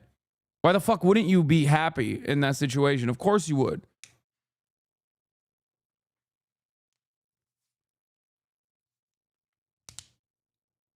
It's like not that difficult of a concept to grasp unless you're a fucking dumbass American and you forgot what democracy is supposed to be about. Now, I'm not even saying that about China in general. I'm just simply saying that governance, good governance, and democracy is supposed to be about offering things to your constituents.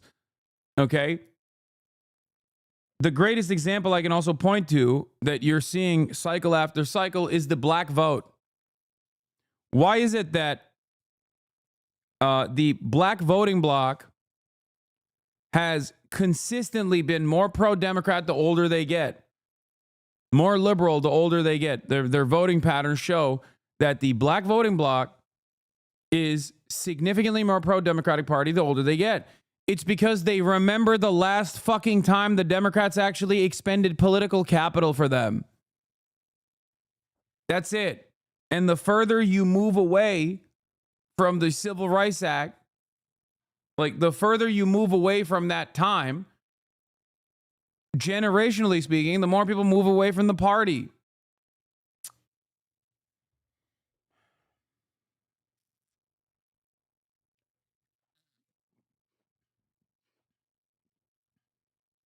I think it's the same with queer people still being so in the pocket. We still remember 2014. Yeah.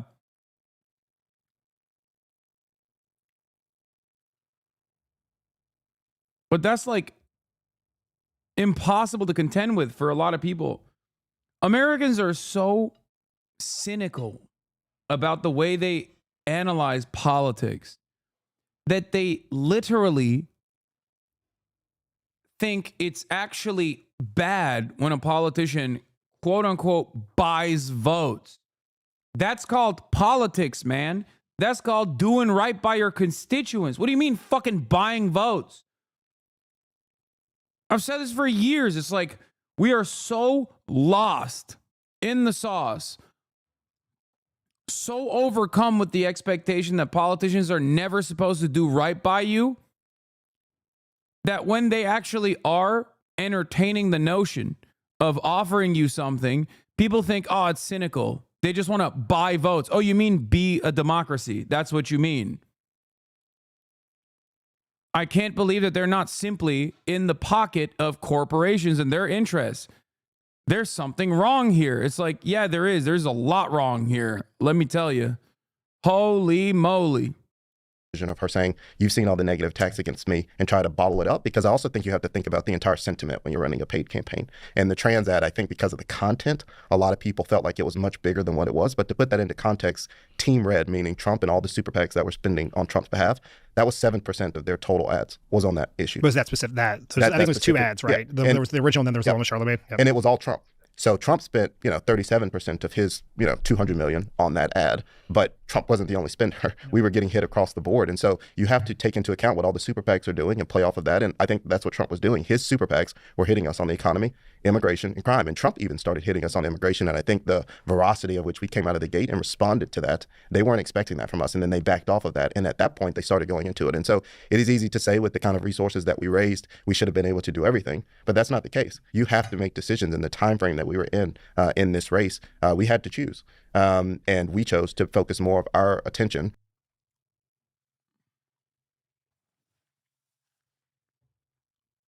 Bro, you had $1 billion that you raised in like a week. What part of this analysis is Liz Cheney? Where does she come in?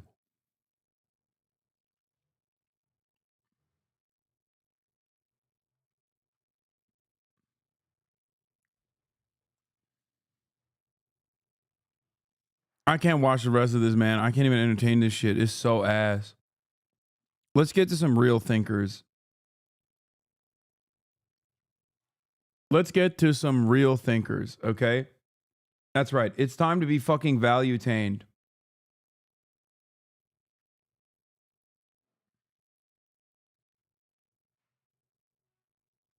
Patrick Bet-David! Prime Minister Netanyahu faces potential arrest in UK following an international criminal court ICC warrant for alleged war crimes in Gaza, which trans is weird. Democrats like myself are sick of it. The money spent to get the trans vote is actually hurting a majority of their base. Can you explain to me what dollars were spent to get the trans vote? Can you explain to me any like even remotely pro-trans message that took place from the campaign this time around? There was not a singular trans person that spoke at the DNC. The one time that Kamala Harris was directly asked about the trans question, she said, we're going to follow the law. What happened there? Are you fantasizing about a future that didn't happen? Or are you fantasizing about a past that didn't exist?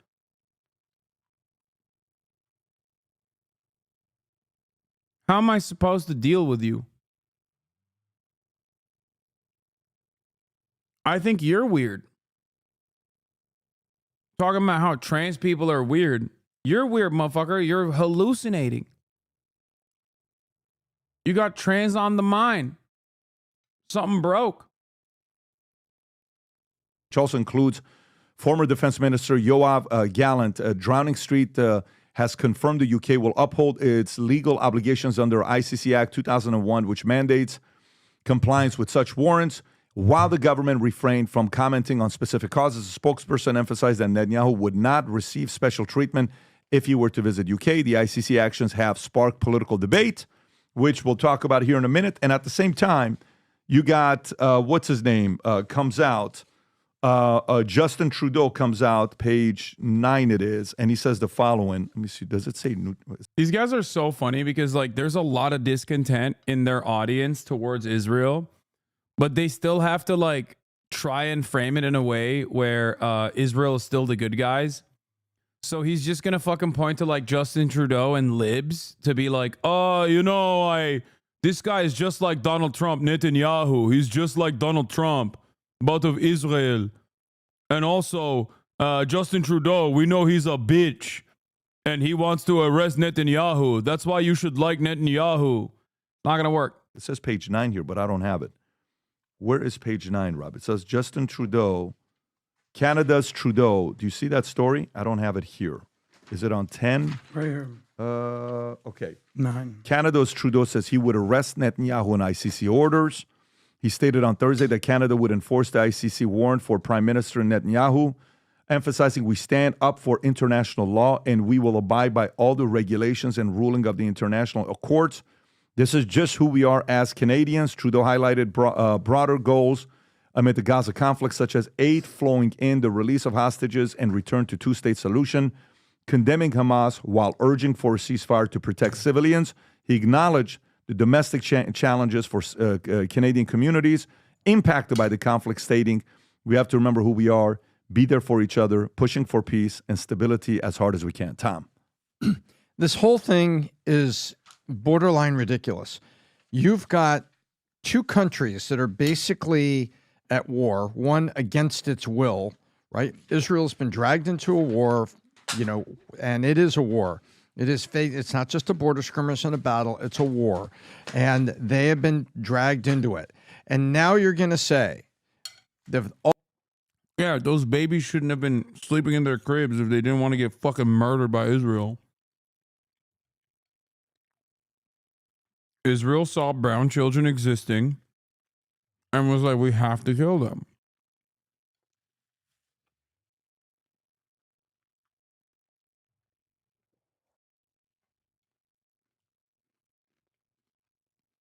What is this?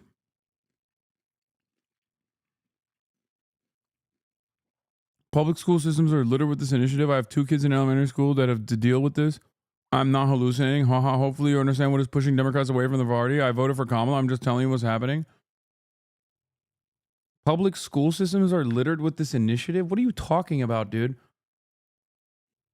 This dumb fuck saw like a Facebook meme. That's how stupid we are, by the way. As a society, the level of stupidity is basically, I saw a Facebook meme. What do you mean? Like public schools are littered with this? Like what? You mean like a trans teacher? You saw like a trans person who happens to be a teacher? Like what are we talking about?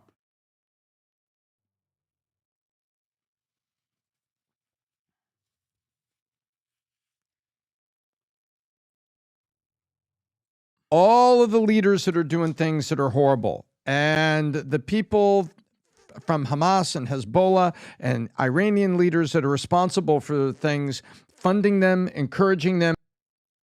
Oh, I see you've been stealing your homework from Ben Stein. What?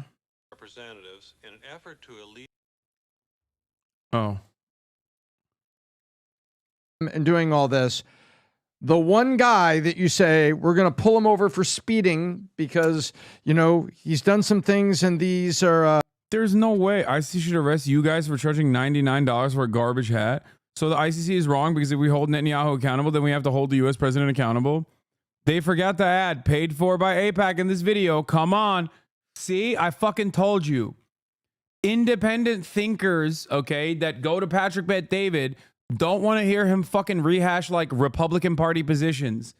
They want him to talk about the truth. Okay?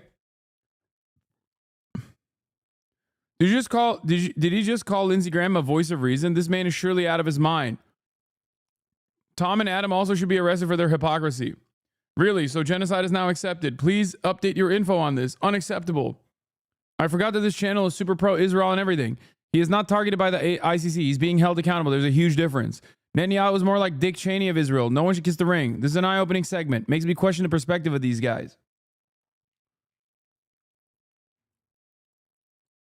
I'm telling you right now, man, for a lot of people, this is like completely unacceptable. It's not that impressive. I called it out before the fucking video started, chat. Why do you think I knew that that was going to be the comment section? Because no matter where you find yourself on the political spectrum, those are all Trump voters, by the way. Like, no matter where you find yourself on the political spectrum, a lot of people, especially like the I'm an independent thinker people, they see what the fuck's going on and they're like, this shit sucks. What do you mean? This kind of like rapacious, endless dick riding of Israel as it's conducting this ethnic cleansing campaign is fucking ridiculous. It's so ridiculous that it makes people frustrated. Like people are like, what are you talking about? These are people who don't give a fuck about Muslims, by the way. There are a lot of people out there who do not give a fuck about Muslims. Like, they don't give a shit. If it was America melting Iraqi children, they're like on board. But they see what the fuck Israel's doing and they're like, okay, dude, like, what is this? Why are we giving like billions of dollars to these guys? And they're so fucking arrogant in the process. They come in to the United States of America. They speak in front of Congress. Congress fucking claps like seals. They do a standing ovation to this guy who is now has an arrest warrant for being a fucking war criminal by the ICC. Like, most normal people see that and go, what the fuck is happening? And I'll take it one step further. Beyond that, beyond the fact that most normal people see that, considering that there's already a lot of nascent, unexamined anti-Semitic tendencies amongst the American population and the Western world in general, they go, oh shit, maybe Jews do control the fucking media and the government. That's literally how they think. It's not an accident that there's so many chatters are like, yeah, dude, I don't know what the fuck to do. There's like so many people in my like immediate friend group have, I feel like, started pointing to like incredibly fucking anti-Semitic takes and shit.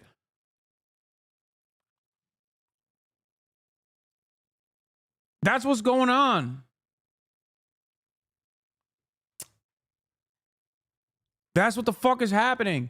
And people, it's just crazy because it's like people don't see the negative consequences, or even if they do, they're too nearsighted. Okay? They are so fucking short-sighted to not recognize that this endless defense of Israel is just genuinely making people go, yeah, I'm anti-Semitic. Who gives a fuck? Fuck you. Okay? And when you also dilute the severity of the term anti-Semitism, anti-Semite, to like even point to people like myself who are obviously anti-Israel, not anti-Semitic at all. As a matter of fact, I criticize Israel because it fucking constantly claims it's doing this shit for Jews. What the fuck do you think people are going to think? You might think in the long term, like Israel will win this and it doesn't matter. And, you know, you just got to keep rehashing the same old dynamic over and over again. Like, oh, all criticizers of Israel are anti-Semitic. Why do you hyper focus on Israel? What about all these other war crimes? It's like, bitch, what the fuck are you talking about? We're giving billions of dollars, dude.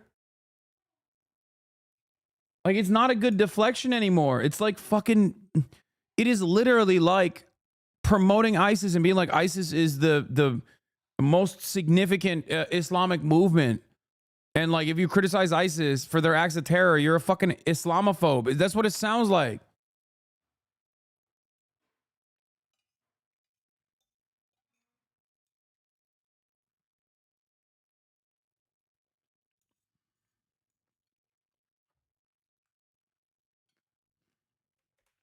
These are war crimes. Some civilians have died. These are war crimes.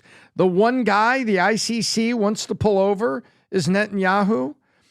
Shouldn't there be a long list of other people from Iran and Syria and some other locations?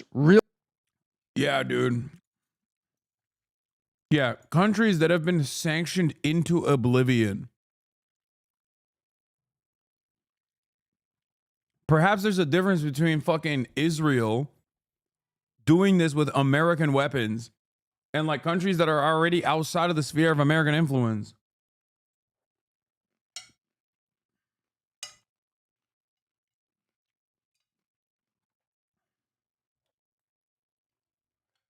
Really? The one guy you want to pull over? And then the UK says, we'll back it up, but you got to remember who's speaking and who the UK is. If you've been to London, you know why they call it right now Londonistan. You know why they call it that. That's not a bad nickname. That's what's going on. Yeah. That's why the UK said, like, we would unwittingly abide by the Rome Statute, which we're a party to. Because bro, they literally had a fucking pogrom. Not an anti-Jewish pogrom, like an anti-Islam pogrom, an anti-immigrant pogrom recently. Like a week after the fucking Tories lost. The fuck do you mean?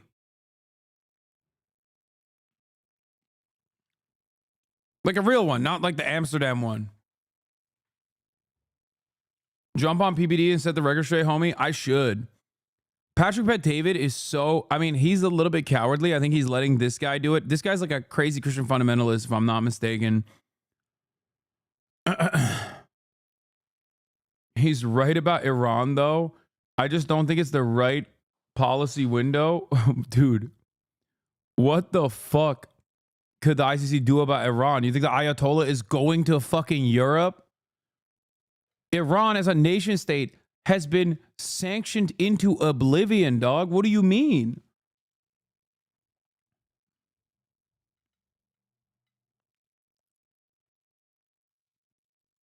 PBD is a part of the Persian diaspora who will die on this hill. That's the thing, right? It won't work, or else it theoretically is right. Yeah, like sanctioning Iran or saying that like the Ayatollah is a fucking war criminal is not like, it's not gonna do anything. You know what I mean? They already are. They've already gotten hit with the fucking greatest fatwa of all time, okay? American sanctions. He's not wrong about Iran though. PPD is a part of the Persian diaspora who will die on the Hill on making sure the fascist Islamist regime in Iran gets wiped out, and Israel to them is their best chance of getting their country back. Yeah, I mean, he's also a Shah writer. That is the Iranian diaspora part that is like, I'm Persian, not Iranian, and they like the Shah.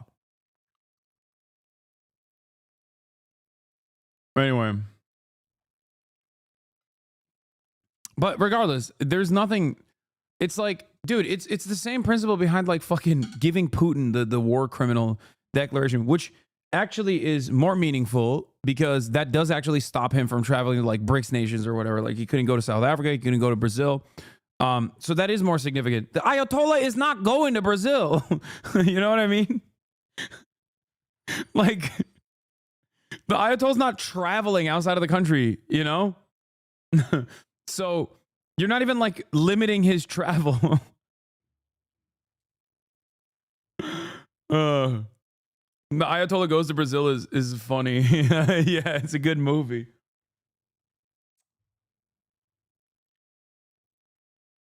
On and the political climate, just like Minneapolis, just like we have with Omar and our own government, this is the things they say. And so you're not hearing the core of the UK. You're not hearing sensible, Western leaders saying, hang on a second, there's a war going on and there's people, should be a whole group of people that's pulled over for speeding here. Look. I think it's pretty funny that like the only defenses people have against this metric ton of evil is to just hit the Islamophobia button and be like, you don't understand. All the naysayers are like disgusting Muslims, okay? They're bad guys.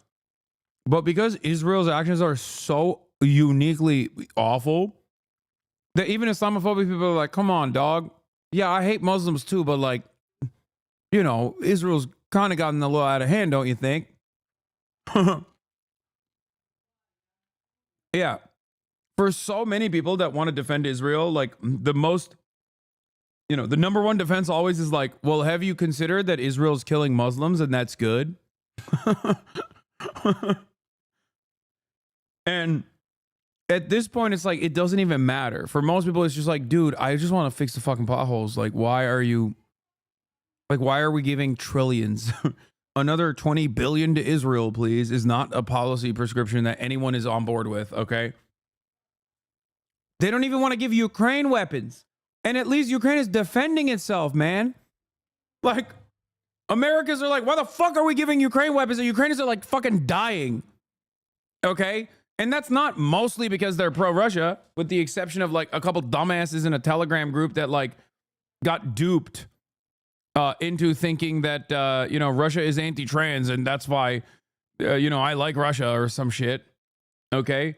With that exception, it's like, for most people, it's like, why the fuck are we giving Ukraine so much money? That's what Americans think, okay?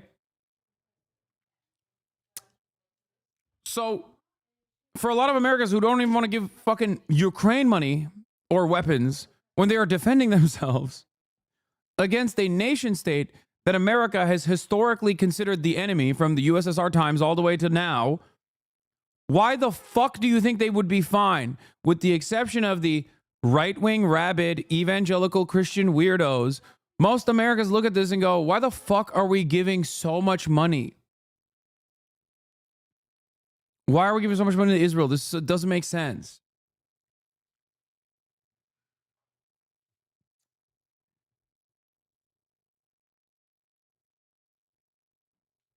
Look at this. And then you've got Trudeau. Don't look at Trudeau as a Western Canadian. He's a socialist Marxist that was elected by his last name and is doing his best to ensure he's unelected at the first opportunity, which will happen.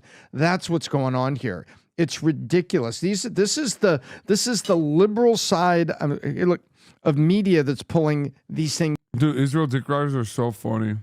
Horrible. This is Adam, really thoughts? ridiculous. Yeah, I mean, just a quick list of. Do you understand how the ICC works? So, there's the United Nations Security Council. I think there's 5 permanent members on the UN Security Council. So there's 3 that are kind of on our team, and there are 2 on the other team. So you have the US, you have the UK, and you have France. And then number 4 and 5 are China and Russia. And at any point, anyone can veto or suggest that someone goes to the criminal court of the ICC. Well, seems to me like 2 members of the fucking UN Security Council that are supposed to be on our team are now saying that they will follow through on the arrest of Benjamin Netanyahu. Will this cause me to reflect and reconsider my position? No, it won't. Also, the ICC, it doesn't matter what the UN is in terms of the ICC. It's a separate institution. The International Criminal Court. So here's who's been recommended to go to the criminal court, but it's been blocked by China and Russia. Do you remember what Bashar al-Assad did to his people in Syria? Hundreds of thousands, if not over 1 million people dead in a Syrian civil war. This good-looking gentleman right here, Bashar al-Assad, 1 million people dead. No arrest, no nothing. And he probably used biochemical. What's the argument? He gets to do it so we can do it too? Like, I don't understand. Also, it's not even a we. You live in Miami, dog. What the fuck? At least one of them is Jewish. So he actually fucking got propaganda from, an early age. The other guy is the rabid Christian evangelical.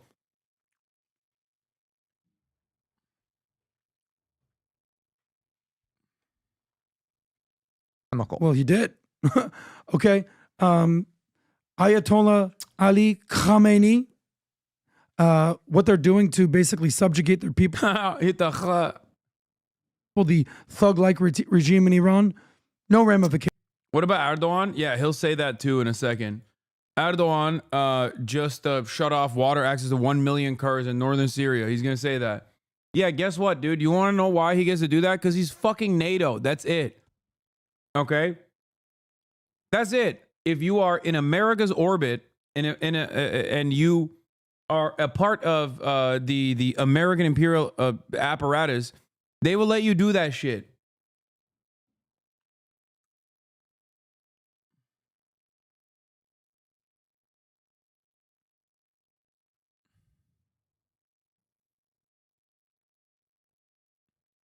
What?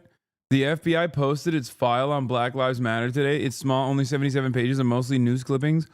But it looks like at some point during 2017, they were monitoring protesters showing up to Ben Shapiro lectures.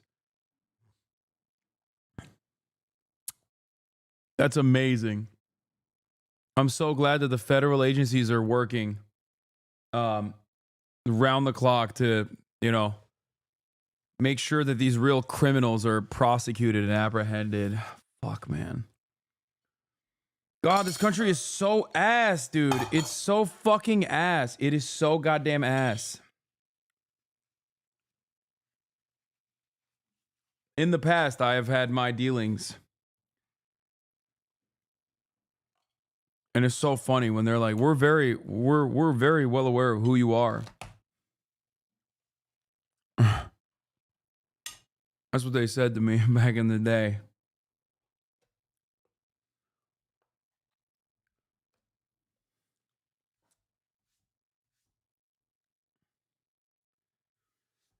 Oh.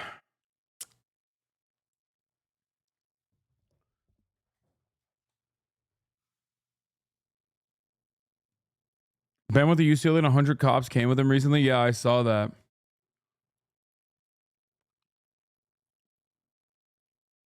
Why does all of FaZe's chat hates you? Jason, not as much, but Ron was looking at Complex best streamers and spammed L's when he came up. They're kids.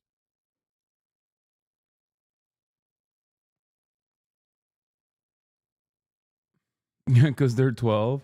Yeah. There are a lot of them are kids. They don't really think about any of this stuff. They think I'm like, I haven't really interacted with Ron and Lacey's communities as much. That's probably what it is. Some of them are like former XQC fans and shit.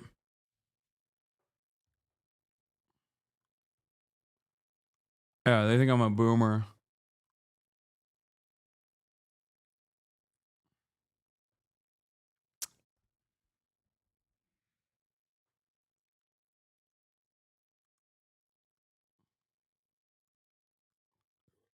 Do you get some satisfaction in knowing an FBI agent has to enjoy your thirst traps? No. Also, a lot of Aiden Ross crossover. Actually, I forgot. That's the major role.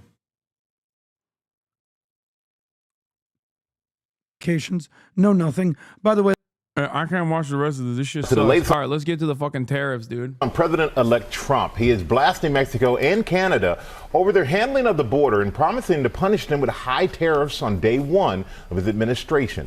He's also vowing to raise tariffs on China. Our senior White House correspondent, Selena Wang, is at Mar-a-Lago with the latest. Good morning, Selena. Good morning, Michael. President-elect Trump is threatening. Do you think your FBI agent is your fan? You would be shocked with the places in which there are HasnAbi heads. Every day, someone reaches out and tells me something that I truly find to be insane. Okay?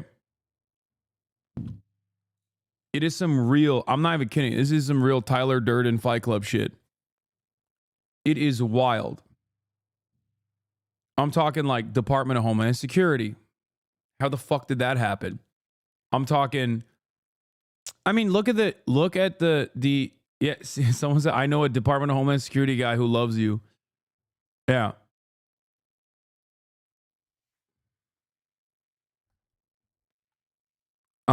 There are people in, there are obviously people that were prominently inside of the DNC that we found out. I was shocked by that.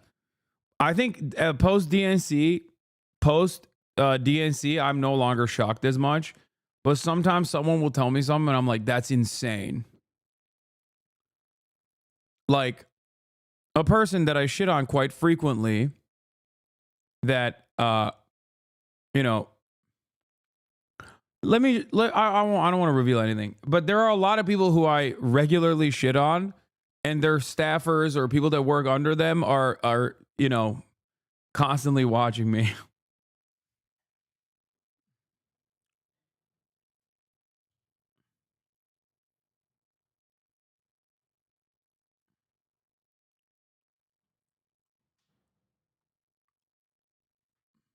To impose tariffs on America's top 3 trading partners. This would massively disrupt businesses and supply chains. It could also dramatically increase the costs of everything from cars, clothes to oil. Kamala is a HasnAbi head? No, but I mean, Kamala's campaign was, yeah. They were the ones who wanted me to go to the DNC against the DNC's wishes. Let me tell you, it wasn't fucking Jamie Harrison's side of the DNC that wanted me there. This morning, Donald Trump is warning America's neighbors, threatening to implement 25% of. I got my whole team at NASA to love you. Get my brother a job. Please. I want him to work there.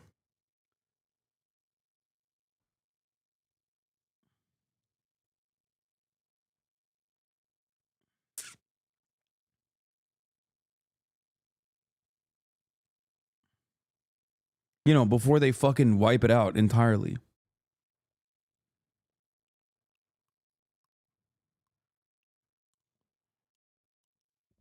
NASA doesn't pay much? Brother, what the fuck do you mean?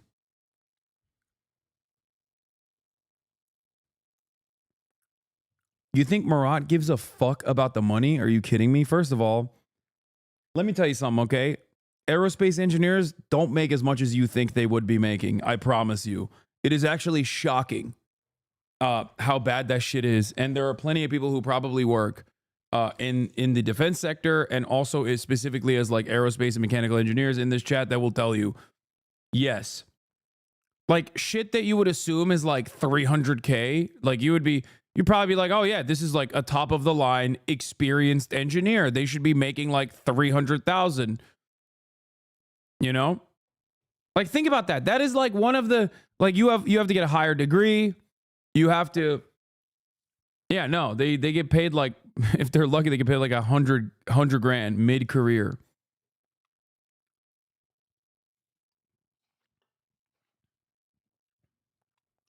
Yeah, their starting salaries, depending on where they usually are relegated to low-cost facilities too. So they have to live in like some dog shit state in some dog shit fucking area, because the states like have either favorable tax credits that they've given, favorable tax benefits they've given to the company, or they've also have like no workers protection whatsoever, and it's very hard to unionize there. So they set up these like low cost facilities. Land is cheaper too. And then they're like, yeah, you're at a low cost facility, you're in a state that is like nobody wants to live in. So yeah, of course, we're going to pay you 60 grand. Shut the fuck up as a starting salary. Yeah, see, I got 55K out of college in Arkansas with an engineering degree.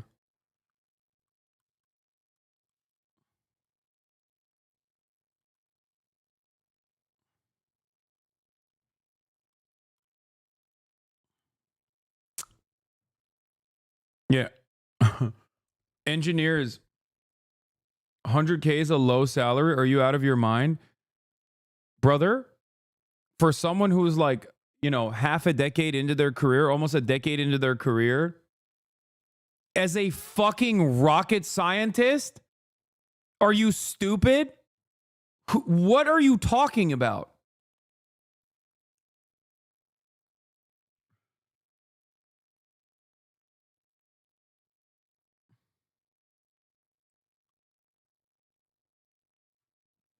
Like, you know how people say, it's not, watch your manners? Shut the fuck up, bitch. What do you mean, watch your manners? Oh, fuck?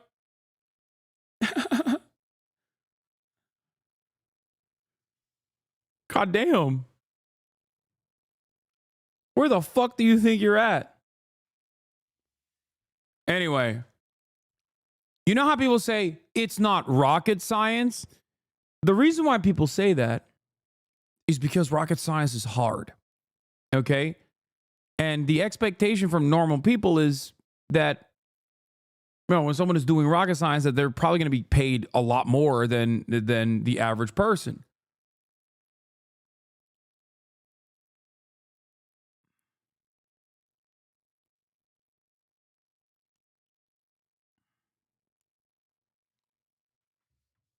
Anyway.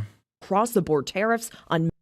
Let's get to fucking tariffs, dude. I'm done talking about this shit. To the latest on President-elect Trump. He is blasting Mexico and Canada over their handling of the border and promising to punish them with high tariffs on day one of his administration. He's also vowing to raise tariffs on China. Our senior White House correspondent, Selena Wang, is at Mar-a-Lago with the latest. Good morning, Selena. Good morning, Michael. President-elect Trump is threatening to impose tariffs on America's top 3 trading partners. This would massively disrupt businesses and supply chains. It could also dramatically increase the costs of everything from cars, clothes to oil. This morning, Donald Trump is warning America's neighbors, threatening to implement 25% across-the-board tariffs on Mexico and Canada on day one if both countries, he says, don't crack down on their borders with the U.S. Trump cites a new caravan coming from Mexico with a group of hundreds of migrants, mostly from South and Central America, leaving southern Mexico last week. This Ecuadorian migrant says, we want to be on the other side before the new president of the United States takes office, as he seems quite harsh on immigrants.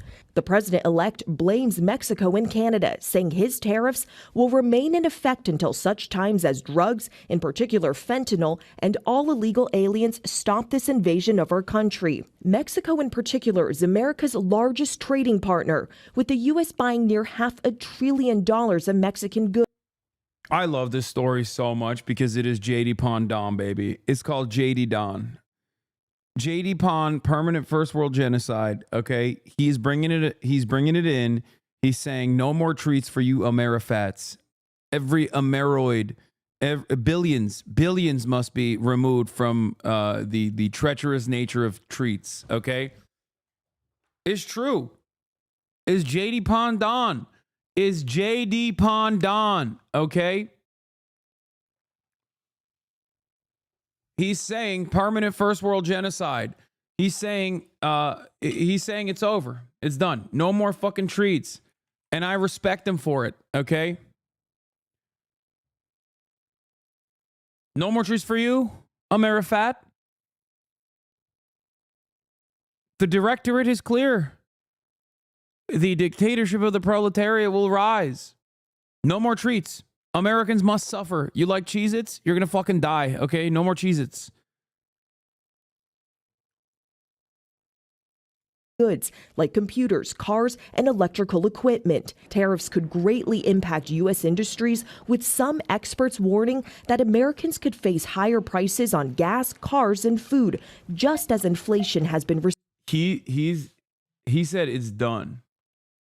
Okay, he said Americans are no longer going to get treats. I don't want them to get treats, and also on top of that, that the most important industry for Trump supporters is what? Drop shipping and Trump merchandise. He wants to gut this industry, okay? He wants to destroy these two key sectors. He despises his fan base, okay? He's saying, "Oh, I'm sorry. Do you have a Trump store? It's over. I'm going to explode it."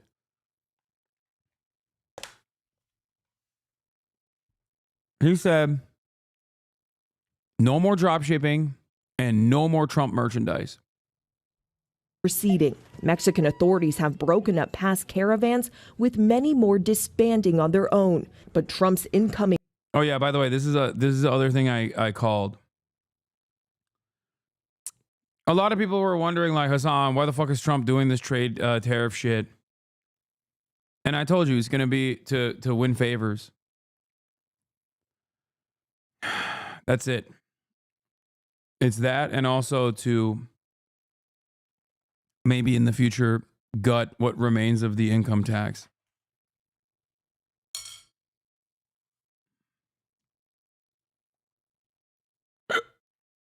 Border czar Tom Homan is now warning those migrants they will soon face harsher policies like family separation. We got to enforce immigration law, or we're never going to fix the border, and it leads to a big national security vulnerability to this nation. Later today, Homan will meet with Texas's Republican Governor Greg Abbott as he prepares for his sweeping crackdown.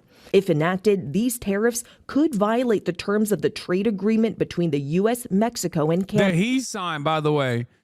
He did NAFTA too, and then now is saying, fuck that. Canada, which Trump signed into law during his first term. Trump also accused China of sending drugs pouring into our country, threatening an additional 10% tariff on all Chinese products too. Tariffs are a favorite tool of Trump's. To me, the most beautiful word in the dictionary is tariff, and it's my favorite word. Trump's comments drawing responses from trade partners. The Chinese embassy saying economic and trade cooperation is essentially mutually beneficial.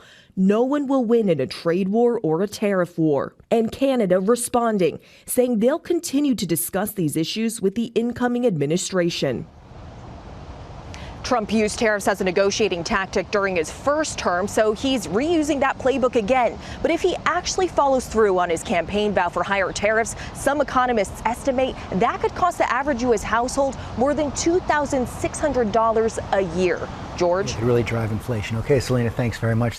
CNN's Rosa Flores is in Houston for us now. Rosa, how is Mexico responding to what we're hearing from the incoming Trump administration about how they plan to crack down on the border and carry out these mass deportations? Well, very sternly. As a matter of fact, Mexico's president held a press conference this morning in response to President-elect Donald Trump's threat to impose tariffs on Mexico, actually. But Jim, as you know, all of these things are intermingled. Mexico's president was very firm. She called out President-elect Donald Trump, saying that both Mexico and the United States collaborate on a lot of different levels, including economically. And in other words, she said that she's ready to respond in kind. Let me read to you a portion of that letter that she sent to President-elect Donald Trump. She said, quote, President Trump, neither threats nor tariffs will solve the issue of migration or drug consumption in the United States. Cooperation and shared understandings are required to face these important challenges. Imposing one tariff would mean another comes in response. I'm going to read that one more time because these are very important words from Mexico's president. Imposing one tariff would mean another comes in response, continuing like this until we put shared companies at risk. Now, the tone of this letter is very important because Mexico's president is not just talking about my goat, Claudia.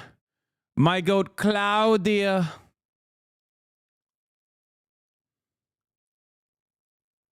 Conservative Reddit claims this is a Trump negotiation tactic that is in the Art of the Deal book, and that he's hitting with the highest possible deal for them to squirm and take action, and he will lower the tariffs once they do. Who's gonna take action? Tariffs are not a cost that the Chinese government has to pay. And there are certain raw materials, for example, that companies need. There is a lot of shit that is not either refined here, or there's a lot of shit that isn't just here. So, like, what are you going to do? You can't materialize things that don't exist within the boundaries of the United States of America. If the streamlined process for a lot of these raw materials are already within the supply chain coming from these countries that you're hitting them with tariffs, and we have no competitive manufacturing industry, then what are you supposed to do? Sometimes we do have like tomatoes, avocados, things like that, bananas. You know what I mean? With bananas, there's not really a substitute, but like tomatoes and avocados, you could make it here, right? You do make it here, right? You grow them here, but not by the numbers necessary. So what are you supposed to do? What are you supposed to do? We get it from Mexico. What are you supposed to do?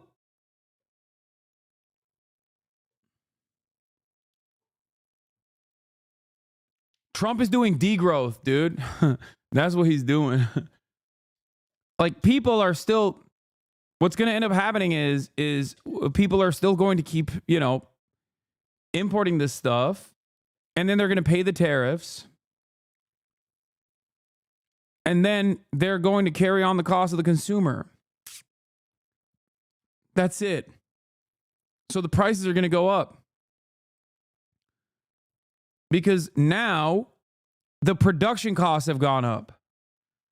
It's that simple. Like, people understand this when they talk about labor. Oh, when wages go up, well, then the cost of the cost of production is going to go up. No company is going to eat the fucking profit margins, okay? They're just not going to do that. This is a way for Donald Trump to, I don't think he's going to do like full-blown tariffs.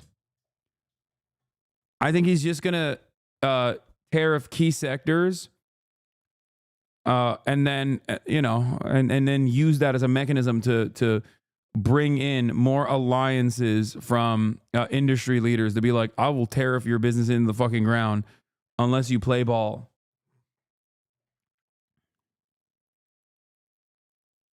Companies need to be able to eat the upfront cost, though. Okay, if companies were going to eat the upfront cost, why don't they do that for fucking wage increases rather than fucking putting tariffs on random shit that then goes in the pockets of the American government so they can fucking not, fix the potholes and instead give it to Israel? The fuck? Force the companies to eat the profits, eat into their profit margins, and increase wages then.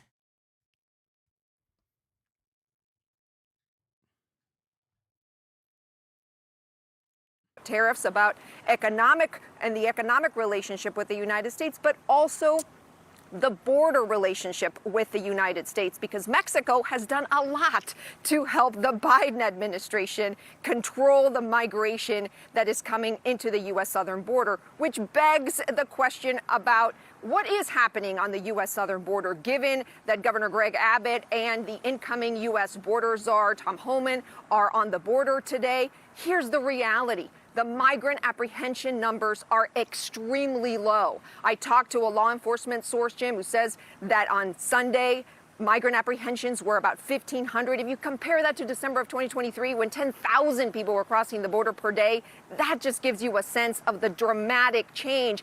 The reality is, and I've talked to both people on the ground, agents, and also advocates who work on the border, they say it is very quiet right now, very low, despite what you're hearing from Governor Greg Abbott and the incoming border czar, Tom Homan. Back to you. All right, Rosa Flores, important context. Thank you very much. What do Americans want in terms of what were their top priorities for Trump? This is according to CBS News YouGov poll that came out. Their highest priority is lower prices. 79% of Americans want lower prices. Just 26% say put tariffs on imports. So his strategy here could undercut what voters want him to do. Sure, but this, threatening tariffs. Dear President-elect Donald Trump, I'm writing to you regarding your statement on Monday, November 25th, concerning migration, fentanyl trafficking, and tariffs. You may not be aware that Mexico has developed a comprehensive policy to assist migrants from different parts of the world who would cross our territory en route to the southern border of the United States. As a result, and according to data from your country's Customs and Border Protection, encounters at the Mexico-United States borders have decreased 75% between December 2023 and November 2024. Moreover, half of those who arrive do so through a legally scheduled appointment under the United States CBP-1 program. For these reasons, migrant caravans no longer arrive at the border. Even so, it is clear that we must work together to create a new labor mobility model that is necessary for your country, as well as address the root causes that compel families to leave their homes out of necessity. If even a small percentage of what the United States allocates to war were instead dedicated to building peace and fostering development, it would address the underlying causes of human mobility. On another note, and for humanitarian reasons, Mexico has consistently expressed its willingness to help prevent the fentanyl epidemic in the United States from continuing. This is, after all, a public health consumption problem within your society. Yeah, she's saying, like, you Americans are fat fentanyl addicts, and it's not our fault. You have created the market for fentanyl. So far this year, Mexican armed forces and prosecutors have seized tons of various types of drugs, 10,000 firearms, and detained 15,000 individuals for violence related to drug trafficking.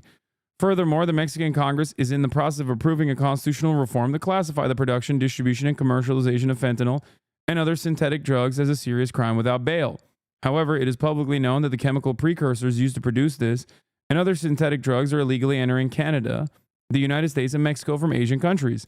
This underscores the urgent need for international collaboration. You must also be aware of the illegal trafficking of firearms into my country from the United States. Again, also correct.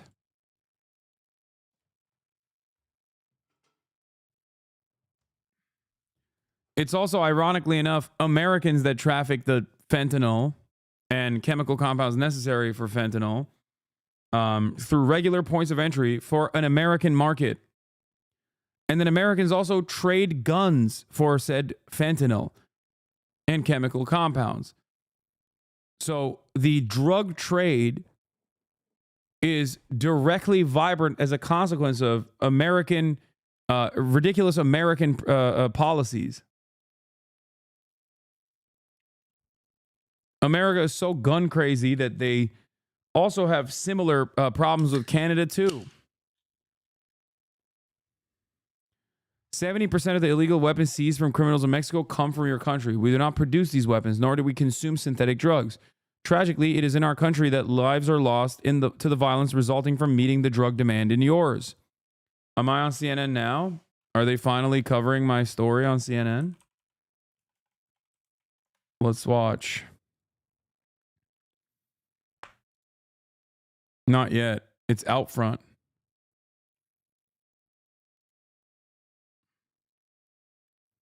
I just saw you on CNN. Oh, wait. I guess we missed it then. Because it's Aaron Burnett out front right now.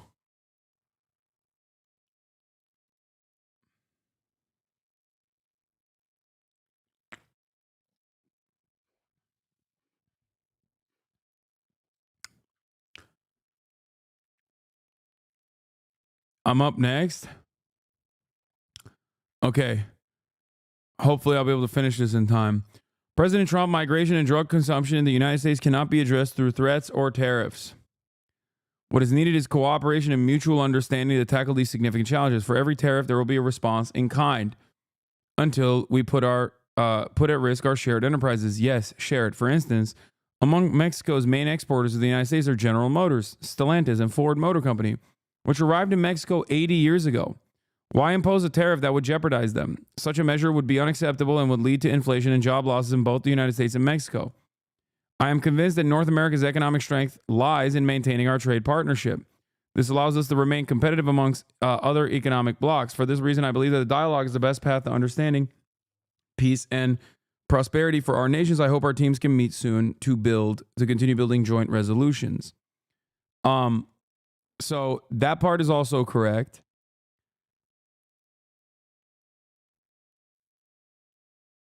And not only is that part correct, but also one of the funniest things that happened in this process was Canada also was like, what the hell's going on? Except their response was, why the fuck would you ever say we're Mexican? To compare the U.S. to Mexico is the most insulting thing I've ever heard from Canada's closest ally. Premier Ford tells reporters at Queen's Park. Says Canada will have to retaliate if tariffs go through. We have to tighten up our borders on both sides, Ford says, adding there are illegals entering Canada from the U.S. too. This is no way to treat your closest ally, but says there's a problem at the border that needs to be addressed. Ford says Ontario is preparing a strong commercial in the U.S. that promotes Canada's relationship with the U.S., calls tariffs a shock, but says problems need to be addressed. USA, we're going to crush your economy. Canada, did you just call me a Mexican? That's amazing. Also, last but not least, okay, here's the average American and their understanding of tariffs. Do these liberals not understand that this is the point? Like, this is the goal. Walmart CFO signals that price hikes may be coming because of Donald Trump's tariffs. Yeah, we fully expect price hikes on foreign products. You fucking idiot.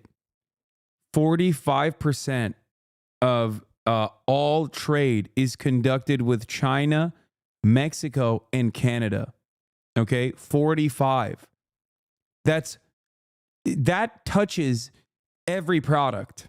Okay, that touches every fucking product. You absolute dumbass. People think, I guess no more Chinese food or whatever the fuck, but like they don't understand that there are raw materials that are necessary for American production that are being manufactured or are coming in from these countries. Lumber, for example. Oh my God. Because we will only be applying tariffs to foreign products. Look, Aaron, I recognize you probably have no fucking idea how tariffs work. So let me tell you how this is going to happen. We're going to put tariffs on the foreign products that Walmart brings in, which will raise the cost of the foreign products and allow the American companies to compete with them to actually be able to compete on price, thereby incentivizing people to buy American, which would lead to that American company being able to lower their prices because they're finally getting volume. Therefore, what you have is foreign products, which are... Oh, that's how it's going to work. Oh, American manufacturing is going to become cheaper. I didn't realize that that's how it was going to work. Famously, when there is a stable amount of demand, but the supply all of a sudden is wiped out in half, what ends up happening is, famously, companies actually lower their prices and not increase their prices. They only increase their prices when Joe Biden is president. Thank you. No, that's how it works. Because they're finally getting volume. Therefore, what you have is foreign products, which are going to be significantly more expensive. Still and you not have live on American CNN. products where the company is able to lower their price because they're able to sell in volume. But yeah, if you want to continue to buy. I think I'm up next on CNN, maybe. That may be in the works. Let's see. That's going to blow up some heads. So, we'll see. All right, this comes as Democrats right now are pinning their hopes tonight on this man, Hasan Piker, the left's biggest influencer. In fact, 7.5 million people tuned into his live stream on election night. 7.5 million. So who is he? And is he getting young men to swing left? Tony O'Sullivan went and talked to him, and he is out front. Tony O'Sullivan. This is Hasan Piker. This is my dog Kaya. I thought you legitimately were going to work out. I could do some weights. He's a social media superstar with almost 3 You're on million TV? followers on the video streaming platform Twitch. They're eating the pets. So this is that whole masculinity thing people are talking about, huh? And he's part of a growing group of streamers and podcasters reaching young men online, a space Trump tapped into to reach young male voters. Punch in, then you won't be able to see that he's not doing any weights. But Hasan is not a Trump supporter. He's a progressive, a fan of Bernie and AOC. The Democratic Party even invited him to the DNC in August. One thing we've been hearing for weeks now is that the left needs a Joe Rogan. Yeah. I don't think that the Democratic Party can podcast itself out of this issue. Joe Rogan, he endorsed Bernie Sanders in 2020. Maybe they should do an autopsy on why he left the party. Yeah, I've heard you say when it comes to stuff that guys like, you seek that stuff out online, whether it's watching a streamer, whether it's watching guys talking about working out and fitness. You say that the right wing just dominates. Look how that tall space. she is. Yeah. Why? On TV. Well, I think that's why I started on Twitch, right?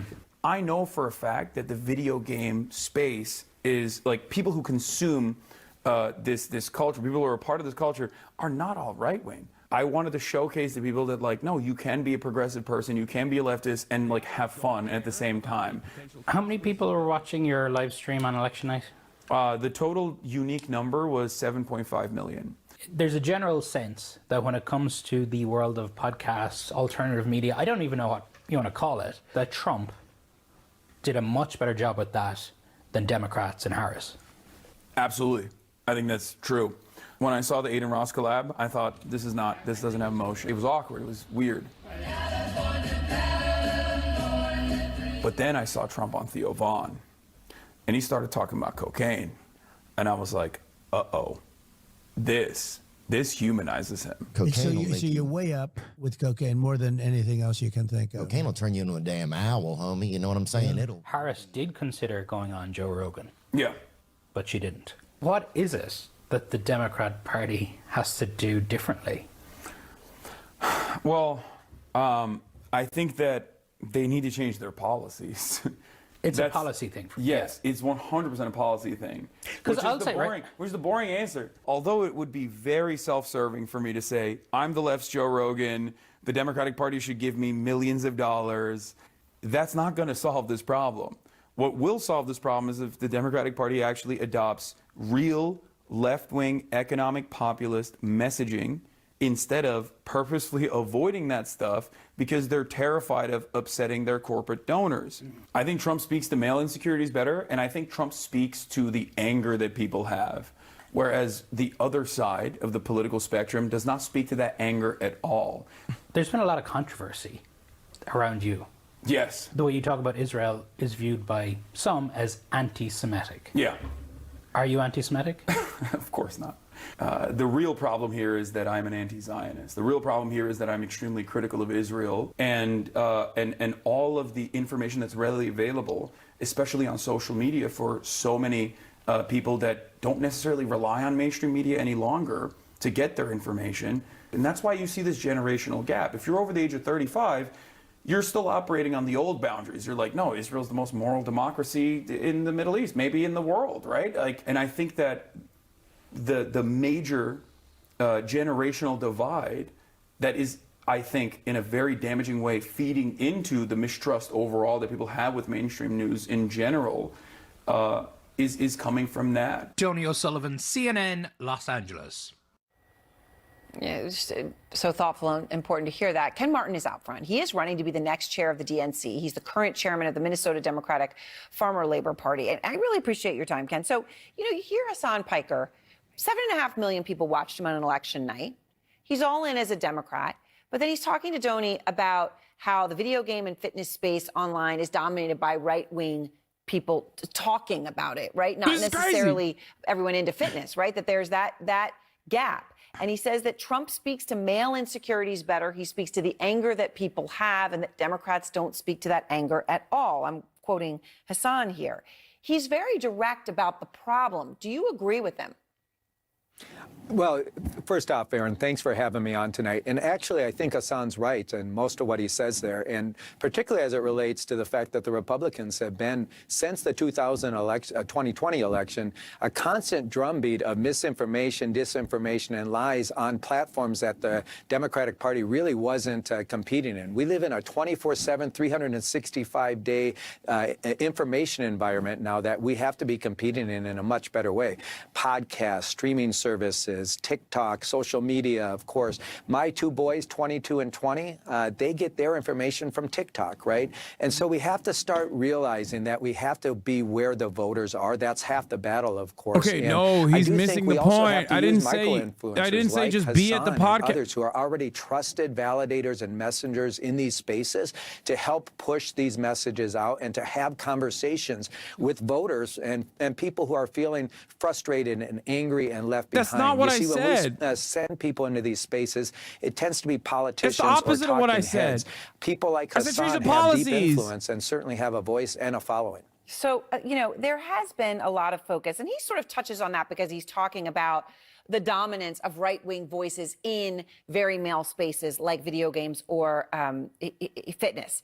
And there has been, though, broadly speaking, Ken, so much focus right now, and as you're looking to run the DNC, this is at the center of it. I said you're not going to podcast your way out of this problem. Aggressively away from certain social positions like DEI, right? Or from issues where Democrats certainly seem to be in this election and certainly were successfully branded as much to the left of American voters. For example, Kamala Harris's support of taxpayer-funded surgeries, transgender surgeries for illegal migrants.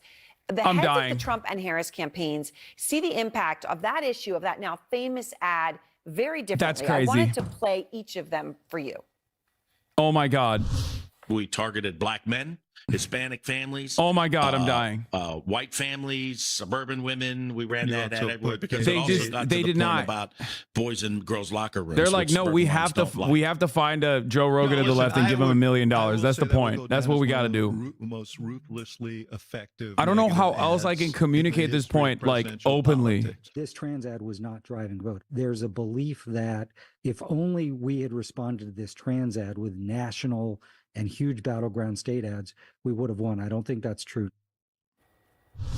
So, Ken, how do you see it? One of the most ruthlessly effective negative ads in all of history, or this trans ad was not driving the vote. Even if they'd responded to it more effectively, they wouldn't have won. Which point of view is right?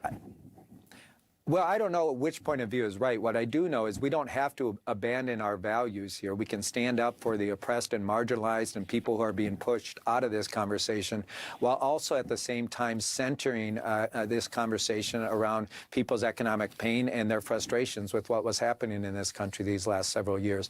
It's not about left or right to me. It's about making sure we focus squarely on a working class agenda that centers the struggles of this multiracial, multi-generational working class that is feeling left behind, that's working harder than they ever have before, that's struggling to get ahead and feeling like no one gives a damn about their lives. At the end of the day, that's the thing that unites all parts of our broad coalition in the Democratic Party, and we need to focus back on basics here, right? But at the same time, we do not need to abandon our values. We will stand up and protect and fight for people who are being pushed out of this conversation in this country and bullied and attacked like we see in Congress right now.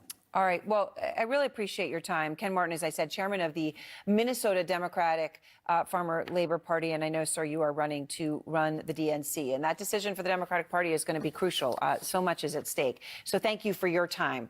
And you mentioned what's going on in Congress. Well, that comes down to this. The Republican Congresswoman Nancy Mace now leading the charge when it comes to attacking transgender women. But wait until you see what she used to say about the trans community. This gives About Face a whole new name. K-File has the tapes. Plus, Harry Enton with what? Okay. CNN watches you on mute just like chat. Yeah, I mean, the recovery was better from the guy. The recovery was better. Yeah, Aaron Burnett posted me on CNN. It's crazy.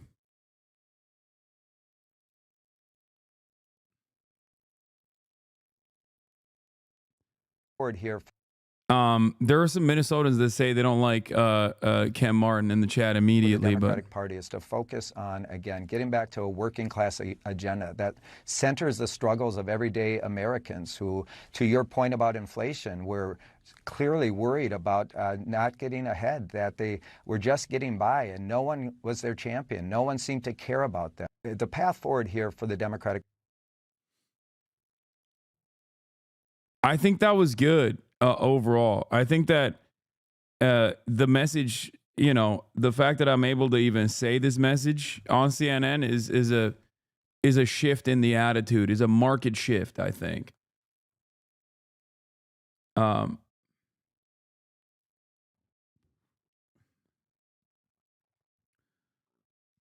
least they weren't outright attacking you. No, like, I think that I don't know, dude.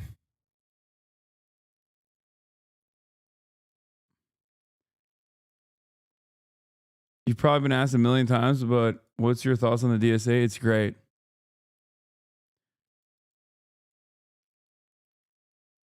You gave him a layup and still fumbled though. Donnie O'Sullivan didn't work out. No, he did. He actually did work out. They really diluted your Israel critique. Don't know what you said, but it seemed clipped. Yeah, they cut it short for time constraints. It's not. I don't think they were like silencing me or anything like that.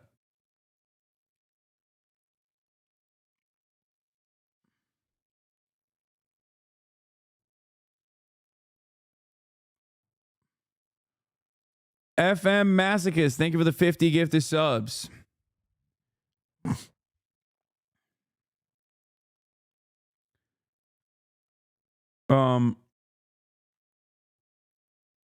The thing is, like, that interview was like an hour and a half long, but what is this? From the river to the sea is a chant used by extremists to support the destruction of Israel is appalling to embrace. Yeah, it's fine, dude. It's every Democrat is this way. They shouldn't be, but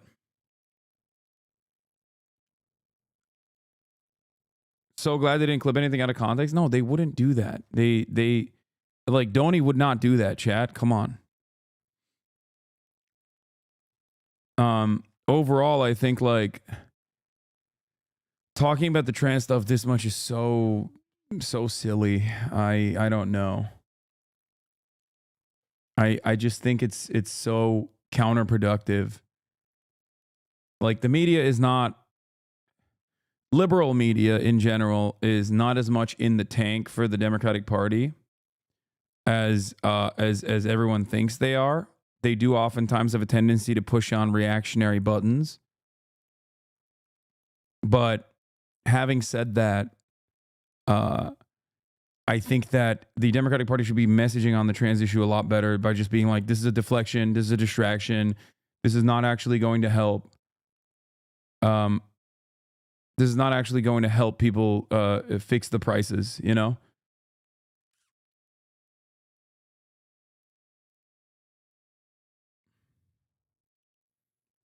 It's very stupid.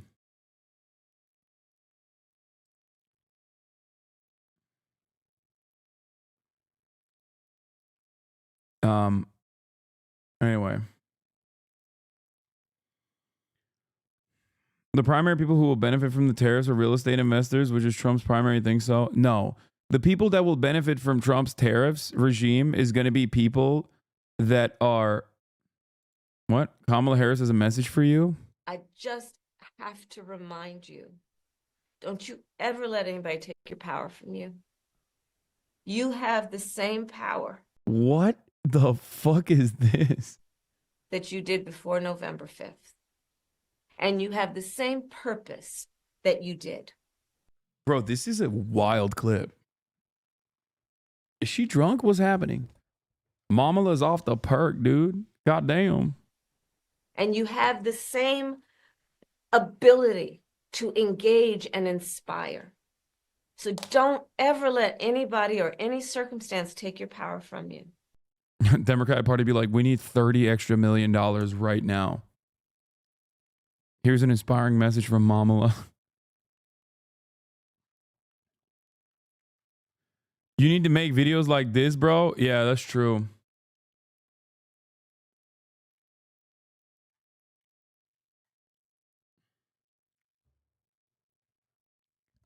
Yeah, I think I think tariffs are not going to be as universal as the way people think they are. And I think they're simply going to be a way for Donald Trump to win favors with key industry leaders. To just like bring them to his side. So here's the thing. This is something that Erdogan did as well. Like, this is something that happens in other countries. Not so much in America, because like America is so capitalist that there's not like a need to rock the boat too much and like offer too much power to like to an administration. But like in Turkey, the incoming administration brings their own wealthy class with them. And it's a line of defense. That's what Erdogan did. He brought forth directly his family members and also people that were invested in his continued leadership, and he made them incredibly wealthy. This is a part of how kleptocracies work. Vladimir Putin did this in Russia, and Erdogan did this in Turkey. Okay, Turkey. I think that this is what Donald Trump is trying to do. Before we get into tariffs, not to get all libbed up on this, but like I think this is basically what Trump is going to try to do. He's going to be like, listen, you're a billionaire. You own a newspaper, right?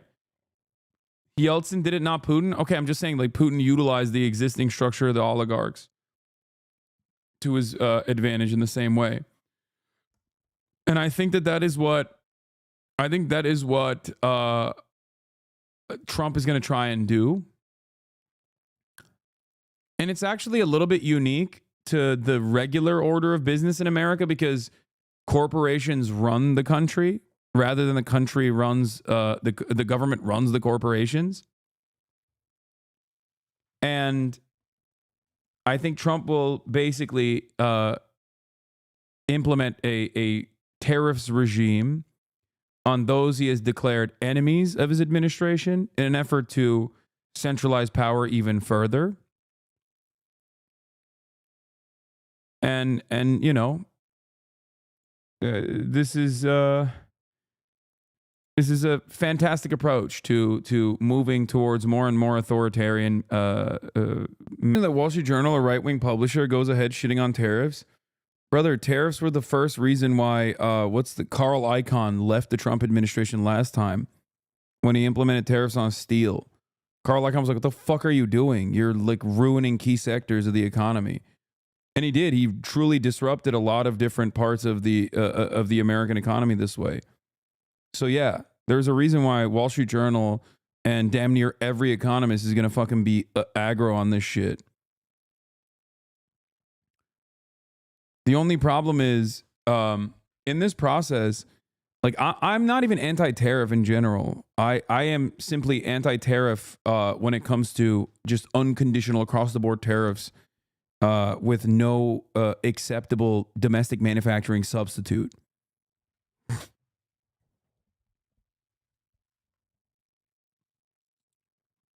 That's why you're not going to get liberal institutions that are still, you know, right-wing conservative, but like pro-capitalist, to be on board with tariffs in general. Fell by half. And like one of the things that I'm incredibly annoyed by with like Toyota Hilux tariffs, for example, like the Japanese competitive car manufacturing industry, is that I hate that there is no acceptable small substitute, like small truck with the same cab size substitute in America.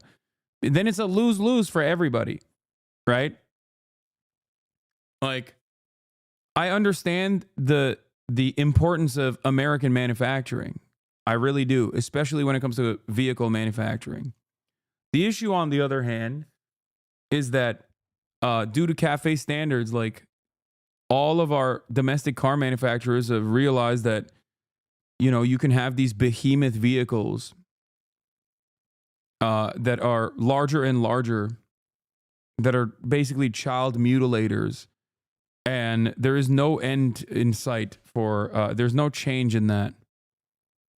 Not to change the subject, but people are very upset for you not getting in the tub at your goal weight of 225. I don't know what you're talking about. No one is upset. That sounds sick. Aren't you a socialist? This should be good. Oh my God.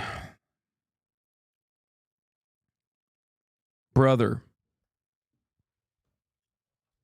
There's problems here with this argument that even Wall Street Journal recognizes, and I'm shocked that you don't, which is there needs to be, one, a competitive domestic manufacturing capability, and two, a restriction on increasing prices in order to make up for the additional costs that now importers are carrying on to the consumer. If those two things don't happen, then you're fucked. Tariffs just operate as a regressive tax, a sales tax, a flat sales tax.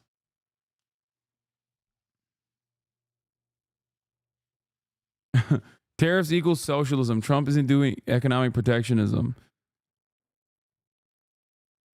So nationalization is the best thing to do. I mean, I didn't even say that, but I do believe that. Yes, I think that nationalization would be significantly better for a lot of sectors. Yes. Very expensive. Starting with our energy extraction industry. Costs will always be passed on. Prices will not be reduced when import competitors are figuratively eliminated from the marketplace. Why would a company offer a cheaper price when they own the market? Yeah, no, I know that. That's why I'm saying without actual price restrictions implemented by the federal government in any capacity, all this will do is raise prices regardless. Especially if you're doing broad sweeping tariffs. Like this is just one good being imported. Okay, it's one good being imported, and even then, it still has this kind of impact. Imagine you'll still live comfortably even if the prices come up. Yeah, except it doesn't matter because I'm not a selfish fucking asshole. Do you not understand? Literally every single thing that I advocate for does not impact me. I'm not a trans person, but I advocate for trans rights. Okay? I'm not an undocumented immigrant, but I believe that we have to have a more just and equitable process for people that are migrating into the country. What the fuck? I have the capacity to not only have empathy, but beyond that, even in a self-serving manner, understand that if we actually fix some of these underlying material inequalities, then America will thrive. Okay? Then America can lead, America can match its potential as the wealthiest nation on the fucking planet. That's it.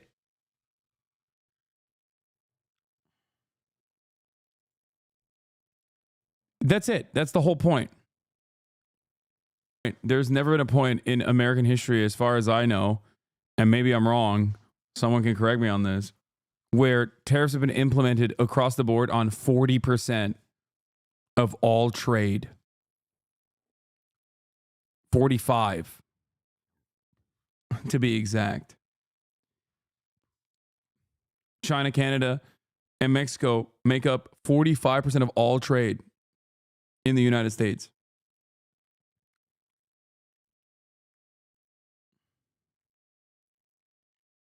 But can't tariffs also weaken international rivals if America trades with its allies instead of the same stuff, even without domestic manufacturing?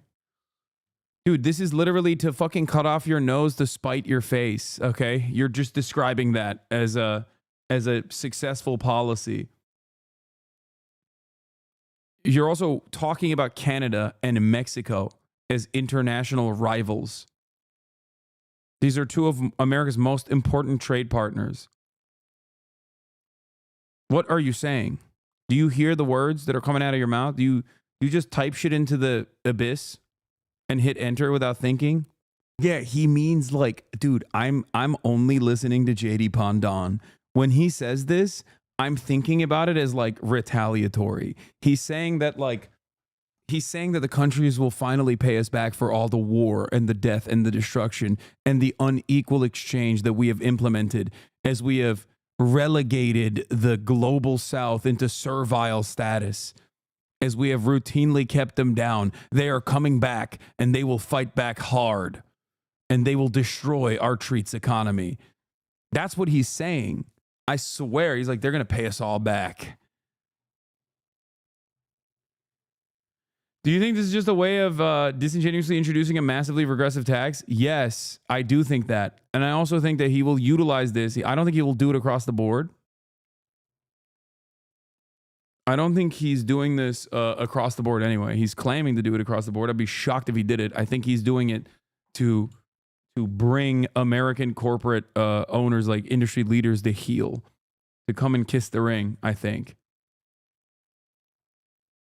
Tariffs. The dutiable tariff rate peak of 1932 was 59.1%, second only to the 61.7% rate of 1830. Okay, so the last time was 100 years ago, where we did not have the same logistical international supply chains that we had created that we now desperately rely on. That's crazy.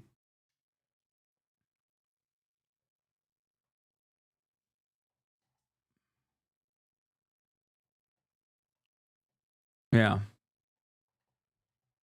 Another key problem there, of course, is this is pre-globalization and during the Great Depression.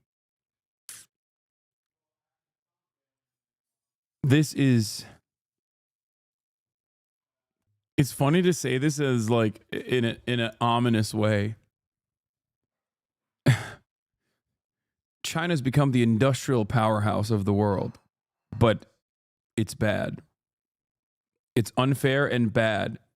Wow, it turns out centralized planning is impossible to compete against, and the American centralized planning that has no long-term goals in mind and is basically just a money faucet for corporations that will give nothing back to the American public in return is probably not a very good idea. You cannot compete with a nation state that has 10-year, 20-year, 30-year plans set in motion and has the power to execute them because, and I repeat this all the time, America, the American government, works at the behest of corporations.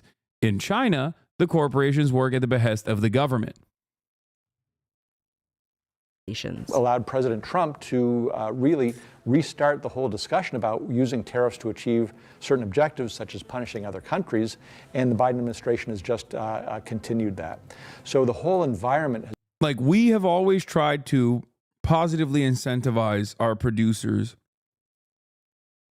by utilizing subsidies, okay, to keep prices in order. That is the maximum amount of centralization that happens in America. Corporations, on the other hand, can just take those subsidies and reframe it in a way that it still benefits shareholder value rather than the actual stakeholders, such as the workers that work at these corporations. And we demand nothing in return. Like, the American government demands nothing in return. They can do buybacks. They can do whatever the fuck they want. We've deregulated every aspect of every aspect of the American economy. And then we're just like, oh, this is shocking. How the fuck? Why aren't things working in the way that we want them to? China doesn't operate that way. This is how complex manufacturing even a bottle of root beer is. Ingredients: molasses from the United States, anise from Spain, licorice from France, vanilla bourbon from Madagascar, cinnamon from Sri Lanka, cloves from Indonesia, wintergreen from China, pimento berry oil from Jamaican balsam oil from Peru. Now imagine a computer or a F-150 pickup truck. Yep. Most parts of it are also, the raw materials are coming from all around the planet. Most parts are assembled in Mexico and then assembled once again in the United States of America. But like, so many of the key components are coming from China. What do you do?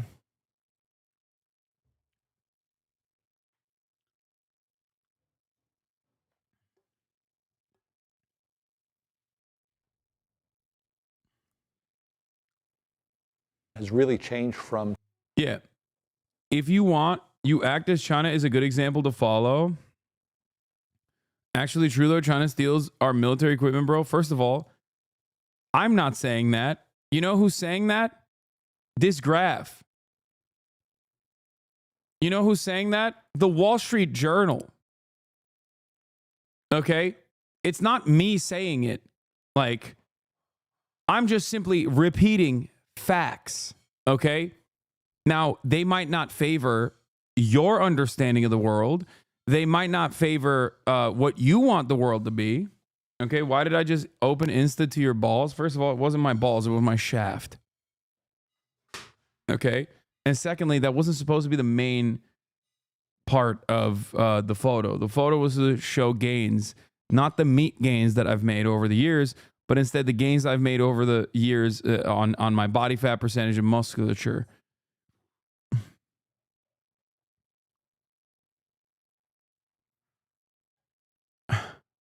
Nice shaft, dude. Thanks.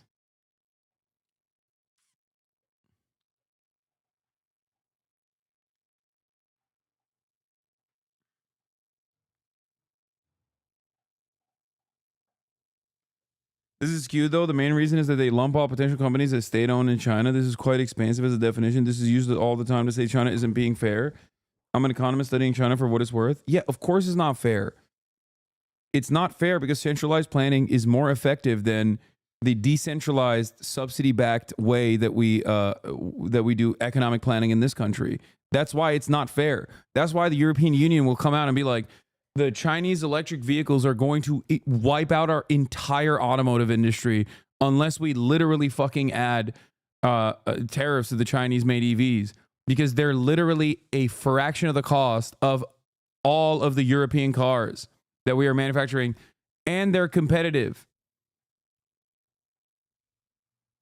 It's not fair. Their products are too good and their price points are too low. Every instance of trade war and foreign policy revolving around China from the Western world is literally, how did we let it get this way? How do we allow China to become the bad bitch? This is fucked up. We must do something about it. You understand? That's literally all of the conversation. Everyone constantly goes, dude, what the fuck? We thought we could use them as slave labor in perpetuity. We didn't realize that our capital owners moving manufacturing to China was going to end up devastating our countries. That's what it is. We didn't realize that they wouldn't operate like India, for example. That we didn't realize that they would actually have a longer term plan in mind with the way that they used foreign capital to engage in even development. This was unacceptable. We thought this entire time that we could just keep using and abusing the Chinese labor force. What the fuck? People always talk about how the Chinese manufacturing is stealing our IP. It's like, brother, you think that the companies didn't know that? It's a part of the process. They were like, yeah, you stupid Chinese will never be able to actually fucking steal our ingenious IP. You will never be able to make competitive products. That was the idea. Once they actually started making competitive products and even better products, actually, they went, oh my God, what the fuck's going on? Oh shit, we can't do anything about it because we're too reliant on Chinese manufacturing.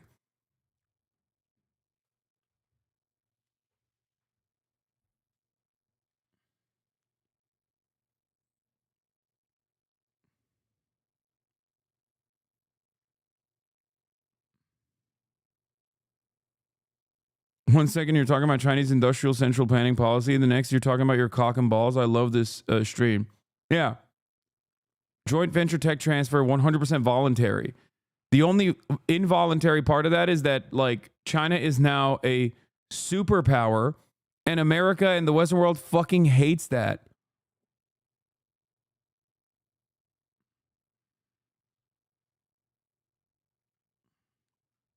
That's the problem.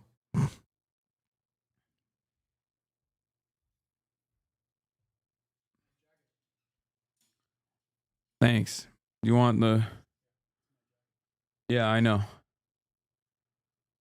I wonder why people don't use this as an example of central planning beating free markets. What do you mean?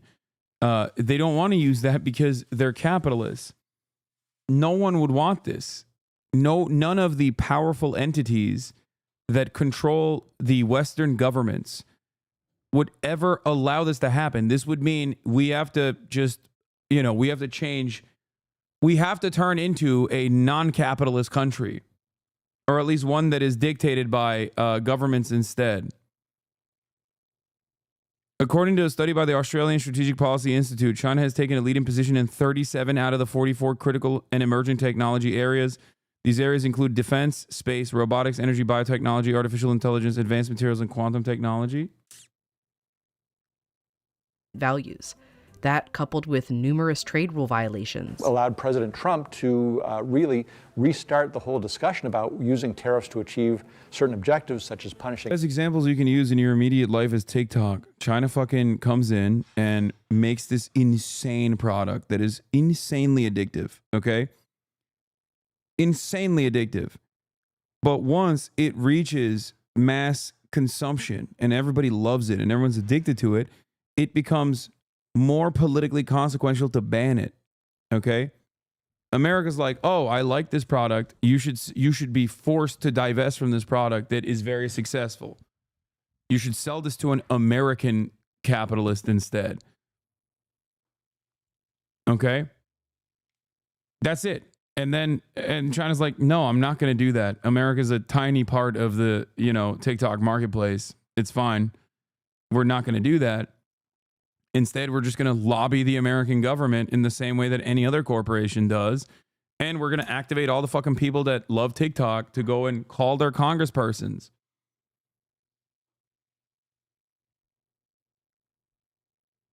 Once you got a sweet taste of that liquid crack cocaine, of that internet crack, it's too hard. It's too hard to take it away.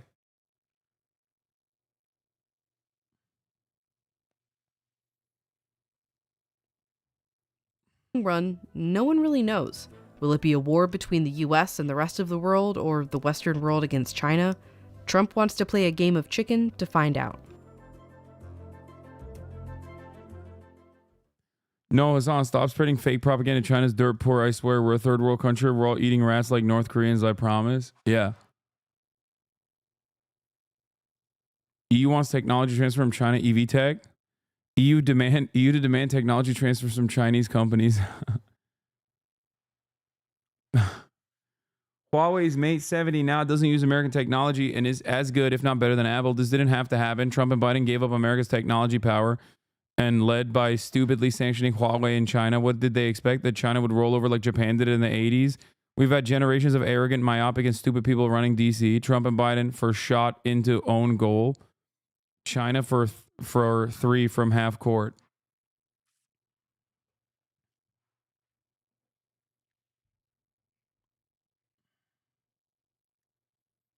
This is why, God forbid, you say anything like even remotely normal about China. Okay? People get very mad. Oh, speaking of which, by the way, BDS works. Puma no longer sponsors the Israel Football Association. In a highly unusual move in December 2023, Puma leaked news to the Financial Times that it would not be renewing its contract with the IFA, set to expire at the end of December 2024. Kit providers don't announce that they won't be renewing a contract, let alone a year in advance. Puma was no longer able to sustain the growing pressure and wanted out, clearly illustrating the impact of the campaign to boycott Puma. We thank the many groups around the world that work tirelessly and relentlessly to force Puma to end its complicity with Israel's apartheid regime and its Gaza genocide. Yeah.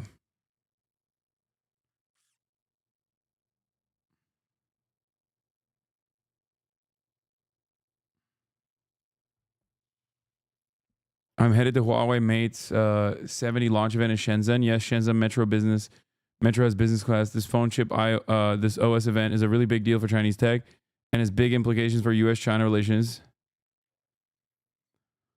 In May 2019, the U.S. Department of Commerce added Huawei and its affiliates to the Entity List, which restricts U.S. companies and allies from exporting tech to Huawei. They expected this to cripple Huawei because it wouldn't be able to acquire any semiconductors made with U.S. tech. The U.S. government assumed that by restricting Huawei's access to cutting-edge semiconductor manufacturing equipment, particularly extreme ultraviolet lithography machines from ASML, the company would be unable to produce cutting-edge chips at the process nodes smaller than 10 nm. EUV lithography is crucial for efficiently manufacturing chips at 7 nm and below, utilizing light with a wavelength of 13. I don't know what the fuck any of this shit means. It's nanometers, right? They're saying that you can't just like make these tiny-ass chips. Then on the morning of August 30th, Huawei quietly dropped the new flagship phone, the Mate 60 Pro. No product release event, no specs, nothing. At first, no one even knew if the phone had 5G because of all the US sanctions that cut Huawei off from advanced tech. A friend of that morning showed up in the lobby of my office with a new phone. We call it 4.99G, he said with a wink. We speed tested it at the 5G phones in our office, and it beat all of them. Huawei wasn't supposed to have a 5G chip.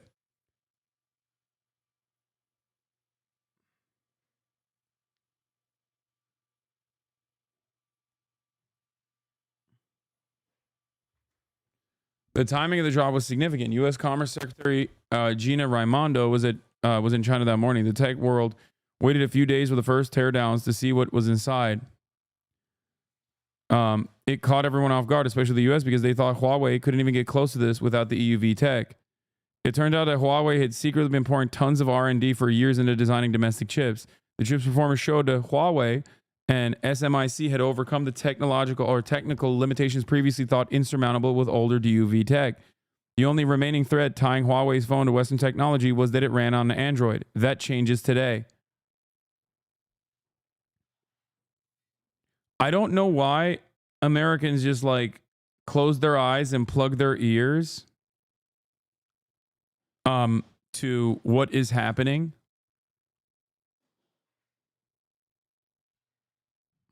Huawei's based their 5G tech on a scientific paper by Turkish scientist Erdal Arıkan. Nice.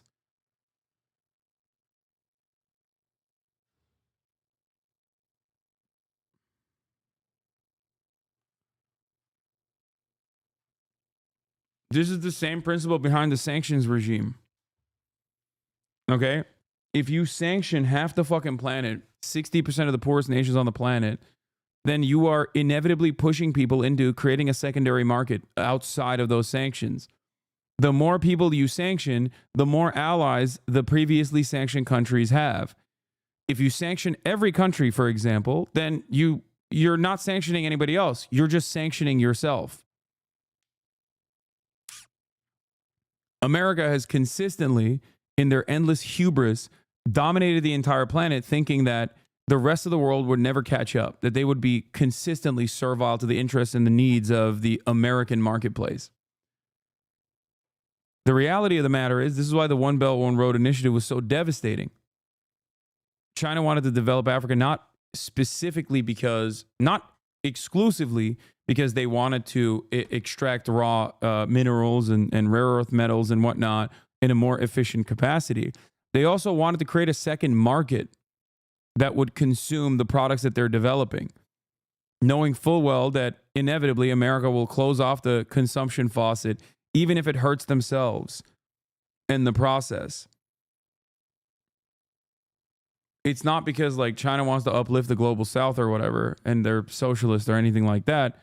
They just wanted new customers. And that's what's going on.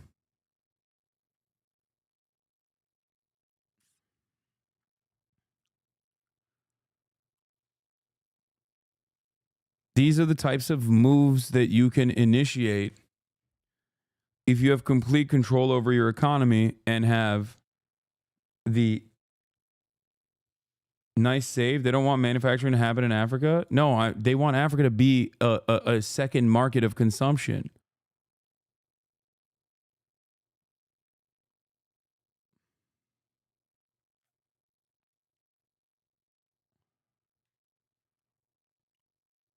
These are the types of things you can do if you control the entire economy. And that you are able to do whatever the fuck you want. Trump is facing a losing tariff war with China It's 2 weeks official. ago. Donald Trump has been elected president of the United States. Donald Trump's first presidency gave... And also have no respect for human rights, so no limitations. Yeah, that's fucking bullshit, okay?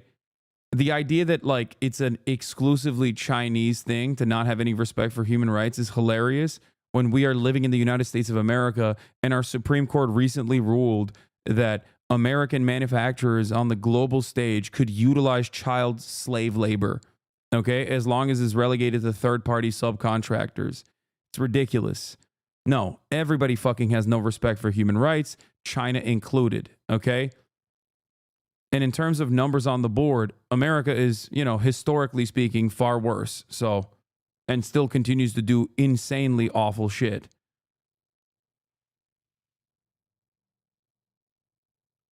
We love talking. I mean, this is the same dynamic. We love talking about like mismanagement and famine due to genuinely devastating consequences that people in positions of power have implemented in like transitional socialist states.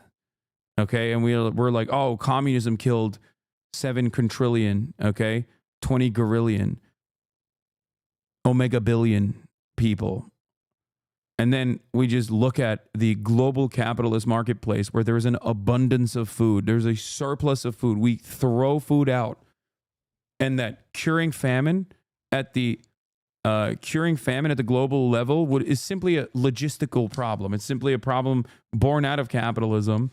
And yet we do not contend with those deaths as a deaths caused by capitalism. 14 million a year due to famine every year.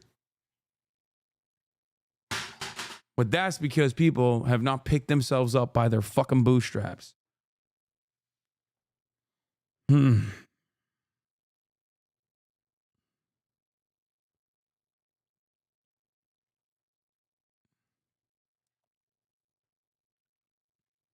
Prior transitional socialist states have implemented methods and have failed and have caused widespread famine and massive amounts of deaths. This is true. But in this day and age, that is no longer a problem. And yet, while we have the capacity to feed everyone, the profit motive makes it so that we do not do that. I say one is more evil on its face than the other, if you want to use good-bad dynamics. Washington a playbook of hardline tactics for preventing China from overtaking the U.S. as the world's dominant economic and technological power. Trump introduced punitive tariffs on China, as well as trying to rebalance the trade deficit to try and contain China's economic rise, as well as trying to contain its military might. To me, the most beautiful word in the dictionary is tariff. Trump is focused on raising tariffs to prevent China from shipping many of their goods into the United States that perhaps are subsidized by the government. And his campaign for re-election left no doubt that his ambition for American supremacy was still his North Star. We will hire American, buy American, build American, grow American, and show the whole world that the American dream is back. But after 4 years out of the Oval Office, Trump is returning to face an emboldened, savvier China, and one the U.S. may already be losing its battle to contain. Tackling that is likely to be one of Trump's primary plot lines in the sequel to his first 4-year showdown with China.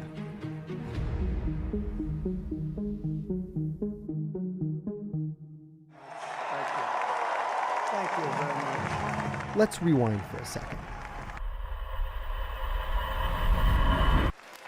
When China joined the World Trade Organization in 2001, it marked a new era in global economics.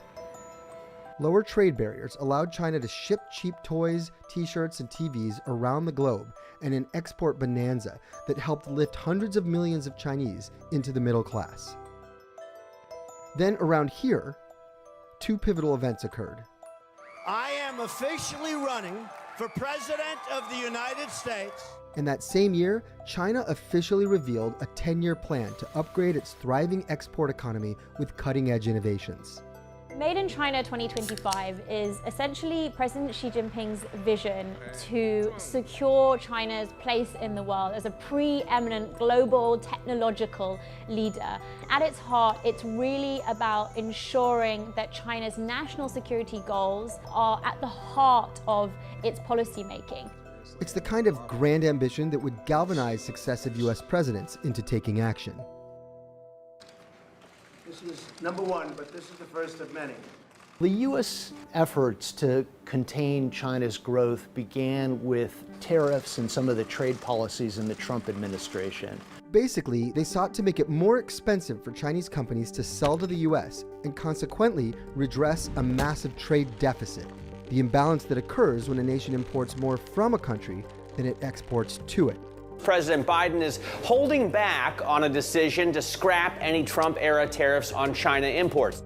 You can see this has had an impact. In 2023, the deficit shrank to the smallest total since 2010, reflecting a decline in imports shipped from China.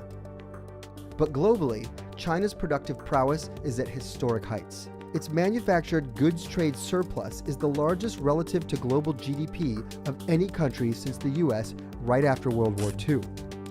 Trump also introduced policies to control high-tech exports from U.S. manufacturers, as well as those of some allied economies, which were tightened by the Biden administration. So that essentially makes it impossible or much harder to transfer US goods or US technologies into China. The U.S. government stopped Huawei from being able to sell much of its telecom equipment into the United States, and then it went even a step further. It went to many of its allies around the world and tried to persuade them also to not let Huawei sell its equipment into their countries. That caused all sorts of problems for them. In 2022, they constrained China's ability to get the most advanced semiconductors out there, including AI chips that would be used to train models like ChatGPT. They also constrained the country's ability to get chip-making equipment, including the machines that make the most advanced. Yeah, they literally went to the Netherlands, were like, you cannot work. You cannot work with fucking China. Advanced chips that drive smartphones and also AI and quantum computing. Massive appliances like these extreme ultraviolet lithography machines developed by Dutch company ASML. The constraints are also intended to hinder China's tech giants from developing anything that could threaten America's military superiority, a concern long intertwined with Washington's economic strategy. In terms of semiconductors and these really sensitive technologies, China is still lagging behind the US, so we have seen some efficacy there. But the data shows US-led export controls had an unintended side effect. They forced China to become more self-reliant and invest in its own science. Yeah, unintended side effect? No shit, dude. Wait a minute. Why won't these guys just stop developing? What? Why won't they stop developing? I don't understand. Please stop. Please stop, please. Please. Stop, please.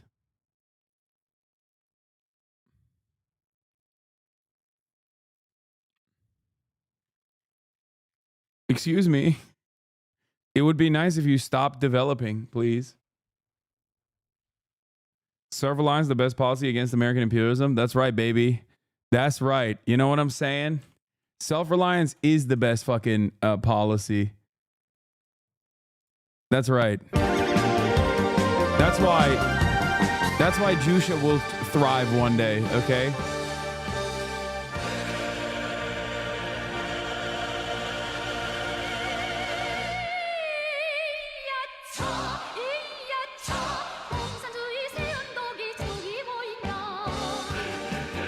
Terrorism propaganda, I know. Guys, don't worry. Don't worry. In the upcoming administration, Trump will make it illegal to even think about repairing your John Deere tractors, okay? They will come to your house and kill you with autonomous robots if you even dare to think about fixing your own fucking hardware. That right there is true liberation, everyone. That right there is innovation, okay? If you even say, hey man, why are we giving 20 quintillion dollars to Israel this cycle? Can I please get some health care? They will come to your house and they will kill you. Okay? They will put you in the work camp that Thomas Homan, the human thumb, is the administrator of. That's real freedom, baby. Dare to dream. America first.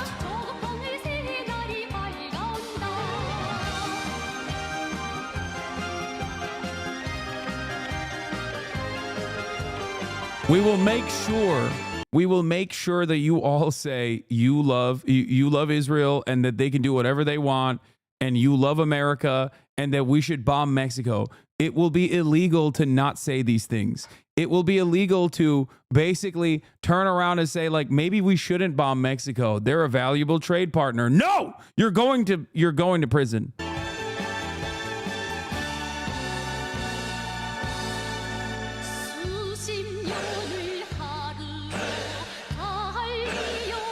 Hey, hey.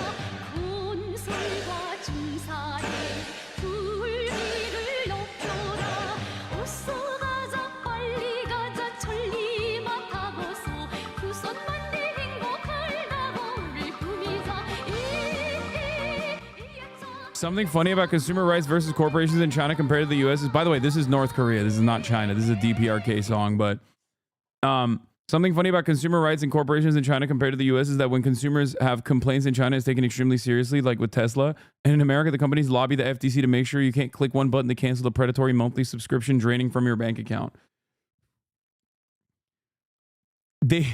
They will come to your house and kill you if you even say that that's bad, that you shouldn't be able to, that you should be able to click to cancel your subscriptions. You will go to jail. Or better yet, here, we have a solution to that problem. It's called Another App. Here, purchase with a $10 a month subscription. We will have this new surveillance technology that has access to all your passwords. Go in and cancel these subscriptions for you. How about that? That's called innovation, baby. That's called freedom.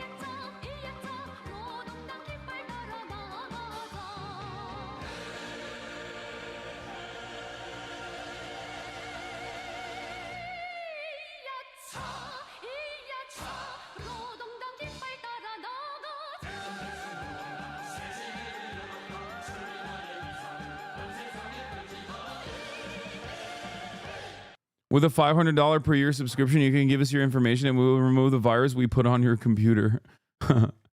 Yeah. It's cool, man. I don't know what you guys are complaining about. It's the best. America number 1, okay? China not even number 2, okay? China maybe like number 5. Oh, that's amazing. Can we please talk about the conservatime mind for a second? What? This kid disappeared off the face of the planet after shooting Donald Trump? That's what happens when people die.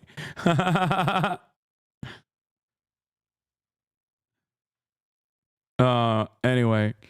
Made in China 2025, an industrial policy plan announced by Xi Jinping in 2015 has largely been a success. China has achieved global leadership position in 5 key technology categories and is catching fast in many others.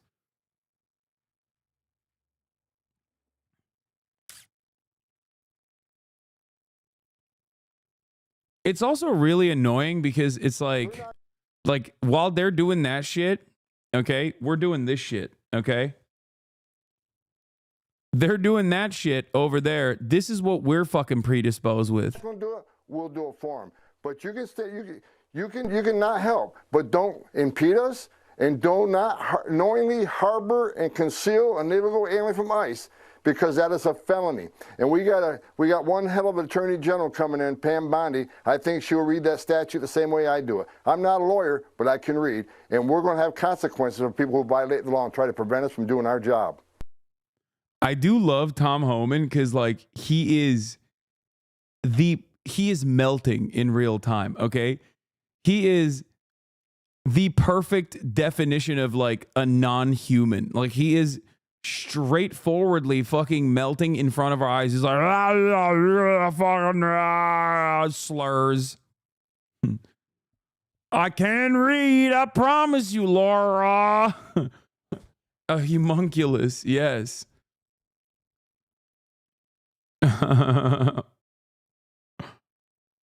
It's amazing. Yeah, he did this live. Yeah. He said, if you knowingly shelter an undocumented immigrant, we got our best noses, okay? We got our best guys for the job. They will find them. They will find the undocumented migrants, and they will make you suffer the consequences too.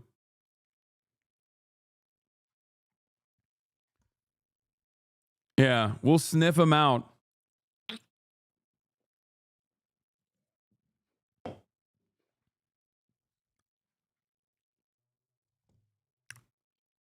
I'm going to tweet that. This is a good tweet.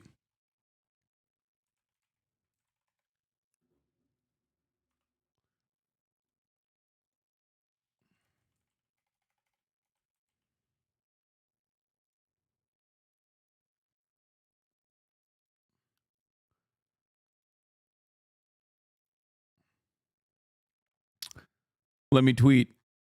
Do people get the reference? What, from an incredibly famous movie? I think people will understand the reference.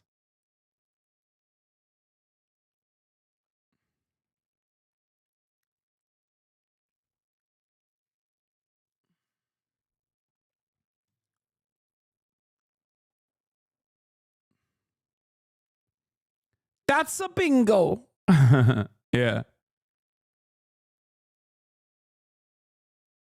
Anyway. This is I get the reference just by what he's wearing. Yeah, you can pretty much figure out what's going on here, you know? Oh no, that's anti-Semitic, I'm pretty sure.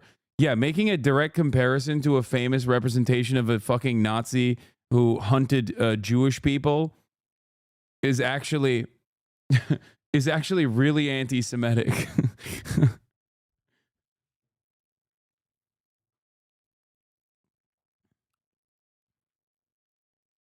Yeah, it's only after the 6 millionth migrant that is killed in one of the concentration work camps because the American government decided it's actually infinitely cheaper to just start melting the undocumented migrants that are not completely enslaved at gunpoint.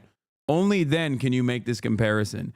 There's no other reason to make this comparison. There's no reason to learn about history, as a matter of fact, because why could you learn? If you learn about history, then you start noticing the very clear similarities between, you know, former bad countries and this current country that I am conditioned into thinking is a good country.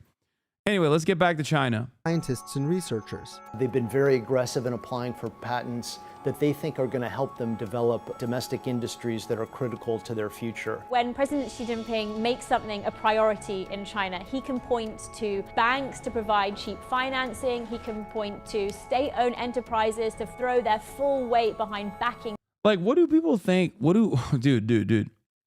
What the fuck do people think, like, Nazi Germany's argument was?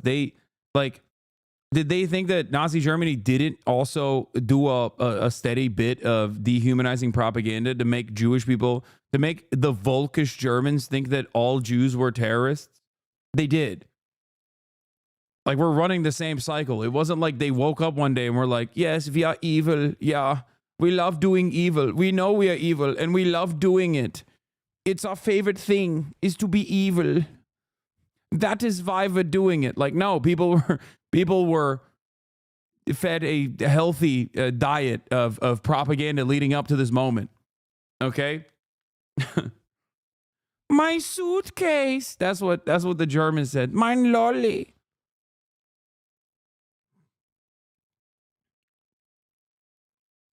Which is why whenever I show like translated Hitler speeches is like identical to like current American and current Israeli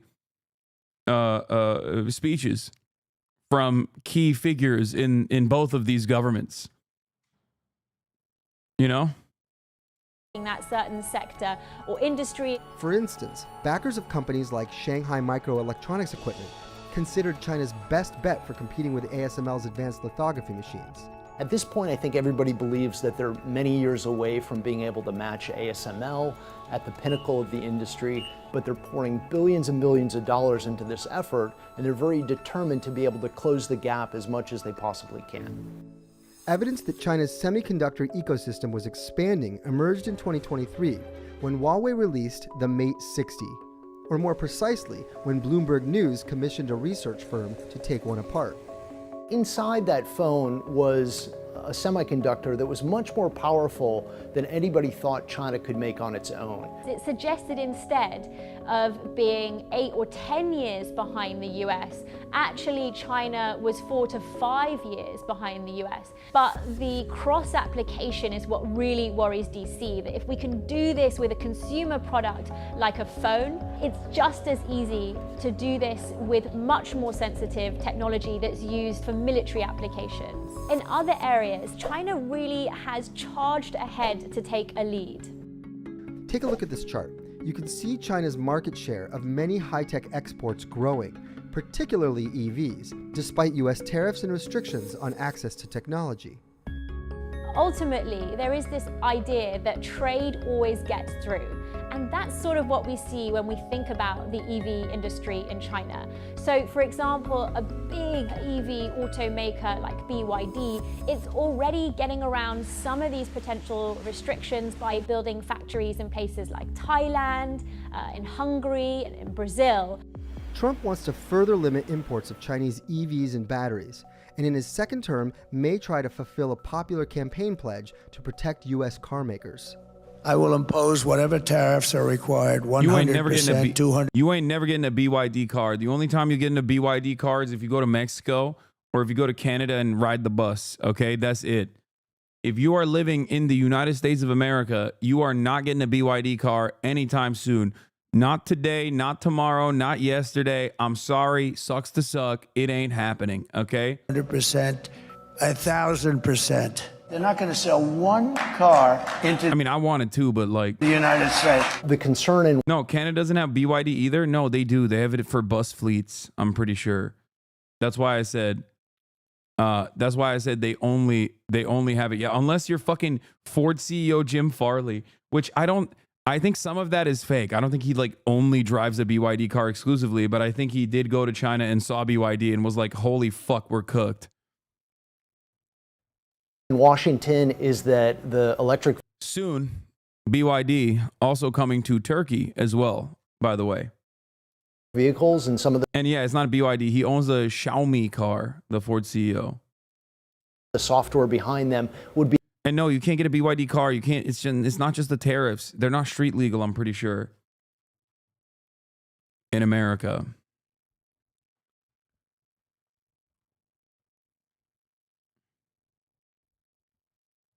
You can buy them in Mexico, though. Be able to collect personal information and perhaps share it with the Chinese government, or at least with the companies that are involved in making those vehicles. It's the kind of rhetoric Beijing has vehemently rejected. China will continue to firmly safeguard legitimate rights and interests of its enterprises. And we resolutely support the Chinese companies in maintaining their rights in accordance with the law. So, have two U.S. administrations hindered China in ways Trump initially intended? It doesn't appear so. The vast majority of Made in China 2025 targets that Bloomberg tracks actually have been achieved or are on track to be achieved. Tariffs have helped cut America's trade deficit with its rival. But, as we saw earlier, they haven't prevented China from boosting exports elsewhere. And while the US may have slowed Beijing's progress in some areas, like advanced chip making, overall, Xi Jinping's industrial policies are successfully advancing China's tech. I don't understand. When I look at like economy broadcasters, they have a very different take on what's going on in China and the Chinese economy than all of my favorite YouTube channels that keep telling me that China is on the verge of collapse yesterday. Why is it that Foreign Policy magazine or Bloomberg or Wall Street Journal has a noticeably different approach to what is happening with the Chinese economy and Chinese global dominance, as a matter of fact, than every one of my favorite fucking YouTubers that have millions and millions of views? I don't get it. Technological capabilities. But even if the US hasn't managed to trip China yet, nobody expects a second Trump administration to stop trying. If you look at the geopolitical... Doesn't not letting Chinese EVs into the US harm consumers? Yes, but it doesn't even fucking matter. As long as we have a competitive EV industry, I don't even care, okay? Yes, I like Chinese EVs. I wish I could get one. But the reality of the matter is, as long as we had like good competitive domestic manufacturing, I would be happy, especially if the fucking laborers were paid well. The problem is we don't get that, and we don't get the Chinese EVs. It sucks. We have fucking Tesla. It sucks dick. As far as I understand, people didn't even express interest in the Ford F-150, which I'm thinking about getting, the Lightning. Marat really, really wants me to get the F-150 Lightning. I want the F-100 Illuminator, and I am willing to suck off Jim Farley to do it, okay? I want it. I want it bad. I want the Illuminator. I want the fucking F-100 Concept, the EV one, and I will give Jim Farley the good suck. Please don't buy the huge kid killer. It's cool. Some kids have bad vibes. You know what I'm talking about. The F-100, I've shown you this before many times over.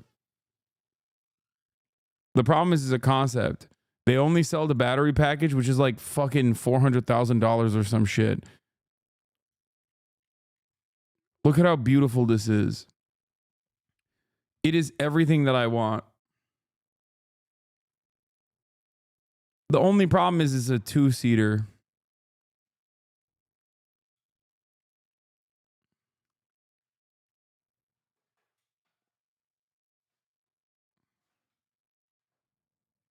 Sorry, a three-seater.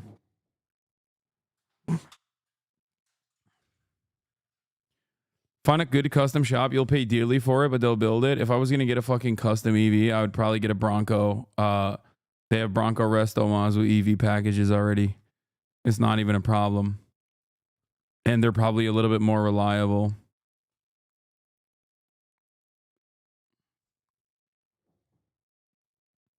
What? Respectfully, that's one of the ugliest vehicles I've ever seen.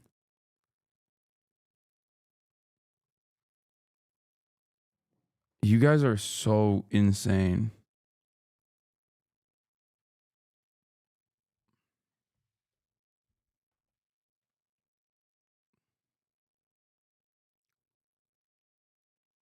Have you... They're saying... Okay, chat is conflicted on this. Okay, look at this. Enjoying a rainy day with an inflatable blow-up bed in your car. I will say that the Chinese EVs and Chinese cars in general do have a lot of bloat. Like, I don't really give a fuck about a lot of the amenities. They max out some of the craziest shit. In a random forest or someone's garden by the look of it. Oh, it's nice though. Open all sunshades. 2 of them? Take my money. No, I'm not doing car content. So you can take the headrest off. Well, I think a lot of cars can do that. Oh, hold up. Oh, well, this just got a little bit saucy. What are we doing that for then? That looks like a very convenient angle. A little T. Oh, haha. What are we laughing at? I'm just... So that inflatable bed, does that come with the car? And then you can blind all the window. Oh my God, I'd have the best nap of my life. Little bit of Netflix on if you've got a screen in the car. Oh, I can see one. Tesla, eat your heart out. I'd love a Tesla, I'll be honest. Open the rear entertainment for... There's another screen. Take my money. And what... What, they watch anime? Imagine the back shots. Jesus Christ. Well, but you know what? This is, if I'm gonna leave this world, I wouldn't mind it being in this position with a dog. Yeah, I know. It's stupid. I'm not like I'm not crazy for all the extra shit that the Chinese cars have. Landscape, I think it's clear that the United States will continue to apply pressure on their ally for more restriction. How this sequel to Trump's first confrontation with China will play out is yet to be written. But if you listen to Trump, it's clear that keeping America on top is his ultimate goal. We can do things that nobody else can do. China doesn't have what we have. Nobody has what we have. Yeah. No, definitely. Definitely.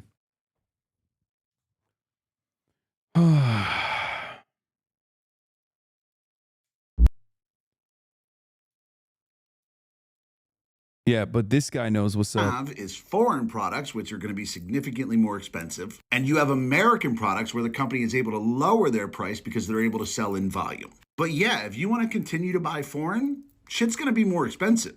But if you're willing to buy the American product. How are you going to buy domestic bananas? How are you going to buy domestic coffee? What are you going to do when there's not enough like lumber? Okay. What do you do then? It's just like, what are you going to do? Are you going to go to the national forest and just like chop down a tree yourself? The fuck are you going to do?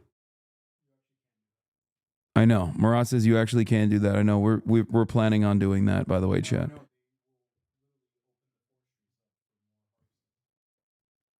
Oh, yeah. No, I know that.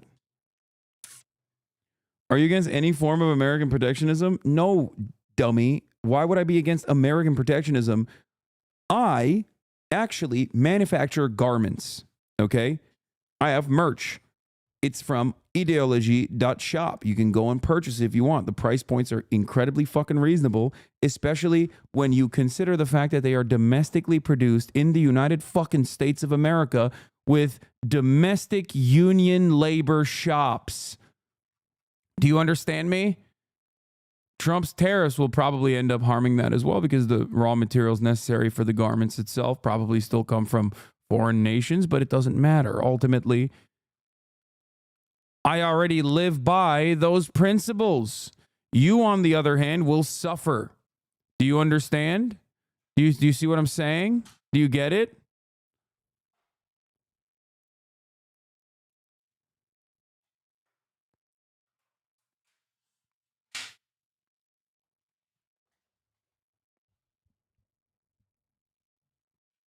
How are we going to get our domestic maple supply? Which is actually employing people here in the U.S. They actually have to pay their employees a real wage with real benefits and keeping the money here in the United States economy. Yeah, you're going to get a better price if you go with the American companies. So, Aaron, I just want to point out that this is the point. Like, this is what we expect to happen. Foreign shit, more expensive. American made, lower priced. And yes, Aaron, this is what we voted for.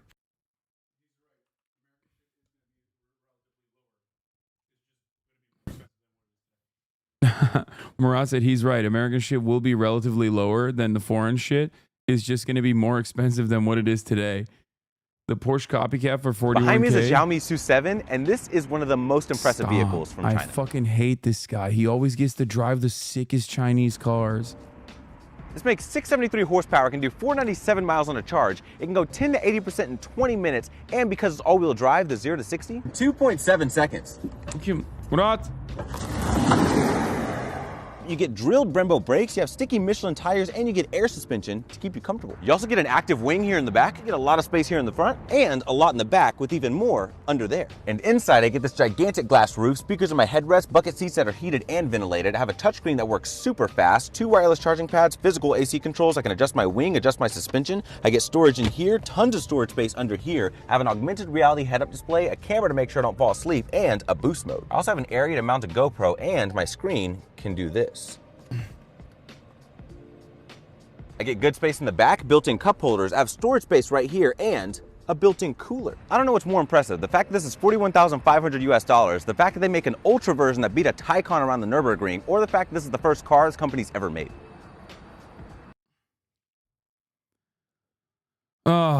Anyway, I still prefer old school looking cars with EV swaps, to be fair, to the new annoying looking cars like this. But people are about to learn the nature of the global economy. Motherfuckers about to get educated. Them anarchists going to do them community gardens. Them anarchists going to expand the community banana trade. Yeah. No, it's going to be real funny when like all these fucking hogs want to get like I don't know, domestically manufactured substitutes for goods that they normally got, and they have to go to like some fucking crust punk's backyard garden that he fertilized with his own shit. Okay, it's gonna be awesome. It's like, yeah, man, this is ethical fair trade banana that I grew in my own garden. I've been fertilizing it with my own fecal matter. Anyway. Yeah, the best part about this is, like I've said, the inherent hypocrisy in the fucking tariff situation is that it straightforwardly destroys so many key Trump industries.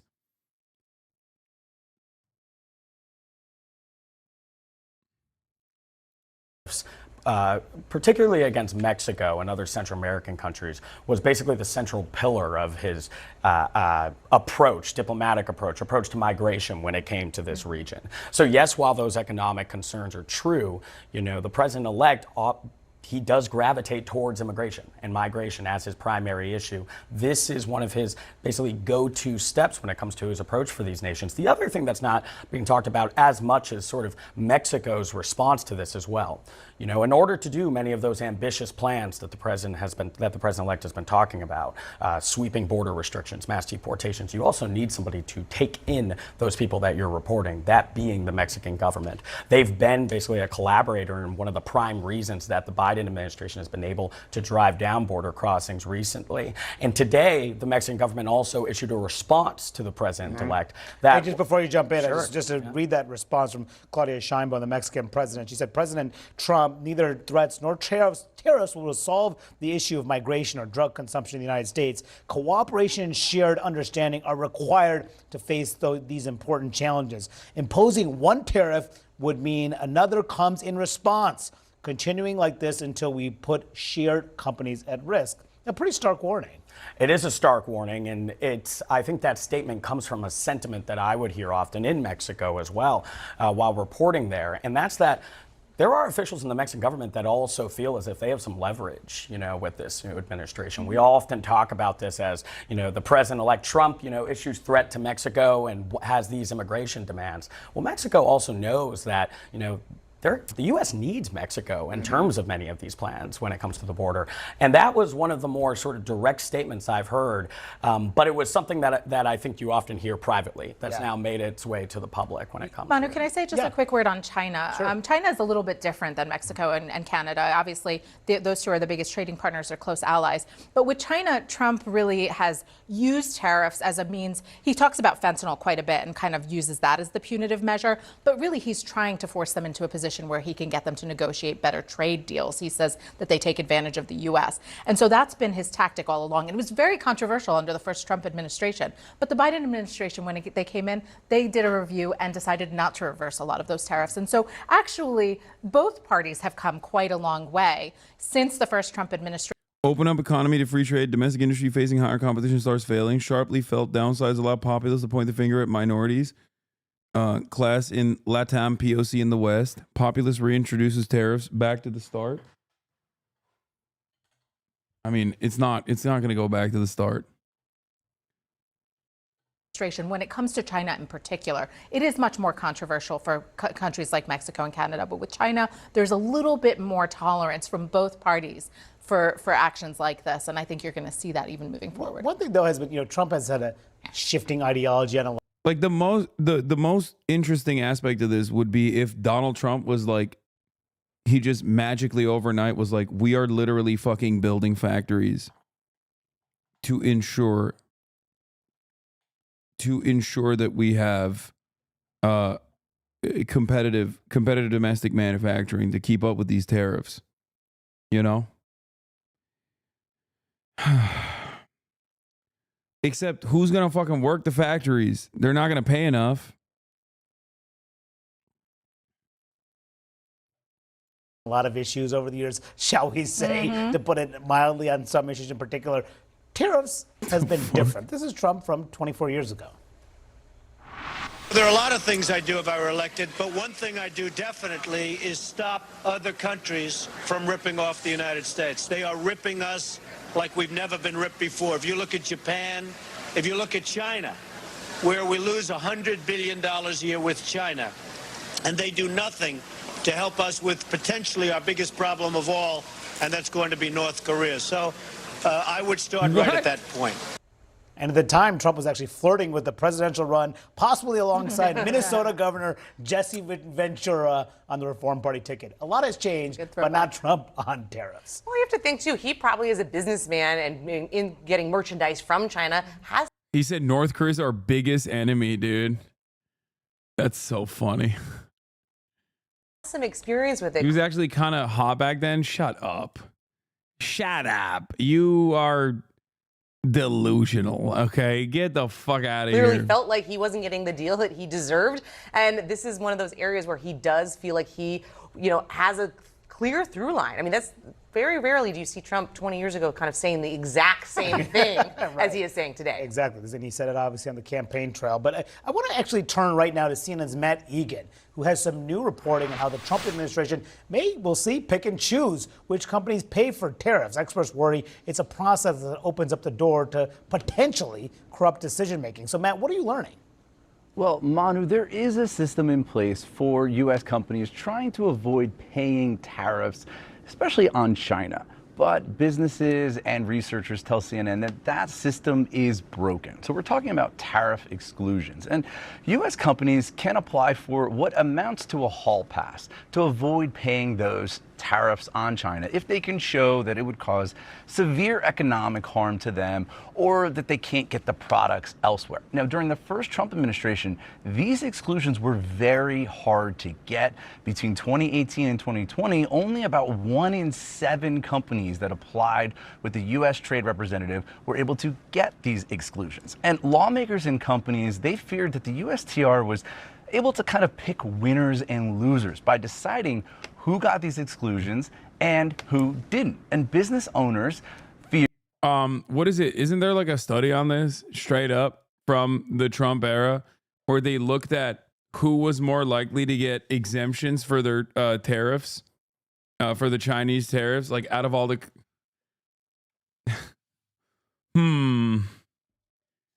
who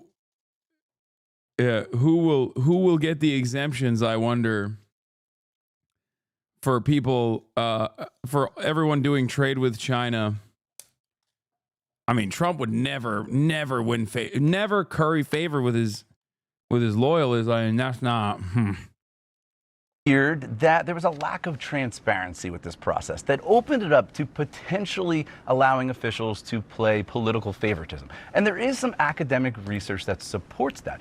Some peer-reviewed research finds that firms whose executives backed Republicans, they were able to get exclusions 1 in 5 amount of time. So 1 in 5 chance. What? But compare that to firms whose executives backed Democrats. Just a 1 in 10 chance. And what?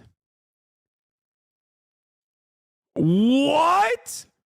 Guys, stop. This is shocking to me. I thought he was an earnest guy who was trying to do MAGA communism. What? And to be clear, getting this tariff exclusion was... Guys, I'm just finding out about this Trump guy, and it feels... Now, I don't want to get crazy, but it feels like he might be not the most honest broker. Okay? I'm starting to feel like he's maybe a little dishonest, maybe a little corrupt. It was a very big deal. Manu, for some firms, this was a do or die situation. Is there a sense that this time around, Matt, that this process may be any different? Yeah, Manu, that's one of the many things we don't know at this point. We don't know whether or not the Trump administration is even going to have an exclusion system this time around. I did reach out to the transition, and they said that Trump will protect American workers, but they did. Yeah, this is Erdogan shit, 100%. It is. Did not answer any questions. Turks in the chat know exactly what Trump is doing, okay? He is building his own rank of wealthy people in his orbit. Questions about whether or not there's going to be any reforms to the exclusion system, or if there's going to be the ability to apply for exclusions in the first place.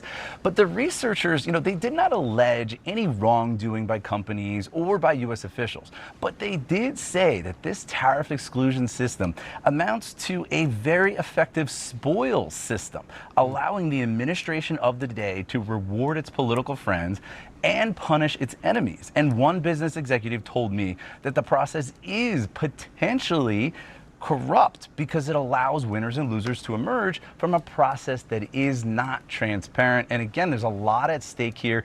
Companies are already trying to navigate and game out how they're going to avoid these new tariffs. I spoke to a business owner from Los Angeles who, in 2018, applied for a tariff exclusion on imports of air fryers from China. And like many other people, that exclusion was denied. And he said his company was on the up and up, and this totally halted their growth, dead in their tracks.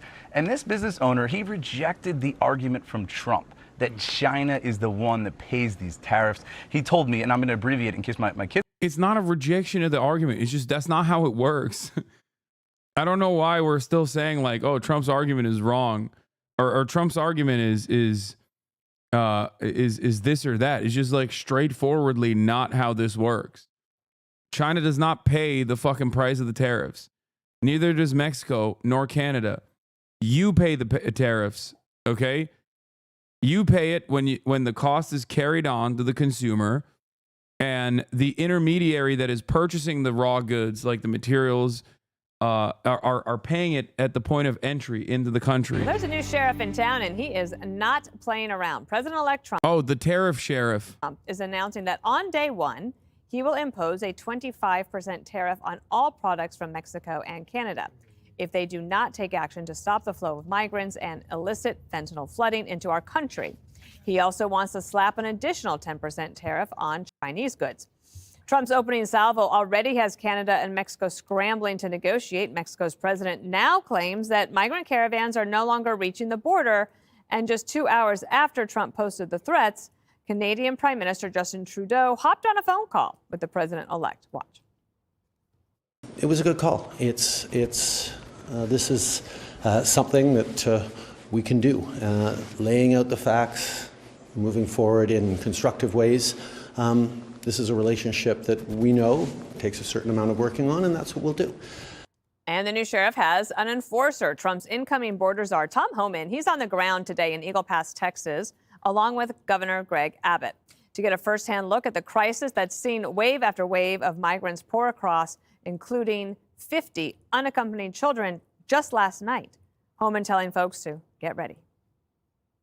President Trump's one bad president to secure this border at a level we've never seen before. Biden's the first president in the history of this nation who came into office and unsecured the border on purpose.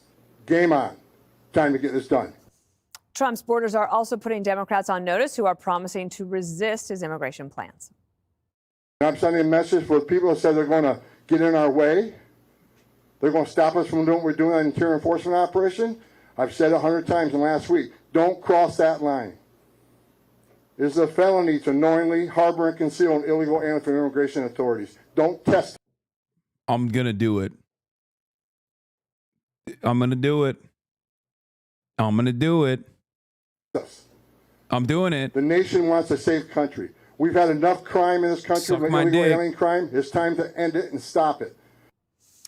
So we get our rundown around 11 a.m. every day. And the thing I've been looking forward to the most is another debate about tariffs between Harold and Jesse Waters. So, Harold, let me let you start, Harold, and tell me what you think about this. Good to be back. The president, during the campaign, was crystal clear about his position on tariffs. He said two things that I thought were interesting. One, he believes that Ugh, no, Jessica Tarkov. God damn it. This guy sucks. Bilateral relations and negotiations with terrorists will help him extract concessions from countries, be it on this border security or economic security. I think some of the threats that the president's put down, or should say the challenges that he's put down the table today, you have to also remember that the other side knows the president also. They've read the book, The Art of the Deal, that they understand that he has said that is going to look to extract things from other countries. I'm rooting for him. I'm a strong believer, though, that tariffs usually don't work. If you are looking to incite the other side to raise prices, or you accept that there's a risk that they will raise prices on American goods, you basically just double up the price increases. Now, my pal Jesse and I have had this conversation on air and off air, and I know that his belief is that President Trump will do this the right way, that President Trump will walk right up to the edge and not go unconditional tariffs everywhere. I hope you're right. And I have greater confidence now that Scott Bessent is the designee for Treasury Secretary. One last thing, Dana. I hope that audition. This guy sucks. Don't. An analogy? Oh, okay, sure. You want to hold my hand, or you going to? This is a safe one, unlike yesterday. Let's say Jesse Jr.'s room is a mess, and it's been like that for 2 weeks. And my wife, Emma, who I love, but this is just an analogy, has been soft and has not made him clean up his room. So now Jesse Sr. comes home and says, Jesse Jr., if you don't have that room cleaned up by 6 o'clock, no allowance. Okay? Now, there's no need to panic. It's not 6 o'clock yet. He may clean up the room. He may get his allowance. And if he doesn't do it, then he'll survive. All this is a threat that there will be consequences. That's all this is. Now, Emma, again, my wife, who I love, just is just an analogy, can't complain.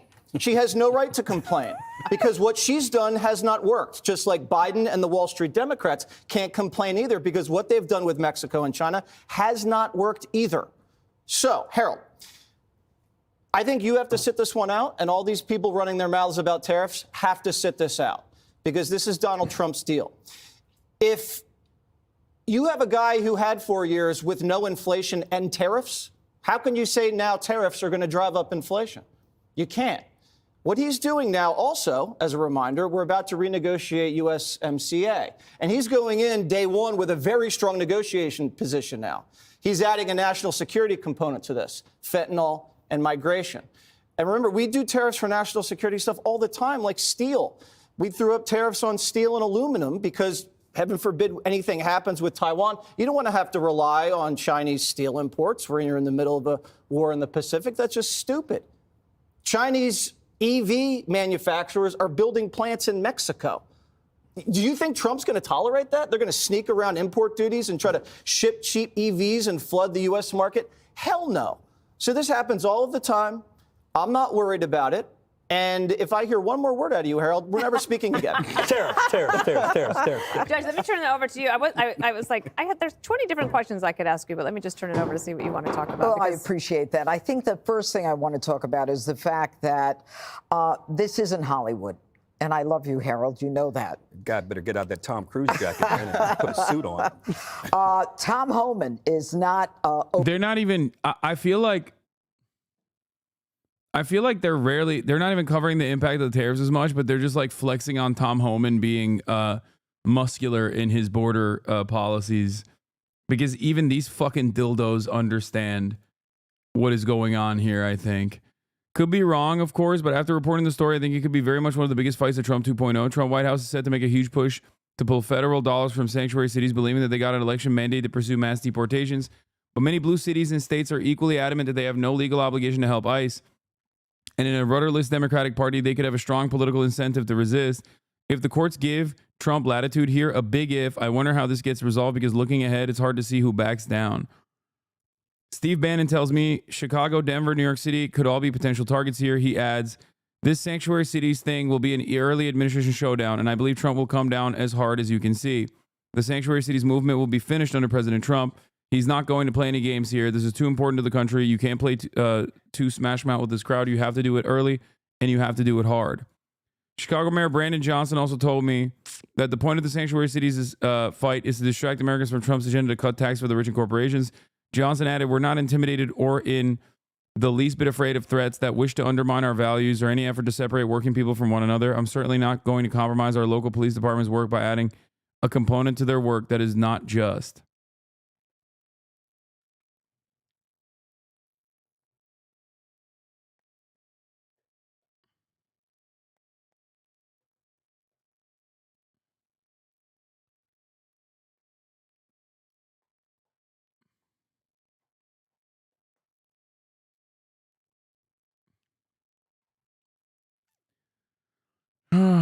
I work in structural engineering. The tariffs on steel and aluminum hurt the home building industry so much. Each home built cost upwards of $50K more directly went to the home buyers.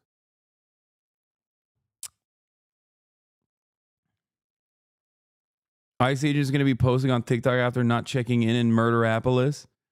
Yeah, Tom Holm is going to be like, yo, I'm sorry. Abdullahi runs Murderapolis. Abdullahi runs Murderapolis. I'm sorry. I didn't know what the truth was. Every community that Abdullahi runs Murderapolis. He owns me. Also wallahi he runs Murderapolis. This is interesting. This is from YouTube Drama. every community that DDG brigades turns into the same shit show. Just a HasnAbi snark page LeMayo. I saw H3 subreddit. I think you should make other accounts and just brigade the fuck out of like all of this shit and harass these people. Like if he's just gonna accuse us of doing every single thing that he literally does on his community, like you can literally watch Hasan AstroTurf, LSF, and YouTube comment sections in real time live. Like he does it on his stream. So if you think so, then yeah, do it. Make other accounts. Make sure you have a VPN. I need a VPN. I think there's something very funny about him saying this while he's literally tracking my Discord. On his own subreddit with 700 upvotes and acting as though he hasn't been doing that. Like, I don't even think this works, right? Like, does this gaslighting ever work on anybody? Does it? I tweeted, actively demanding his audience brigade, stalk, and harass while using VPNs is wild, except it's even wilder that this gremlin is trying to gaslight people into acting like he wasn't already doing this while his community is stalking my Discord. He's saying he wants to openly brigade. It's a bannable offense by YouTube, and I assume virtually every other platform, by the way. Make other accounts. Make sure you have a VPN. I need a VPN sponsor. Yeah, and do it. And harass them or abuse them or whatever. I guess if that's what you want to do. I mean, because there's no difference between... I didn't even say anything. I just didn't say anything. Because we're all doing that already, right? So, okay. Have fun, I guess. Stand back and stand by.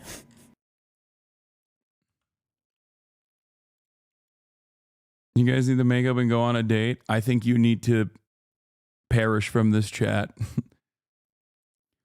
Destiny asks his community to continue doing what they're already doing. Amazing. I don't understand why the r/Destiny subreddit isn't banned. They brigade like no other subreddit.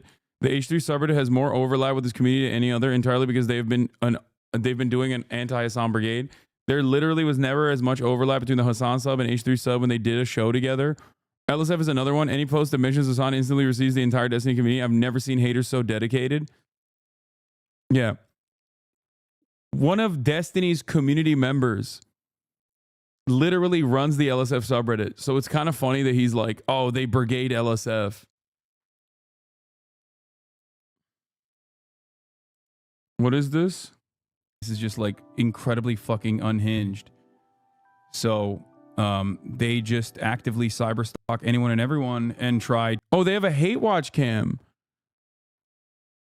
Is this even that bad, really? You know, wait, they had an active hate watch cam. This guy compiled messages from the DGG chat while they were actively hate watching.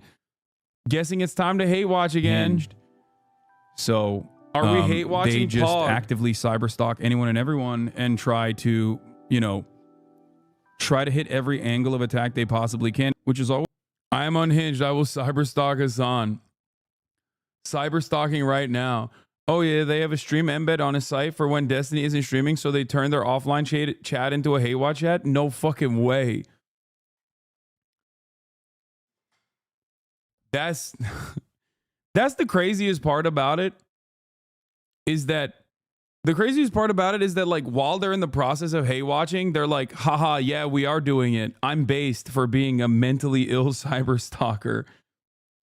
Always funny because, like, they say the N-word and stuff.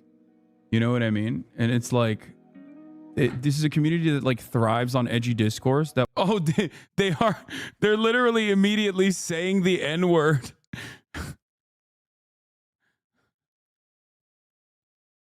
Sick, man. Y'all are powerful. Edgy discourse that will also cry because someone personally said that, like, he reads Wikipedia. Like, they'll lose their fucking minds. Oh my God, they're all spamming the N-word instantly as they're hate watching. Fly off the hinges. Like, has apparently a wonderful little segment called Rape Review that his community calls when they look at, like, victims of sexual assault and find ways to poke holes in their arguments. So that's cool. And last but not least is always doing projection. Does a metric ton of awful shit to other content creators, and then personally turns around and says, we are the real victims here, actually. Why the fuck does nobody like us? Wait, what do you mean? He 100% watches? He's like, he knows. They're like, yeah, he knows what we do in here. Must be. But then the other half is like, no, they're lying. Don't you do that, Hasan? Own personal. It's over. Where can we report this shit? I don't think there's much you can do to report it, to be fair. And yeah, his it seems like his community does a good bit. LSF opens up politics during you know, tile the fuck up LSF with politics.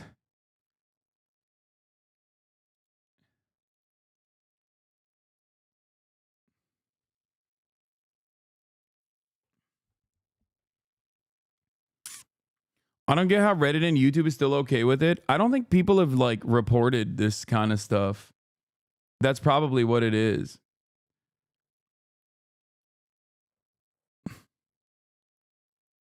But I'm sure Reddit is aware of Destiny's subreddit, like, actively brigading. You know? Hasan, their community logs every message posted in this chat. Yeah, I know. I heard that.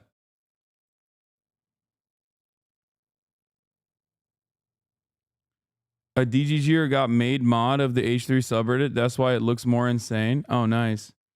Meanwhile, in your Twitch and your Discord, the link to LSF is literally auto-modded. Yeah, I know. But we're doing that so that we can secretly... What is this? Embedding HasnAbi? Wait, what the fuck? They just have a straight embed on their website? Hasan is showing a live chat reaction where you said, oh, this is right now in real time. Where you said the M word. Rainfall. They're literally watching right now. That's crazy. With 1,816 connections. That's crazy. I'm one of the strongest hate watchers and I'm not in the fucking video. Dude, I swear to God, it is. I've said this time and time again. Like, it is not healthy to behave like this. To all the stalkers, hello. I promise you, taking a shower, hitting the weights, you will fix your life. But the first step is just moving away from these communities that you're a part of, that you feel like you have a sense of purpose in. It's just making you a sadder person. I promise. It is harming you more than it does me. I know you think it's harming me and you can't cope with the reality that it doesn't, you know, like, none of these initiatives have been successful after 5 years. And maybe one day it will be, you know what I mean? One day we'll get them. It's going to happen. And it pisses him off or anything like that. And then when you can't figure out why, like, other other content creators don't have the same energy that you guys have towards me. And then you're like, how is this possible? Why do they not like my God King Destiny the same way that they like Hasan? Does he have blackmail on every single streamer? Is that what it is? And then you end up compounding on the fucking crazy ass shit. You become like a QAnon person. I know you guys care about the truth. Deep down inside, I know you care about critical thinking and the truth. Okay? And I promise you, there is a reason why the way you see the world is directly at odds with the way other people outside of your immediate community see it. And it's the call is coming from inside the house, okay? Like most normal people don't look at me with the same vitriol. He changed it, but D's Twitter header references community's anonymous alts for brigading. What is this? Well, I don't know what this is. Together we fuck shit up. Oh, yeah, I mean, it's whatever. That's neither here nor there. This isn't going to work. I know it's not, but I don't care. If it even one person is like, damn, man, maybe I should. Diddy Dan is in Washington right now trying to team up with the right-wing politicians. Like, it's weird. That's weirdo behavior, dude.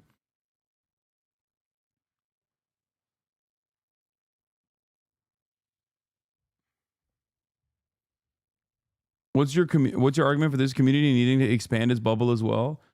What do you mean by that? I mean, I routinely talk to people that I not only disagree with, but also actively seek out other content creators and do try to expand. I mean, I'm doing fucking mainstream media.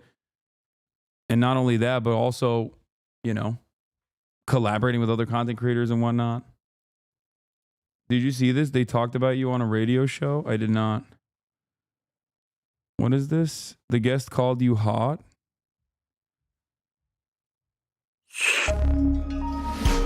What's the time code? Listener supported. 1859. Did I listen to this? We'll talk about Joe Rogan. You know, again, like I said earlier, We'll find right of mainstream media institute that people get on the right. So here's a 1-minute sample for listeners who don't know. Hasan Piker, that sort of left of center influencer you're just talking about, describing the media diet for his cohort.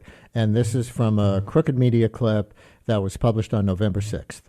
If you're a dude under the age of 30 and you have any hobbies whatsoever, whether it's playing video games, whether it's working out, whether it's, I don't know, listening to like a history podcast or whatever, every single facet of that is just completely dominated by center right to, I wouldn't say far right in the same way that it was back in like the 2016 era at the end of like Obama's administration, but like definitely center right to Trumpian right, like openly Trump right, not like genuinely neo-Nazi. That part is quieted down a little bit, but like they're like 90% of the way there for the most part. Mods, not everyone likes you. I know. There's plenty of people that don't like me. I know.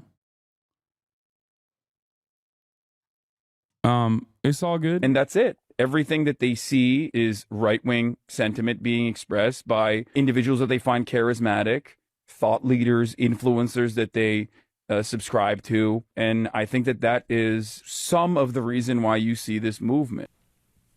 Hasan Piker, who himself, I gather, is 33 years old. Want to expand on that at all? Yeah, absolutely. I think the draw that Hasan has that a lot of other influencers on the left don't have is that he is this like really hot, funny guy. And a lot of these kind of other influencers are on like the center right and stuff who cover, you know, gaming and sports and stuff, but do have these center right politics. They're mostly just like dudes having fun. And I think one thing that's really important is that these influencers are creating a sense of community and they're flattering the same grievances that a lot of young men have. Like young men are so lonely and scared and they, you know, are part of this sort of wider backlash to feminism at this exact moment. And these influencers are speaking to them in that way because they're like dudes having fun together doing dude stuff. And I think any kind of answer for the left, if you want to call it that, has to reckon with that. Shanita in Brooklyn, you're on WNYC. Hi. Damn, okay. I'll take it.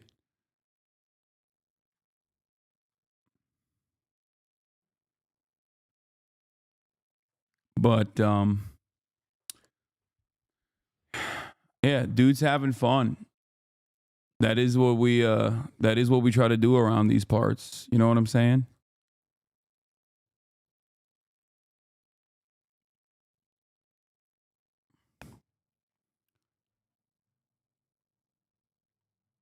But yeah, I wish all of you in the jump scare for the Hey Watchers Waters. I'm sure they've seen this already. But I wish all of you a happy life. I do. I want what's best for you. I still want you to get health care. I still want you to get free college. I want you to get all of it. All right? I really do. I want you to be able to get a meaningful. I want you to be able to pursue a meaningful life. I want you to be able to have a meaningful existence in your workplace. You know? It's all good. I know you don't believe me when I say this, but I still do. If you got undocumented relatives, I'll fight for them. If you got trans relatives, or if you're trans, I'll fight for you. You know? It is what it is. Anyway, Walmart is joins growing list of companies to roll back diversity programs. Morning, a major decision at Walmart, not about holiday sales, but about diversity programs, also known as DEI programs. It's joining a growing list of companies, rolling them back. This morning, the world's largest retailer says it's rolling back some of its diversity, equity, and inclusion policies. Walmart, which employs more than 1.5 million Americans, joins a list of major corporations revising DEI initiatives. The company saying every decision comes from a place of wanting to foster a sense of belonging, to open doors to opportunities for all our associates, customers, and suppliers. This is the single largest employer in the United States. We are talking about a company that is worth almost...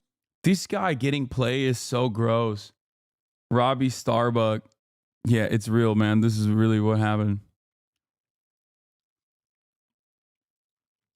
I can't believe this motherfucker is like a prominent. He is a prominent figure in the Republican movement. And it reminds me of this other prominent figure in the Republican movement. Scott Pressler, baby. Who called the CNN piece of hit piece. Let's take a look. Delivered. Those are the words of a man few people know, but a man who was key to Donald Trump's win in Pennsylvania. The controversial conservative activist, Scott Pressler, he looks exactly like the other guy. Involved in the group Gays for Trump, a vocal election denier. I used to hate you. The more content of yours I saw, the more I saw you had reasonable takes, and the impression I've been given of you was incorrect. Keep being amazing. Hell yeah, Chatter. I'm glad that you were able to watch this content charitably. By the Twitter handle, The Persistence. He helped deliver that all-important must-win state for Trump, in large part by focusing on, as he says, the Amish, frat guys, and hunters, among other groups. And Pressler, as our Ellie Reeve reports, is just getting started. Everybody just big smile and look cute. Okay. Cheese. Cheese. Scott Pressler is the kind of political figure only possible in the Trump era, going from social media influencer to actual proximity to power. Scott! Pressler is taking credit for turning Pennsylvania red. He created a PAC, Early Vote Action, to register voters. Is there a reason the biggest critique I always hear about you from mostly same people is that you cherry pick? Cherry pick what?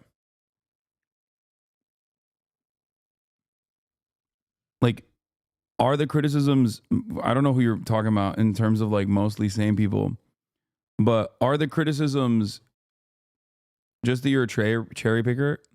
Are the criticisms valid, or do they not actually stand on their own, especially when, you know, oh, people you meet in real life, yeah, they're probably fucking watching clips, dude. What do you mean? Yeah.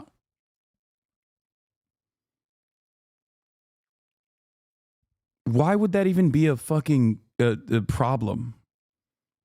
From like a random person that you meet in your life, you're like, hey, I really like this Hasan guy. I watch him and he's like, I hate that guy because he cherry picks. Honestly, this is more offensive than saying they're dying for nothing. Ukrainians are fighting and dying every day so that we can be safe and enjoy the right to say asinine, ignorant, and cowardly things on podcasts. Oh my God.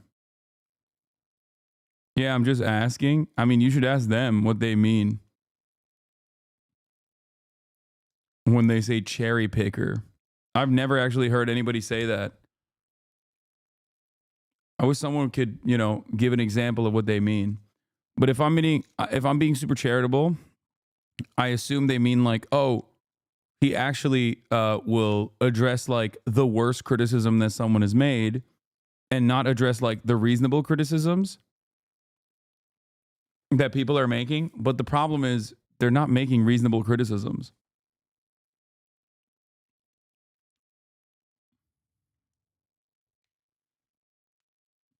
Yeah. The one consistent through line with a lot of people who hate me that most likely agree with a lot of what I talk about is that they've probably seen some clips and the clips that they saw left a sour taste in their mouth, and understandably they're busy, so they're not going to fucking examine further. They're not going to go to the root cause. They're not going to like make up their own mind. Many people do this. I am sure have been victim to this as well about other people, random people. And they just operate off of vibes. And sometimes they'll see like a drama tuber slop content that they watched and make up their minds and move on. And why should they? Why should they go further? You know?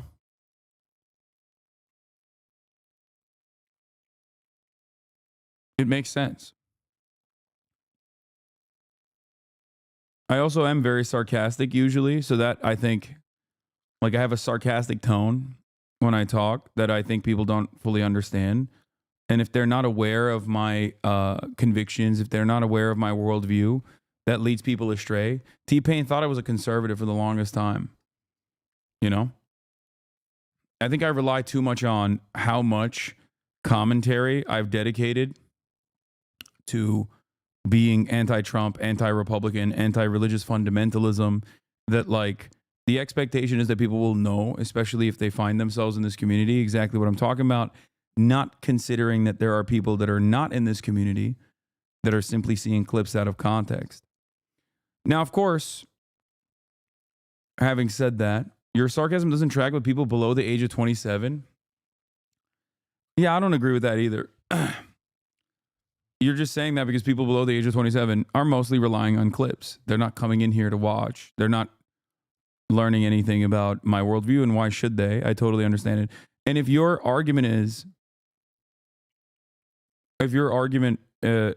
you know, or if your solution is stop being sarcastic, well, you're fucking stupid. I'm not going to stop doing commentary and trying to be entertaining in the way that I have developed my my stream around, just because people are maliciously dedicated to framing me in a negative light.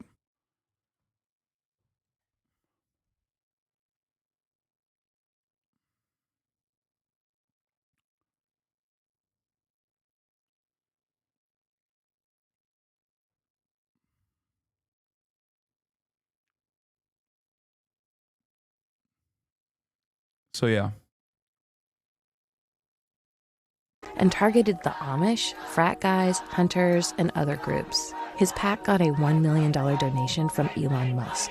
So walk us through how you do it. When I tell the Amish that they can vote a private, secret ballot that is mailed to their house and they don't have to have their buggy seen going to a polling location, they love the mail-in ballot. But a lot of people sort of come up as social media influencers and then they fizzle out. And you actually, you know, took the opportunity. Yeah, he's fizzled out. And started doing something quantifiable. He was at the Capitol on January 6th and at Trump's return to the scene of his near assassination in Butler. President Trump took a bullet for us. Last week, Pressler was in Bucks County, Pennsylvania, because of a controversy over what ballots would be counted in the Senate recount. A frustrated county commissioner had said some misdated and unsigned ballots would be counted despite the rules. If I violate this law, it's because I want a court to pay attention to it. This went very viral, in part because of Pressler. She apologized at the next meeting. The passion in my heart got the best of me, and I apologize again for that. I made a mistake. But by then, the Pennsylvania Supreme Court had ruled those ballots wouldn't be counted. Pressler and his fans had won. Yet they turned out anyway, and the room had a kind of intense vibe.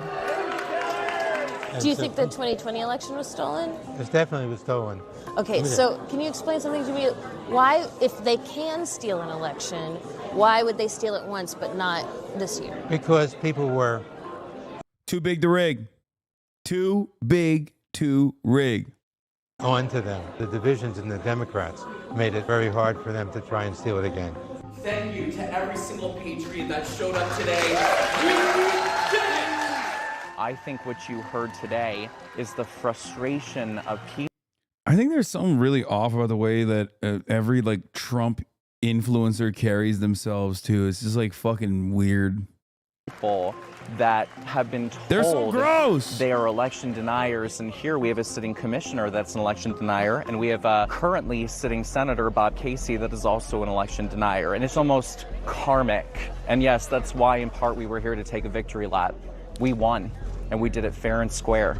If we take that commissioner's words in the worst possible light, let's say she truly meant rules don't apply and she could count ballots that shouldn't be counted. She still failed to steal the election, right? Like, you guys still won Pennsylvania and Bucks County. So help me reconcile that with your past, with the Stop the Steal movement in 2020.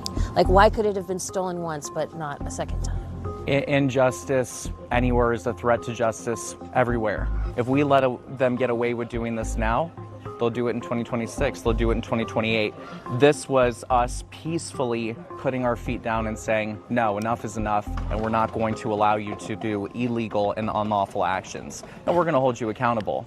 Ready? 1, 2, 3. Cheese. Trump. I noticed that when you urge people to action, yes, you often include the word peacefully. Is that to avoid another Jan 6 type incident? With all due respect, it's to avoid people like you guys saying that I'm anything but. My motto is to just be super cute, have my data and facts, treat everyone with love and respect, and as you can see, an army of people will follow. And it was a small army, which included followers of a Korean church led by rapper King Bullethead. Oh my God, it's the fucking AR-15 fucker, dude.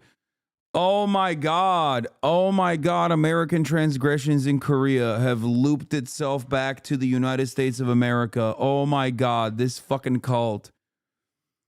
Oh my God, dude. Oh, the payoff. The payoff is endless. Okay. We got to go back to Neo-Confucianism for you to fully comprehend what's going on here. Cult leader vibes out the tribes. No, he is literally a cult leader. This is the cult, the Moonies. This is the Moonies offshoot that like fucks their AR-15s. Like they marry their guns, dude. So when you were up there speaking, it almost seemed like you were taking a bit of a victory lap for turning Pennsylvania and this county red. Absolutely. A lot of people questioned our all because these Americans sailed up the Han River and forced Korea to trade. Voter registration. They said, Scott, flipping Bucks County to a plurality of registered Republicans, that's not going to translate into results.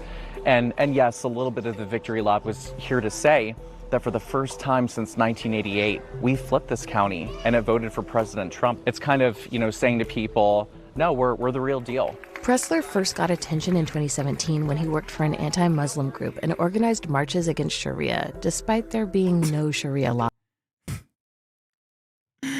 Organize marches against Sharia. Thank God, dude. Yeah. I know. I'm organizing marches against all the fucking elephants that are destroying my backyard. In America. He was also involved with Gays for Trump. You described yourself as a data guy. Yes. But early in your career, you were more of kind of like a social issues, culture war guy, like Gays for Trump or Act for America. Can you tell me about that shift in your career? I have grown in how I approach politics. I see my work and my evolution in politics as I laid a foundation, and now I am meticulously building on that an esoteric understanding of how politics is going to win elections, focusing on demographic groups, get them registered, get them mobilized, get them out to vote. Twice, RNC officials have indicated they would hire him, but it hasn't worked out. Still, he's built a loyal fan base. Have you spoken to President Trump since the election? I've spoken to Laura Trump. What'd she say? Our conversations out of respect to her and the Trump family are private, but she was congratulatory. And what about Elon Musk? I think he's a wonderful human being. Have you talked to him since the election? We've messaged. Okay. Nothing consequential. God save America, hallelujah!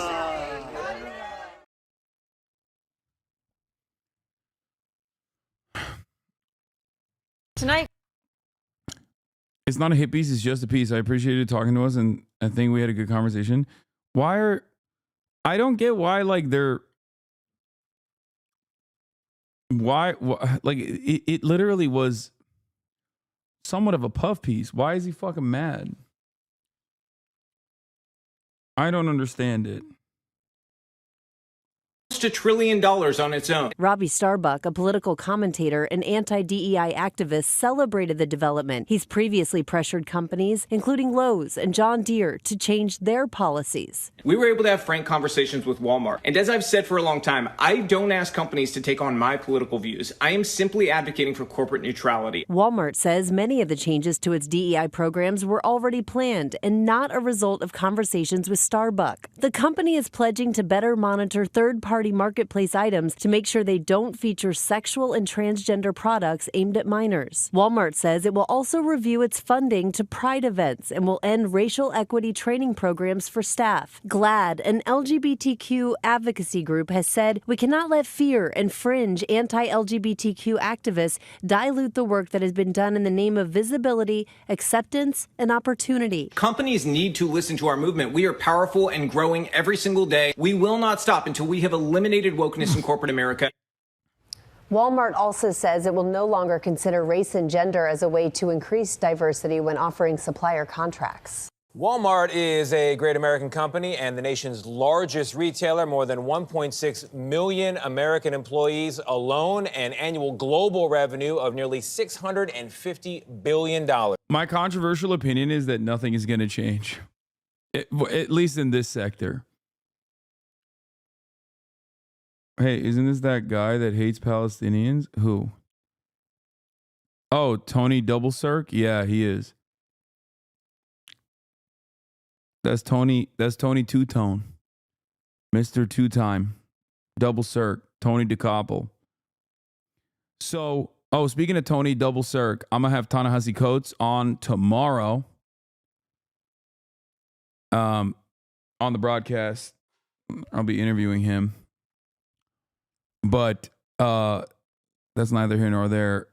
I wanted to talk about this specifically. They're taking shit off the shelves. They did this shit. Yeah, I mean, the garbage, like, fucking LGBTQ branded product that, like, that's not moving the needle. It's already bullshit to begin with. It's like, on Pride Month, we're doing this. Now, the response is worse. It's worse to just, like, put out that garbage shit and then only to take it, take it away as though you are caving and capitulating to this, like, right-wing mob. I think that is not good. It's infinitely better to just never have this to begin with. Or if you're going to have it, then just don't fucking take it off the shelves. It's a self-own. It's an own goal for no fucking reason whatsoever. But in terms of, like, we're stopping our DEI initiatives or whatever the fuck, like, I think, I don't know. I mean, I don't think this is going to change anything. LGBT books are nice, man. No, I'm not talking about that. I'm talking about fucking, like rainbow colored t-shirts or whatever the fuck. But overall, I don't think that they're going to change their, like, hiring practices dramatically. They're just saying that they're moving away from DEI initiatives, whatever the fuck that means. I don't think that that's a real... I don't think that there is any sort of real change, especially because a lot of the DEI practices was simply just like HR shit.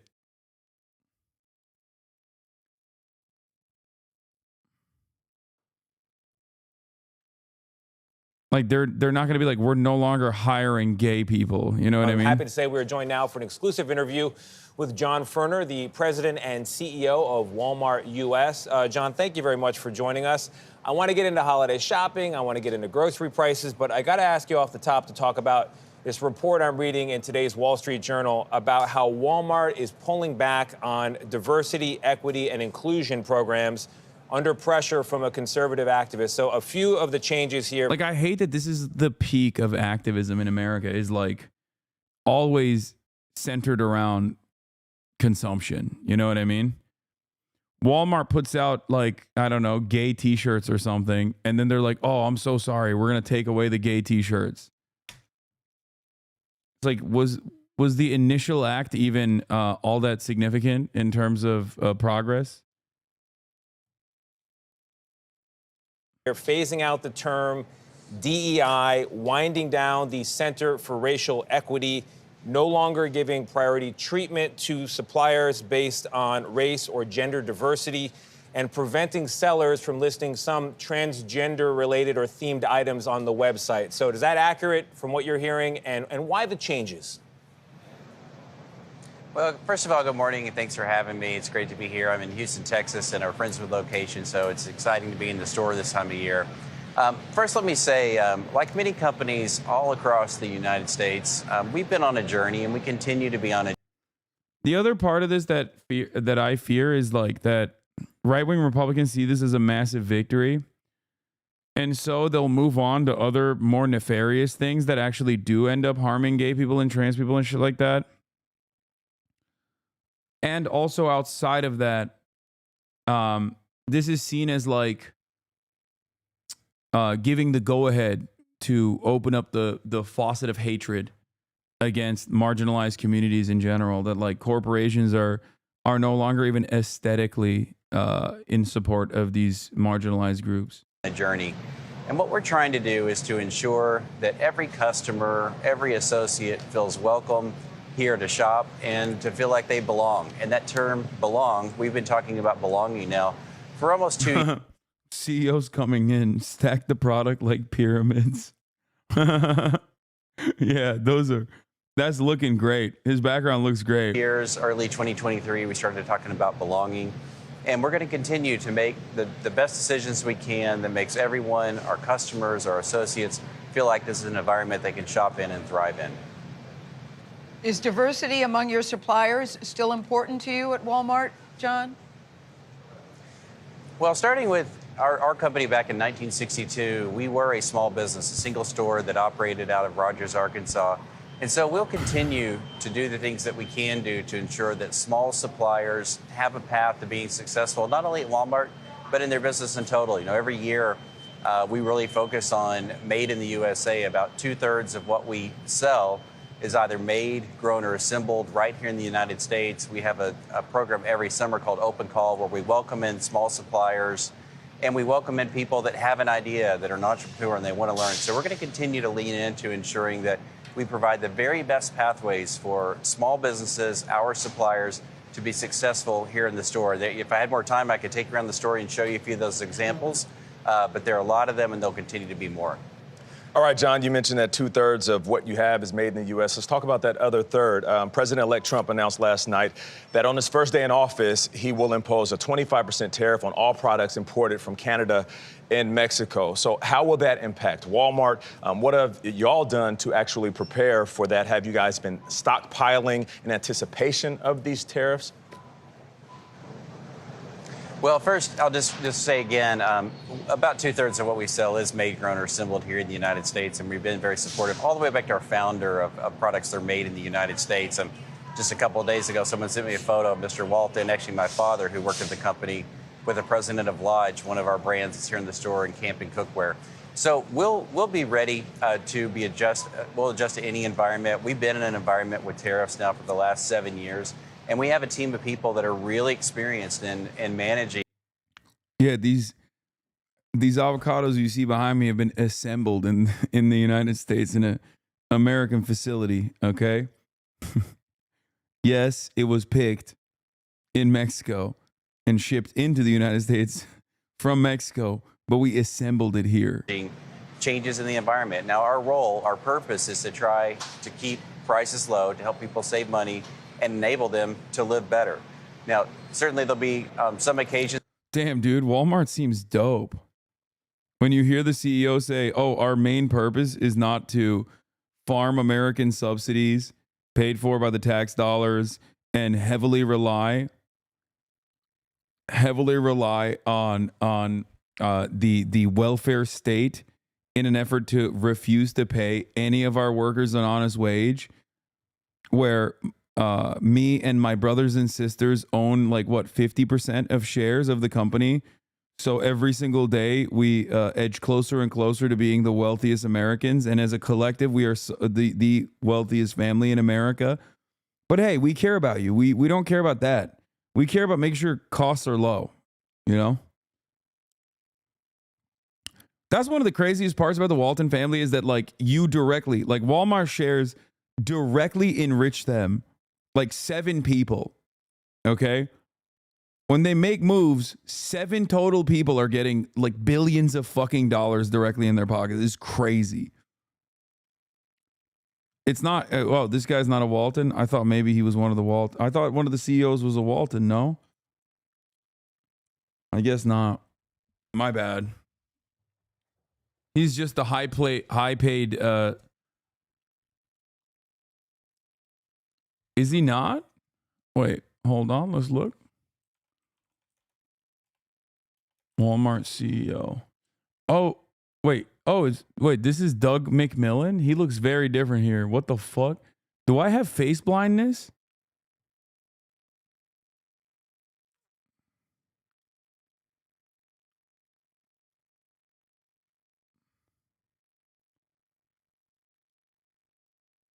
John Furner.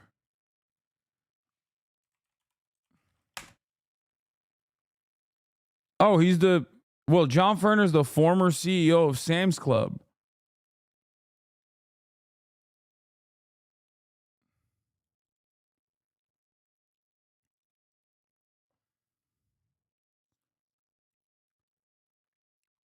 He began his career at Walmart in 1993.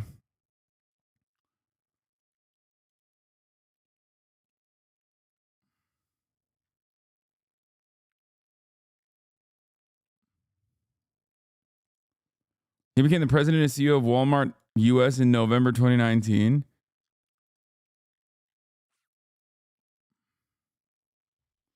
Walmart US and Walmart are different. He's wearing the same damn suit in the Wikipedia page? No, that's a gray one.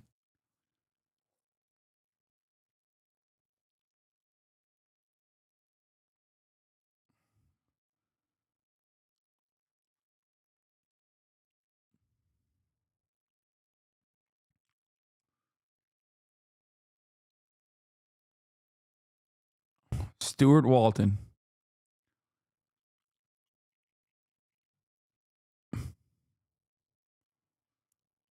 Bro went employee to CEO, kind of nice with it. Yeah, they're just like a small mom and pop shop, chat. Where you may see some impact on price, but we'll do everything we can between our suppliers, our supply chain, and do. Oh, I want to make a correction. It's not 50%. It's an estimated 45% of Walmart stock is held between the families of 7 heirs founders of Sam Walton and his brother Bud.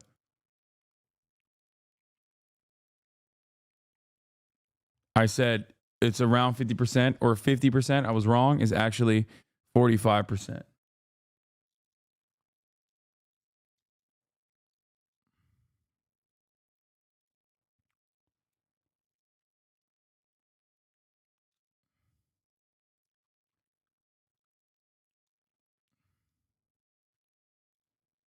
Do everything we can to help ensure that we're as efficient as possible to keep prices as low as we can. And that's exactly what we do each and every day, including right now in the holidays.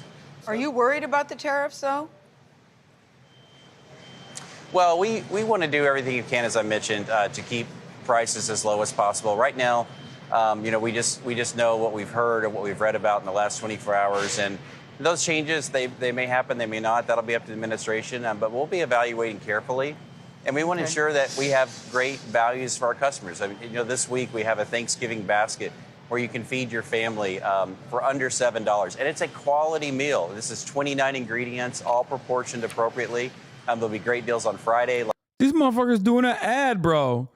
He literally turned a question about like why they're melting all the gay stuff off the shelves into how much they love feeding the poor and the hungry for an affordable price. And then and it's just straight up doing a fucking ad. Fuck this guy.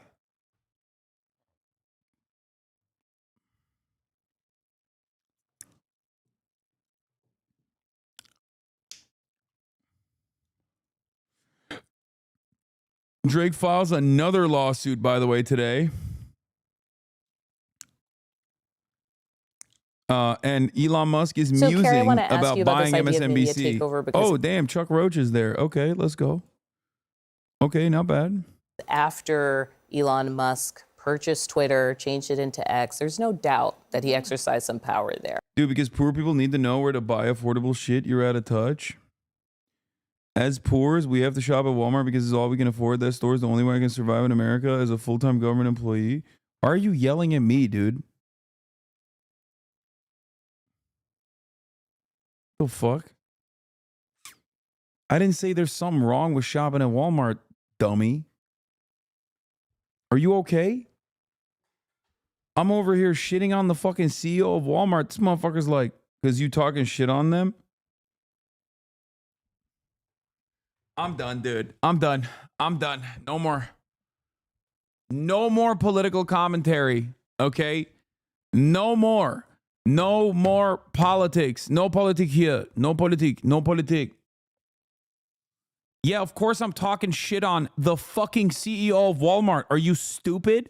Well, the answer is yes. The answer is yes to are you stupid? The question is, are you stupid? The answer is yes. What's next, dude? I can't even talk shit about the fucking Walton family without getting chirped at by some motherfucker who's like, oh, I have to go there. Excuse me. I didn't say shit about you, dumbass. Until now. The fuck? What is happening? No, I'm smart because I save money from Walmart. Oh my God. F off.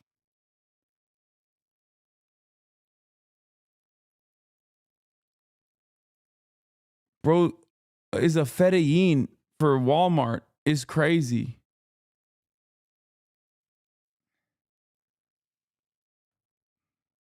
Do you think that I was saying go buy your groceries elsewhere? Are you the CEO? What is happening right now?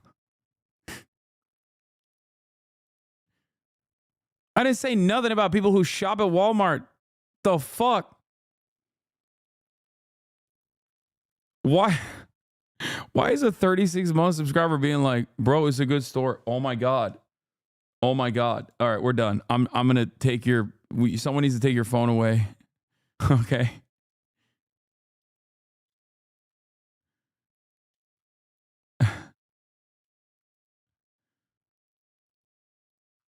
Oh my God. Oh my God. Oh, we're never getting socialism.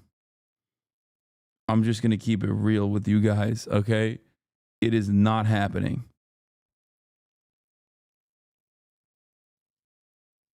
It is not happening, okay?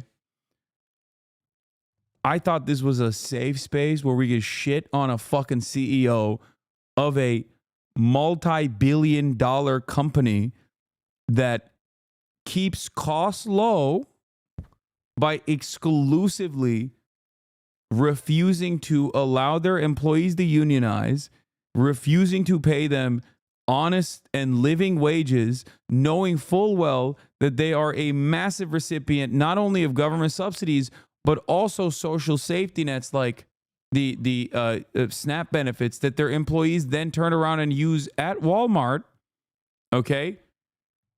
Super common criticism of Walmart. Like, you could get your liberal dad to get mad at Walmart with that take. And we got a 36-month subscriber being like, shut your fucking mouth up, dude. How dare you? How dare you talk shit about the Walton family, brother? I go there every day. I go there every goddamn day. Like, you've lost the fucking plot.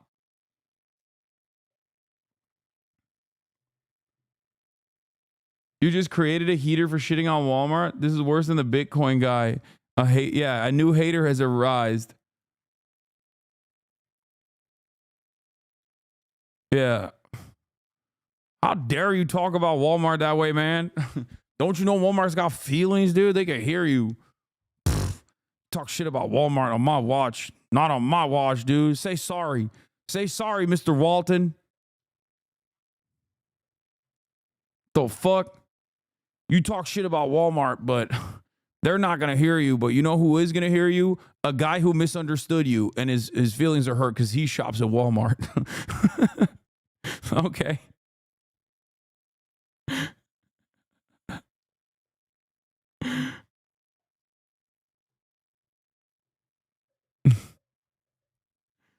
That's crazy.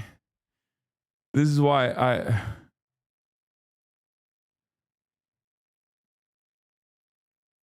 that chatter is fetishizing his commodities in a way I never thought possible. Yeah.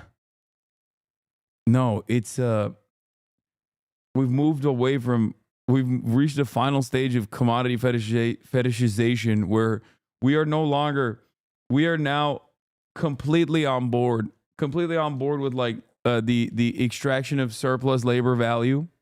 Okay. But also, if you criticize that process, you fucking suck, dog. Are you kidding me?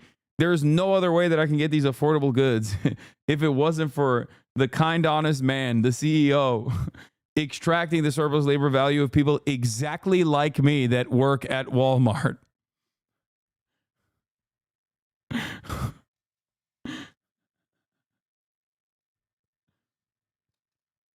Chatter started $7 Thanksgiving dinner and went, I will fucking die for my Lord Walton. Mr. Walton, sir.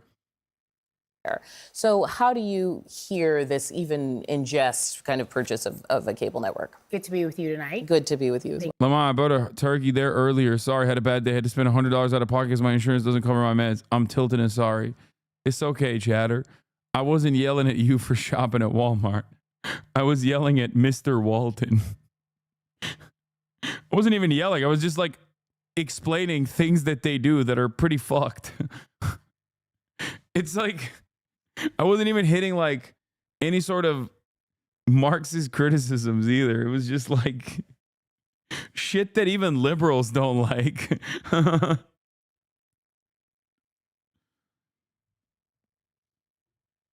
Thanks for having me. I think that we should believe everything that is said coming from this administration. I don't think that we have the luxury to dismiss it as him being someone who's being funny or someone who is just being himself or that is his brand. X, and you said in some ways, always. I feel like X, I don't know if anyone is on it in any capacity. I don't know if you're on it. And you're the only one? You're on it? You all are on it? Okay. I've actually decided to take a rest of peace because it is not a peaceful place for me.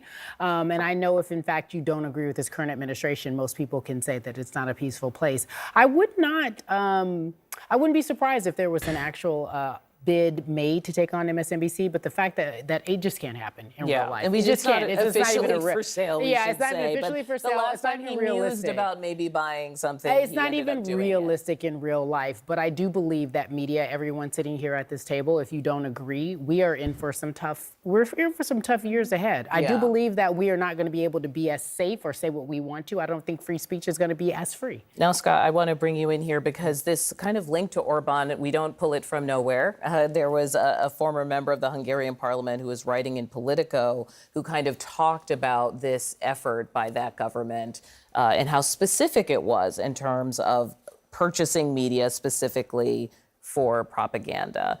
Do you hear why they're making that connection? I mean, is the concern that certain media outlets would become propaganda arms of political ideologies? I mean, don't we already have that in this country at a large scale? I mean, also, I heard what you're saying about X. I saw a survey this week. It's now the most ideologically balanced user platform.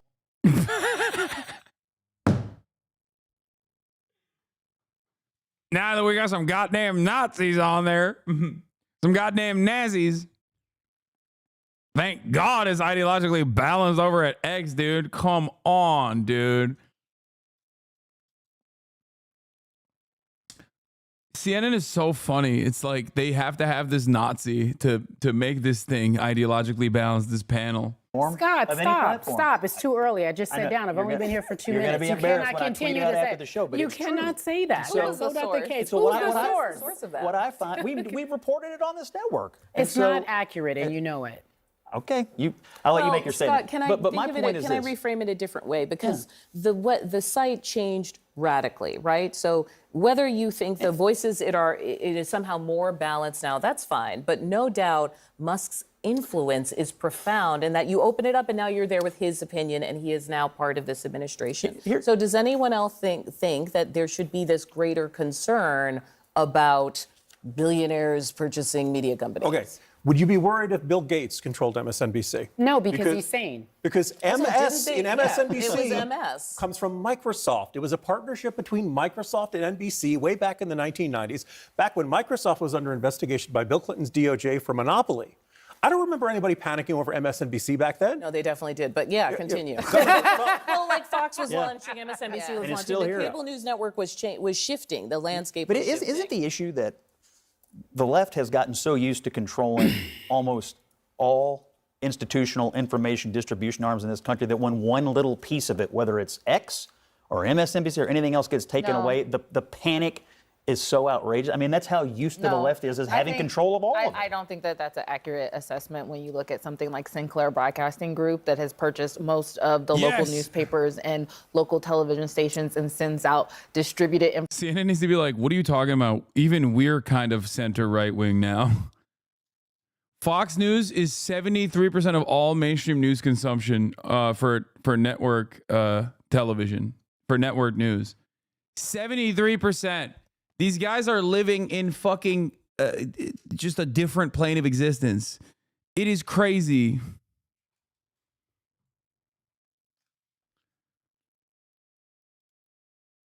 This was the source, but I refuse to believe Twitter is balanced. Elon Musk is winning even if his popularity ratings are down. He's remade Twitter in his image, turning it from a Democratic bastion to one that is far more evenly divided and friendly to the GOP. Moreover, Musk's wealth has ballooned in ways that are tough to imagine.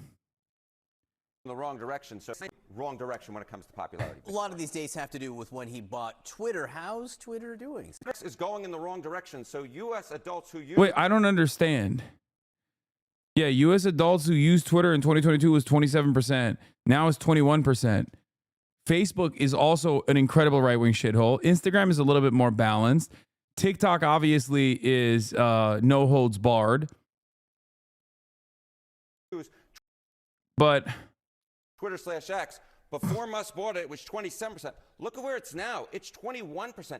It's, again, going in the wrong direction, and it's very different from the potential other clients. You know, TikTok's up a little bit, Instagram's up a little bit, Facebook's down, but just a point well within the margin of error. TwitterX is unique in that it is actually losing adults who say they are using this particular social media client, Mr. Berman. But how's he doing? How's he really doing? Yeah, how is he really doing? So if you looked at that opening slide, what did it say? It seems like Elon Musk is losing, but he's... Wait for mommy Fidelina Castro to initiate revenge colonization. What are you talking about? You keep repeating that over and over again.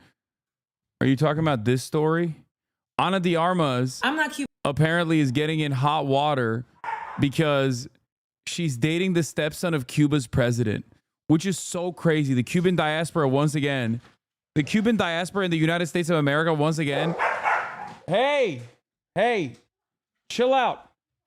God damn. Fiona's here.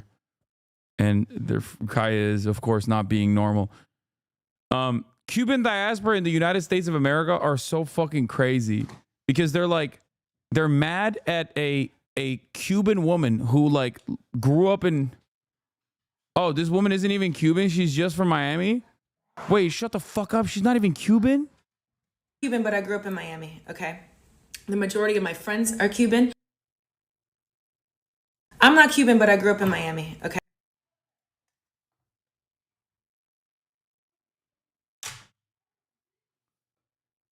Dog! Are you fucking for real? Are you fucking insane?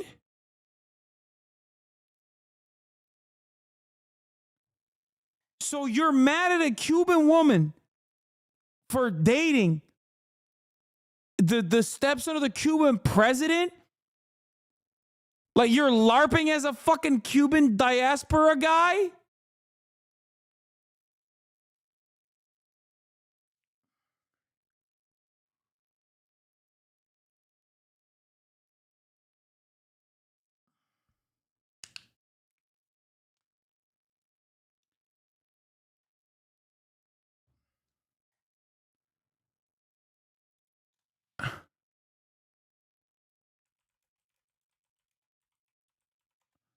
What the fuck?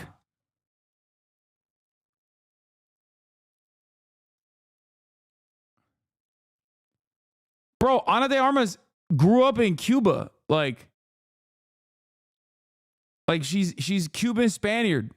But like she grew up in Cuba until she was 18, if I'm not mistaken. Am I wrong? Isn't she Cuban? Like she's literally fucking Cuban. What are we doing?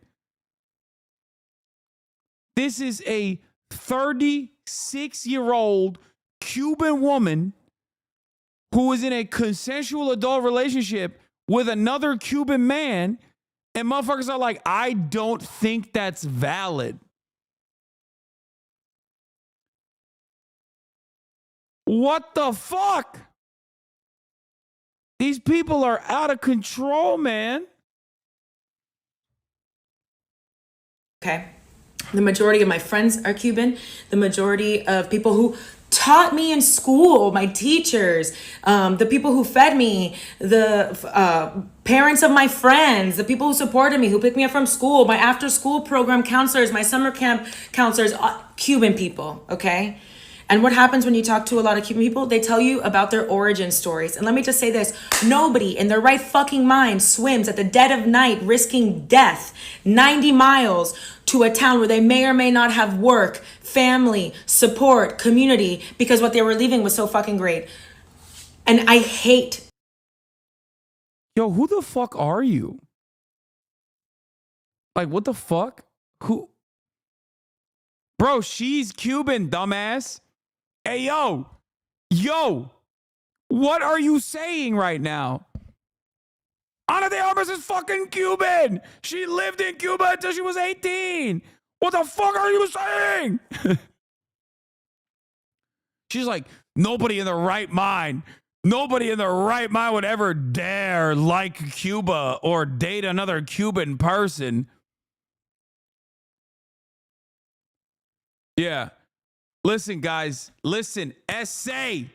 I am not Mexicano. Okay? I am not Chicano. I have been around Latinx. Okay? Let me tell you, I do not speak a lick of Spanish. No hablas español, essay. But if I catch a Mexican celebrity dating the Morena Party's Claudia Sheinbaum, let me tell you, we are gonna have words. Okay? I am here to tell you what I think.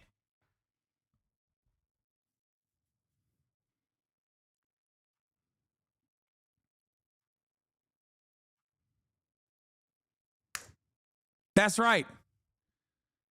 Like, how is this news, man? How is this fucking news? She's a traitor to Cuba. Bitch, she's Cuban.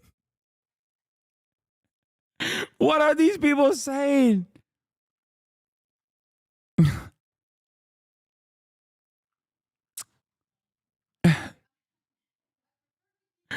What the hell, man? I hate criticizing women, especially Latin women. Ana de Armas in Madrid, besándose con ese tipo, the stepson of a dictator, is a slap in the face of the community that supports her. Not even the Latin community, but her Cuban.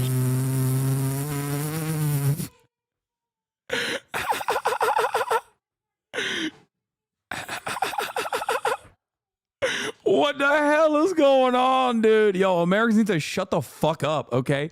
Americans need to shut their dumbasses up.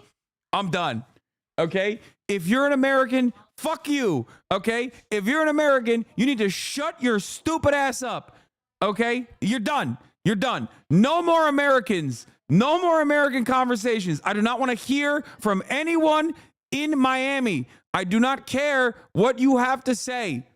I do not want to hear anything that you have. If you're from Miami, I don't want to hear anything you have to say about anything at all. Go back to cryptocurrencies. Go back to talking about fucking rug pulls or whatever the fuck you're shilling, okay? I'm done. I'm done.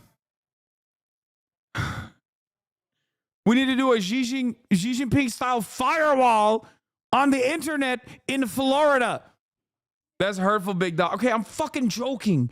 God damn it, chatters. Let me chirp. Fuck.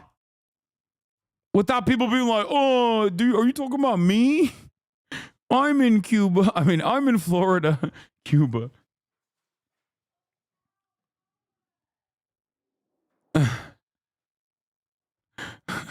Community. Cuba is in crisis, but that's not the only thing that is insane to me. What's more insane to me is seeing Cuban people in This woman is 34, an American, talking about another 36-year-old woman who is Cuban, dating the stepson of the Cuban president. Like, it makes no damn sense, man. You should be embarrassed to put this out there. You should be embarrassed to say these things. And honestly, there's a hell of people who are probably fucking harping this up. Like, they're hyping it. In comment sections, sharing their lived experience. I don't know about you, but with me, when a community tells me that they are in crisis or this happened to them and they need this and they need that and this is what's going on, I believe them. Maybe that's just me. But to have people who are not Cuban, have maybe read a book many years ago or given something a Google or been on Reddit telling. Explain why this is embarrassing. What? Explain why this is embarrassing. She is a random American living in fucking Miami, shitting on a Cuban woman who's 36 goddamn years old, okay? Dating the son of the fucking stepson of the Cuban president. Like, why the fuck? Mind your own damn business. What the hell? She ain't even fucking Cuban. What's going on, dude? Why we can't just say mind your damn business? What the hell is this?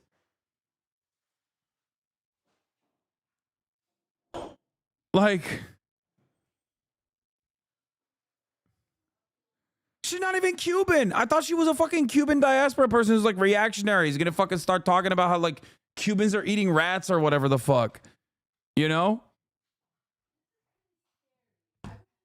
And then she opened up by being like, excuse me, I'm not even Cuban, but I've been around Cubans. And let me tell you, okay, they have some words for old Fidel. Cuban people that they are wrong about their lived experience and it is propaganda is. The embarrassing part is that she's not Cuban, but is calling out the Cuban woman for being traitors, basically.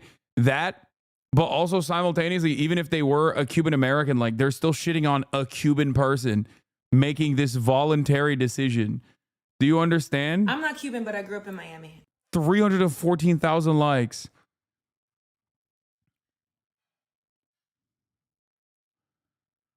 So not only is Ana de Armas the most beautiful person in the world, she also has an ethical, good politics. Hell yeah, brother. Empathy is so important.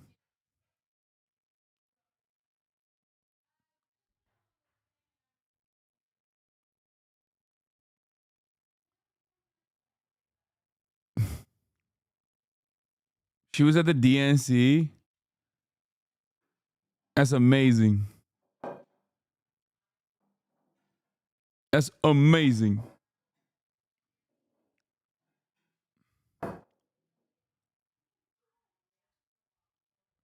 My New York sources have said Anna is plotting revenge to release her brother from political prison. Wait, what?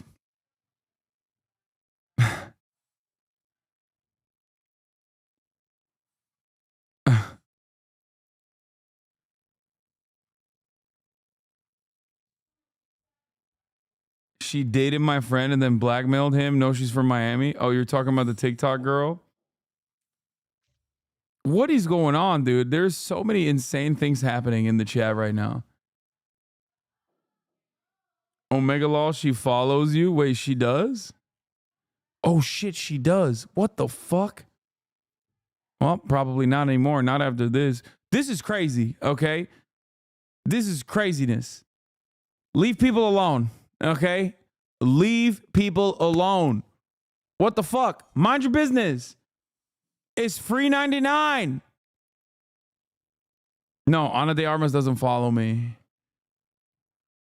And just like that, another HasnAbi hater is born. Apparently you spoke to her at the DNC. Oh, God.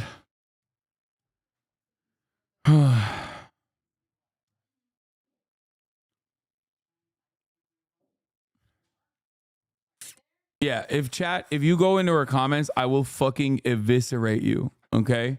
I will laser you. If I catch a single one of you dumb fucks harassing this person, I will literally laser you off the face of the planet. Okay?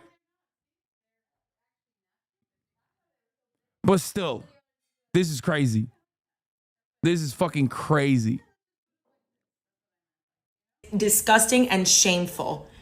Cuban people are seen by the people who need it the most. The Cuban. Okay, I want more information on Ana de Armas dating this person, though. Like, why the fuck is this news? Ana de Armas' rumored boyfriend is the son of Cuban dictator. Cuba's dictatorship. Cuba's dictatorship that recently fucking enshrined LGBT protections and abortion in the Constitution.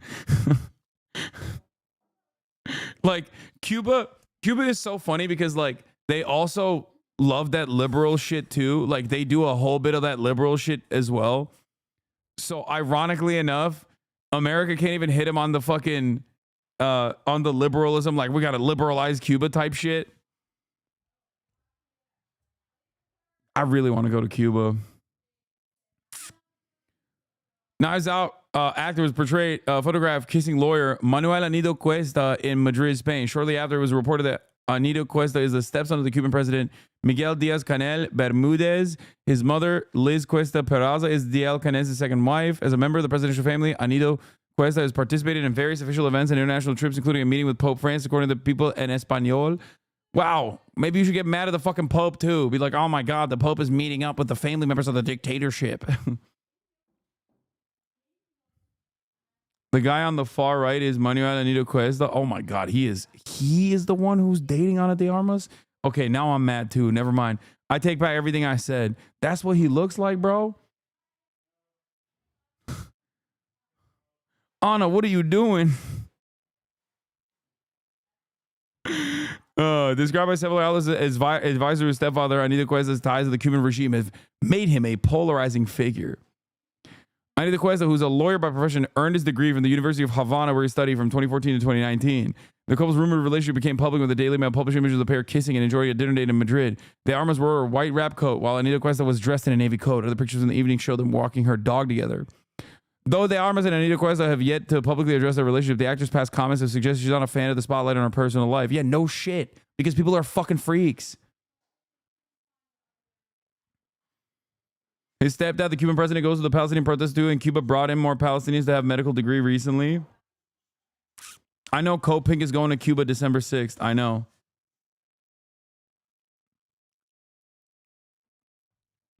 Reflecting on a highly publicized relationship with Ben Affleck. Yeah, dude. I mean, she upgraded. Actually, Ben Affleck is kind of woke too. Oh, never mind. He looks way hotter here. Okay, I take it back. Yeah, no disrespect. No disrespect to Cuba. Hey, I love you. I love you, Cuba. Okay. I love the Cuban government. I would like to visit one day. And also, no disrespect to this man. He is a hottie here. Okay. The other photo was Cuban diaspora Hasbara.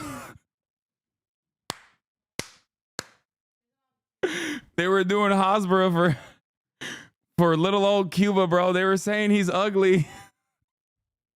I was wrong. Yeah, soon.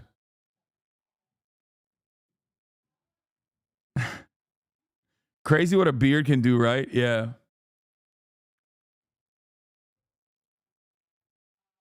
He's not bad looking. He's not bad looking. I mean, he's not. Respect. I hope they're happy.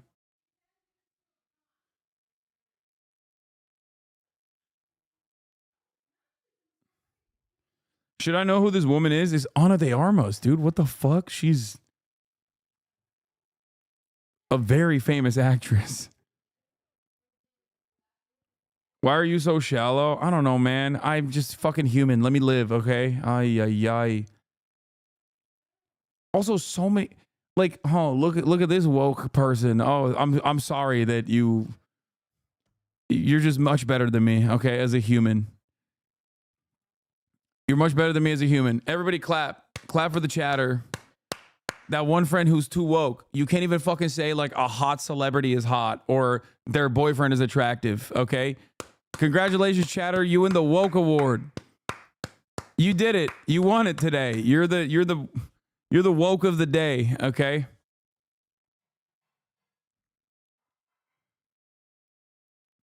She's not that famous outside straight and gay men love her though.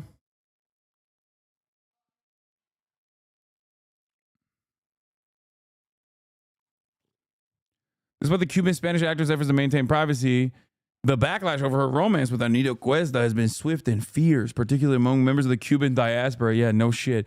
Some critics have taken her to social media with the concerns promoting the actor to limit comments on her accounts. The controversy is even spilled into her professional. Calls for brands like Louis Vuitton to cut ties under Louis Vuitton. Louis Vuitton's Instagram post of its campaign with De Armas, some comments accuse her of aligning with the Cuban regime, which they view as oppressive.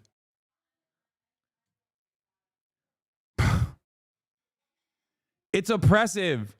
Unlike the state of Florida, where shit is dope and you can't get a fucking abortion. Okay? Why won't Cuba have restrictions on abortion? Therefore, no oppression. Okay? Fuck. Controversy dating. It's truly disheartening when someone, particularly a fellow Cuban, aligns themselves with a regime that has brought so much pain and oppression to our people, wrote fashion and travel influencer Luis Caballero. For any Cuban that not only supports such a regime, but also engage with its inner circle, like dating Diaz-Canel's son-in-law, and advisor, feels like a betrayal of the shared struggle for liberty and justice. I hate that. The blockade just got 10 years longer, okay? We need to starve the Cubans for the crimes that Ana de Armas has committed by being in a consensual relationship with the stepson of the fucking president, dude. Is she even diaspora? No, she's just straight Cuban, dude. She just grew up in Cuba until she was 18. That's what makes this even funnier. That's what's hilarious about it. Yeah. This isn't the first time that Armas' personal life has drawn public attention. Her family relation, her relationship history has included other high-profile pictures or figures. Blah blah blah blah blah blah blah. Yeah, she went from dating Tinder executive to this guy. It was so much better. What an upgrade.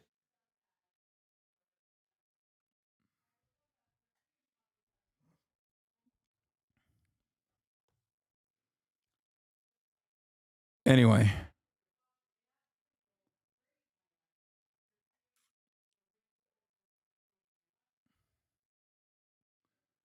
They should have considered how this would make people who have never left the city limits of Miami feel. Yeah.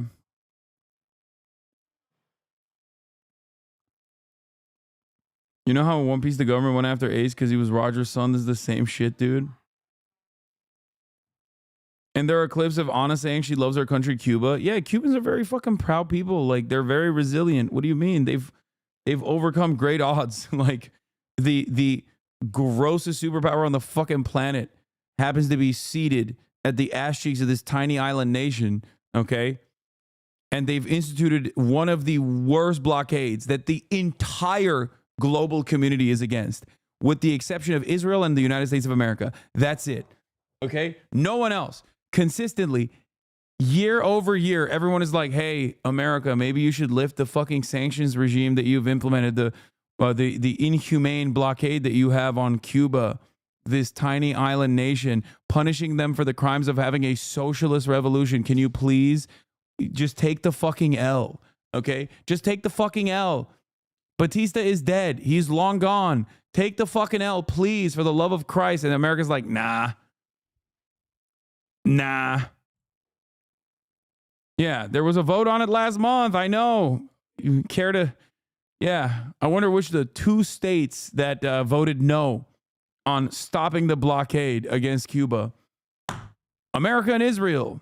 Good guy shit.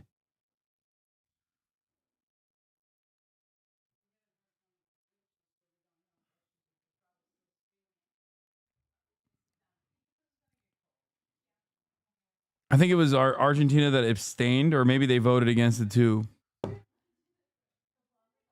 Or no, Ukraine abstained.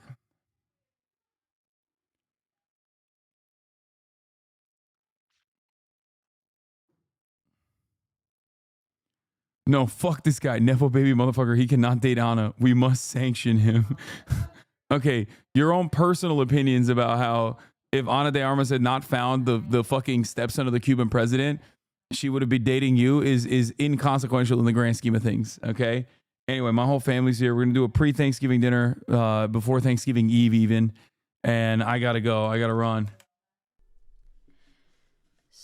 Cuba is on the state-sponsored terrorism list, so be careful of spreading terrorist propaganda. Yes, fucking ridiculous. Anyway, love you guys. I'll see you tomorrow. Ta-Nehisi Coates on the broadcast tomorrow. Get ready, get excited. That's going to be a fun conversation. We'll talk about his mindset shift, his vibe shift overall, and the vibe shift of the media as well, and many other things.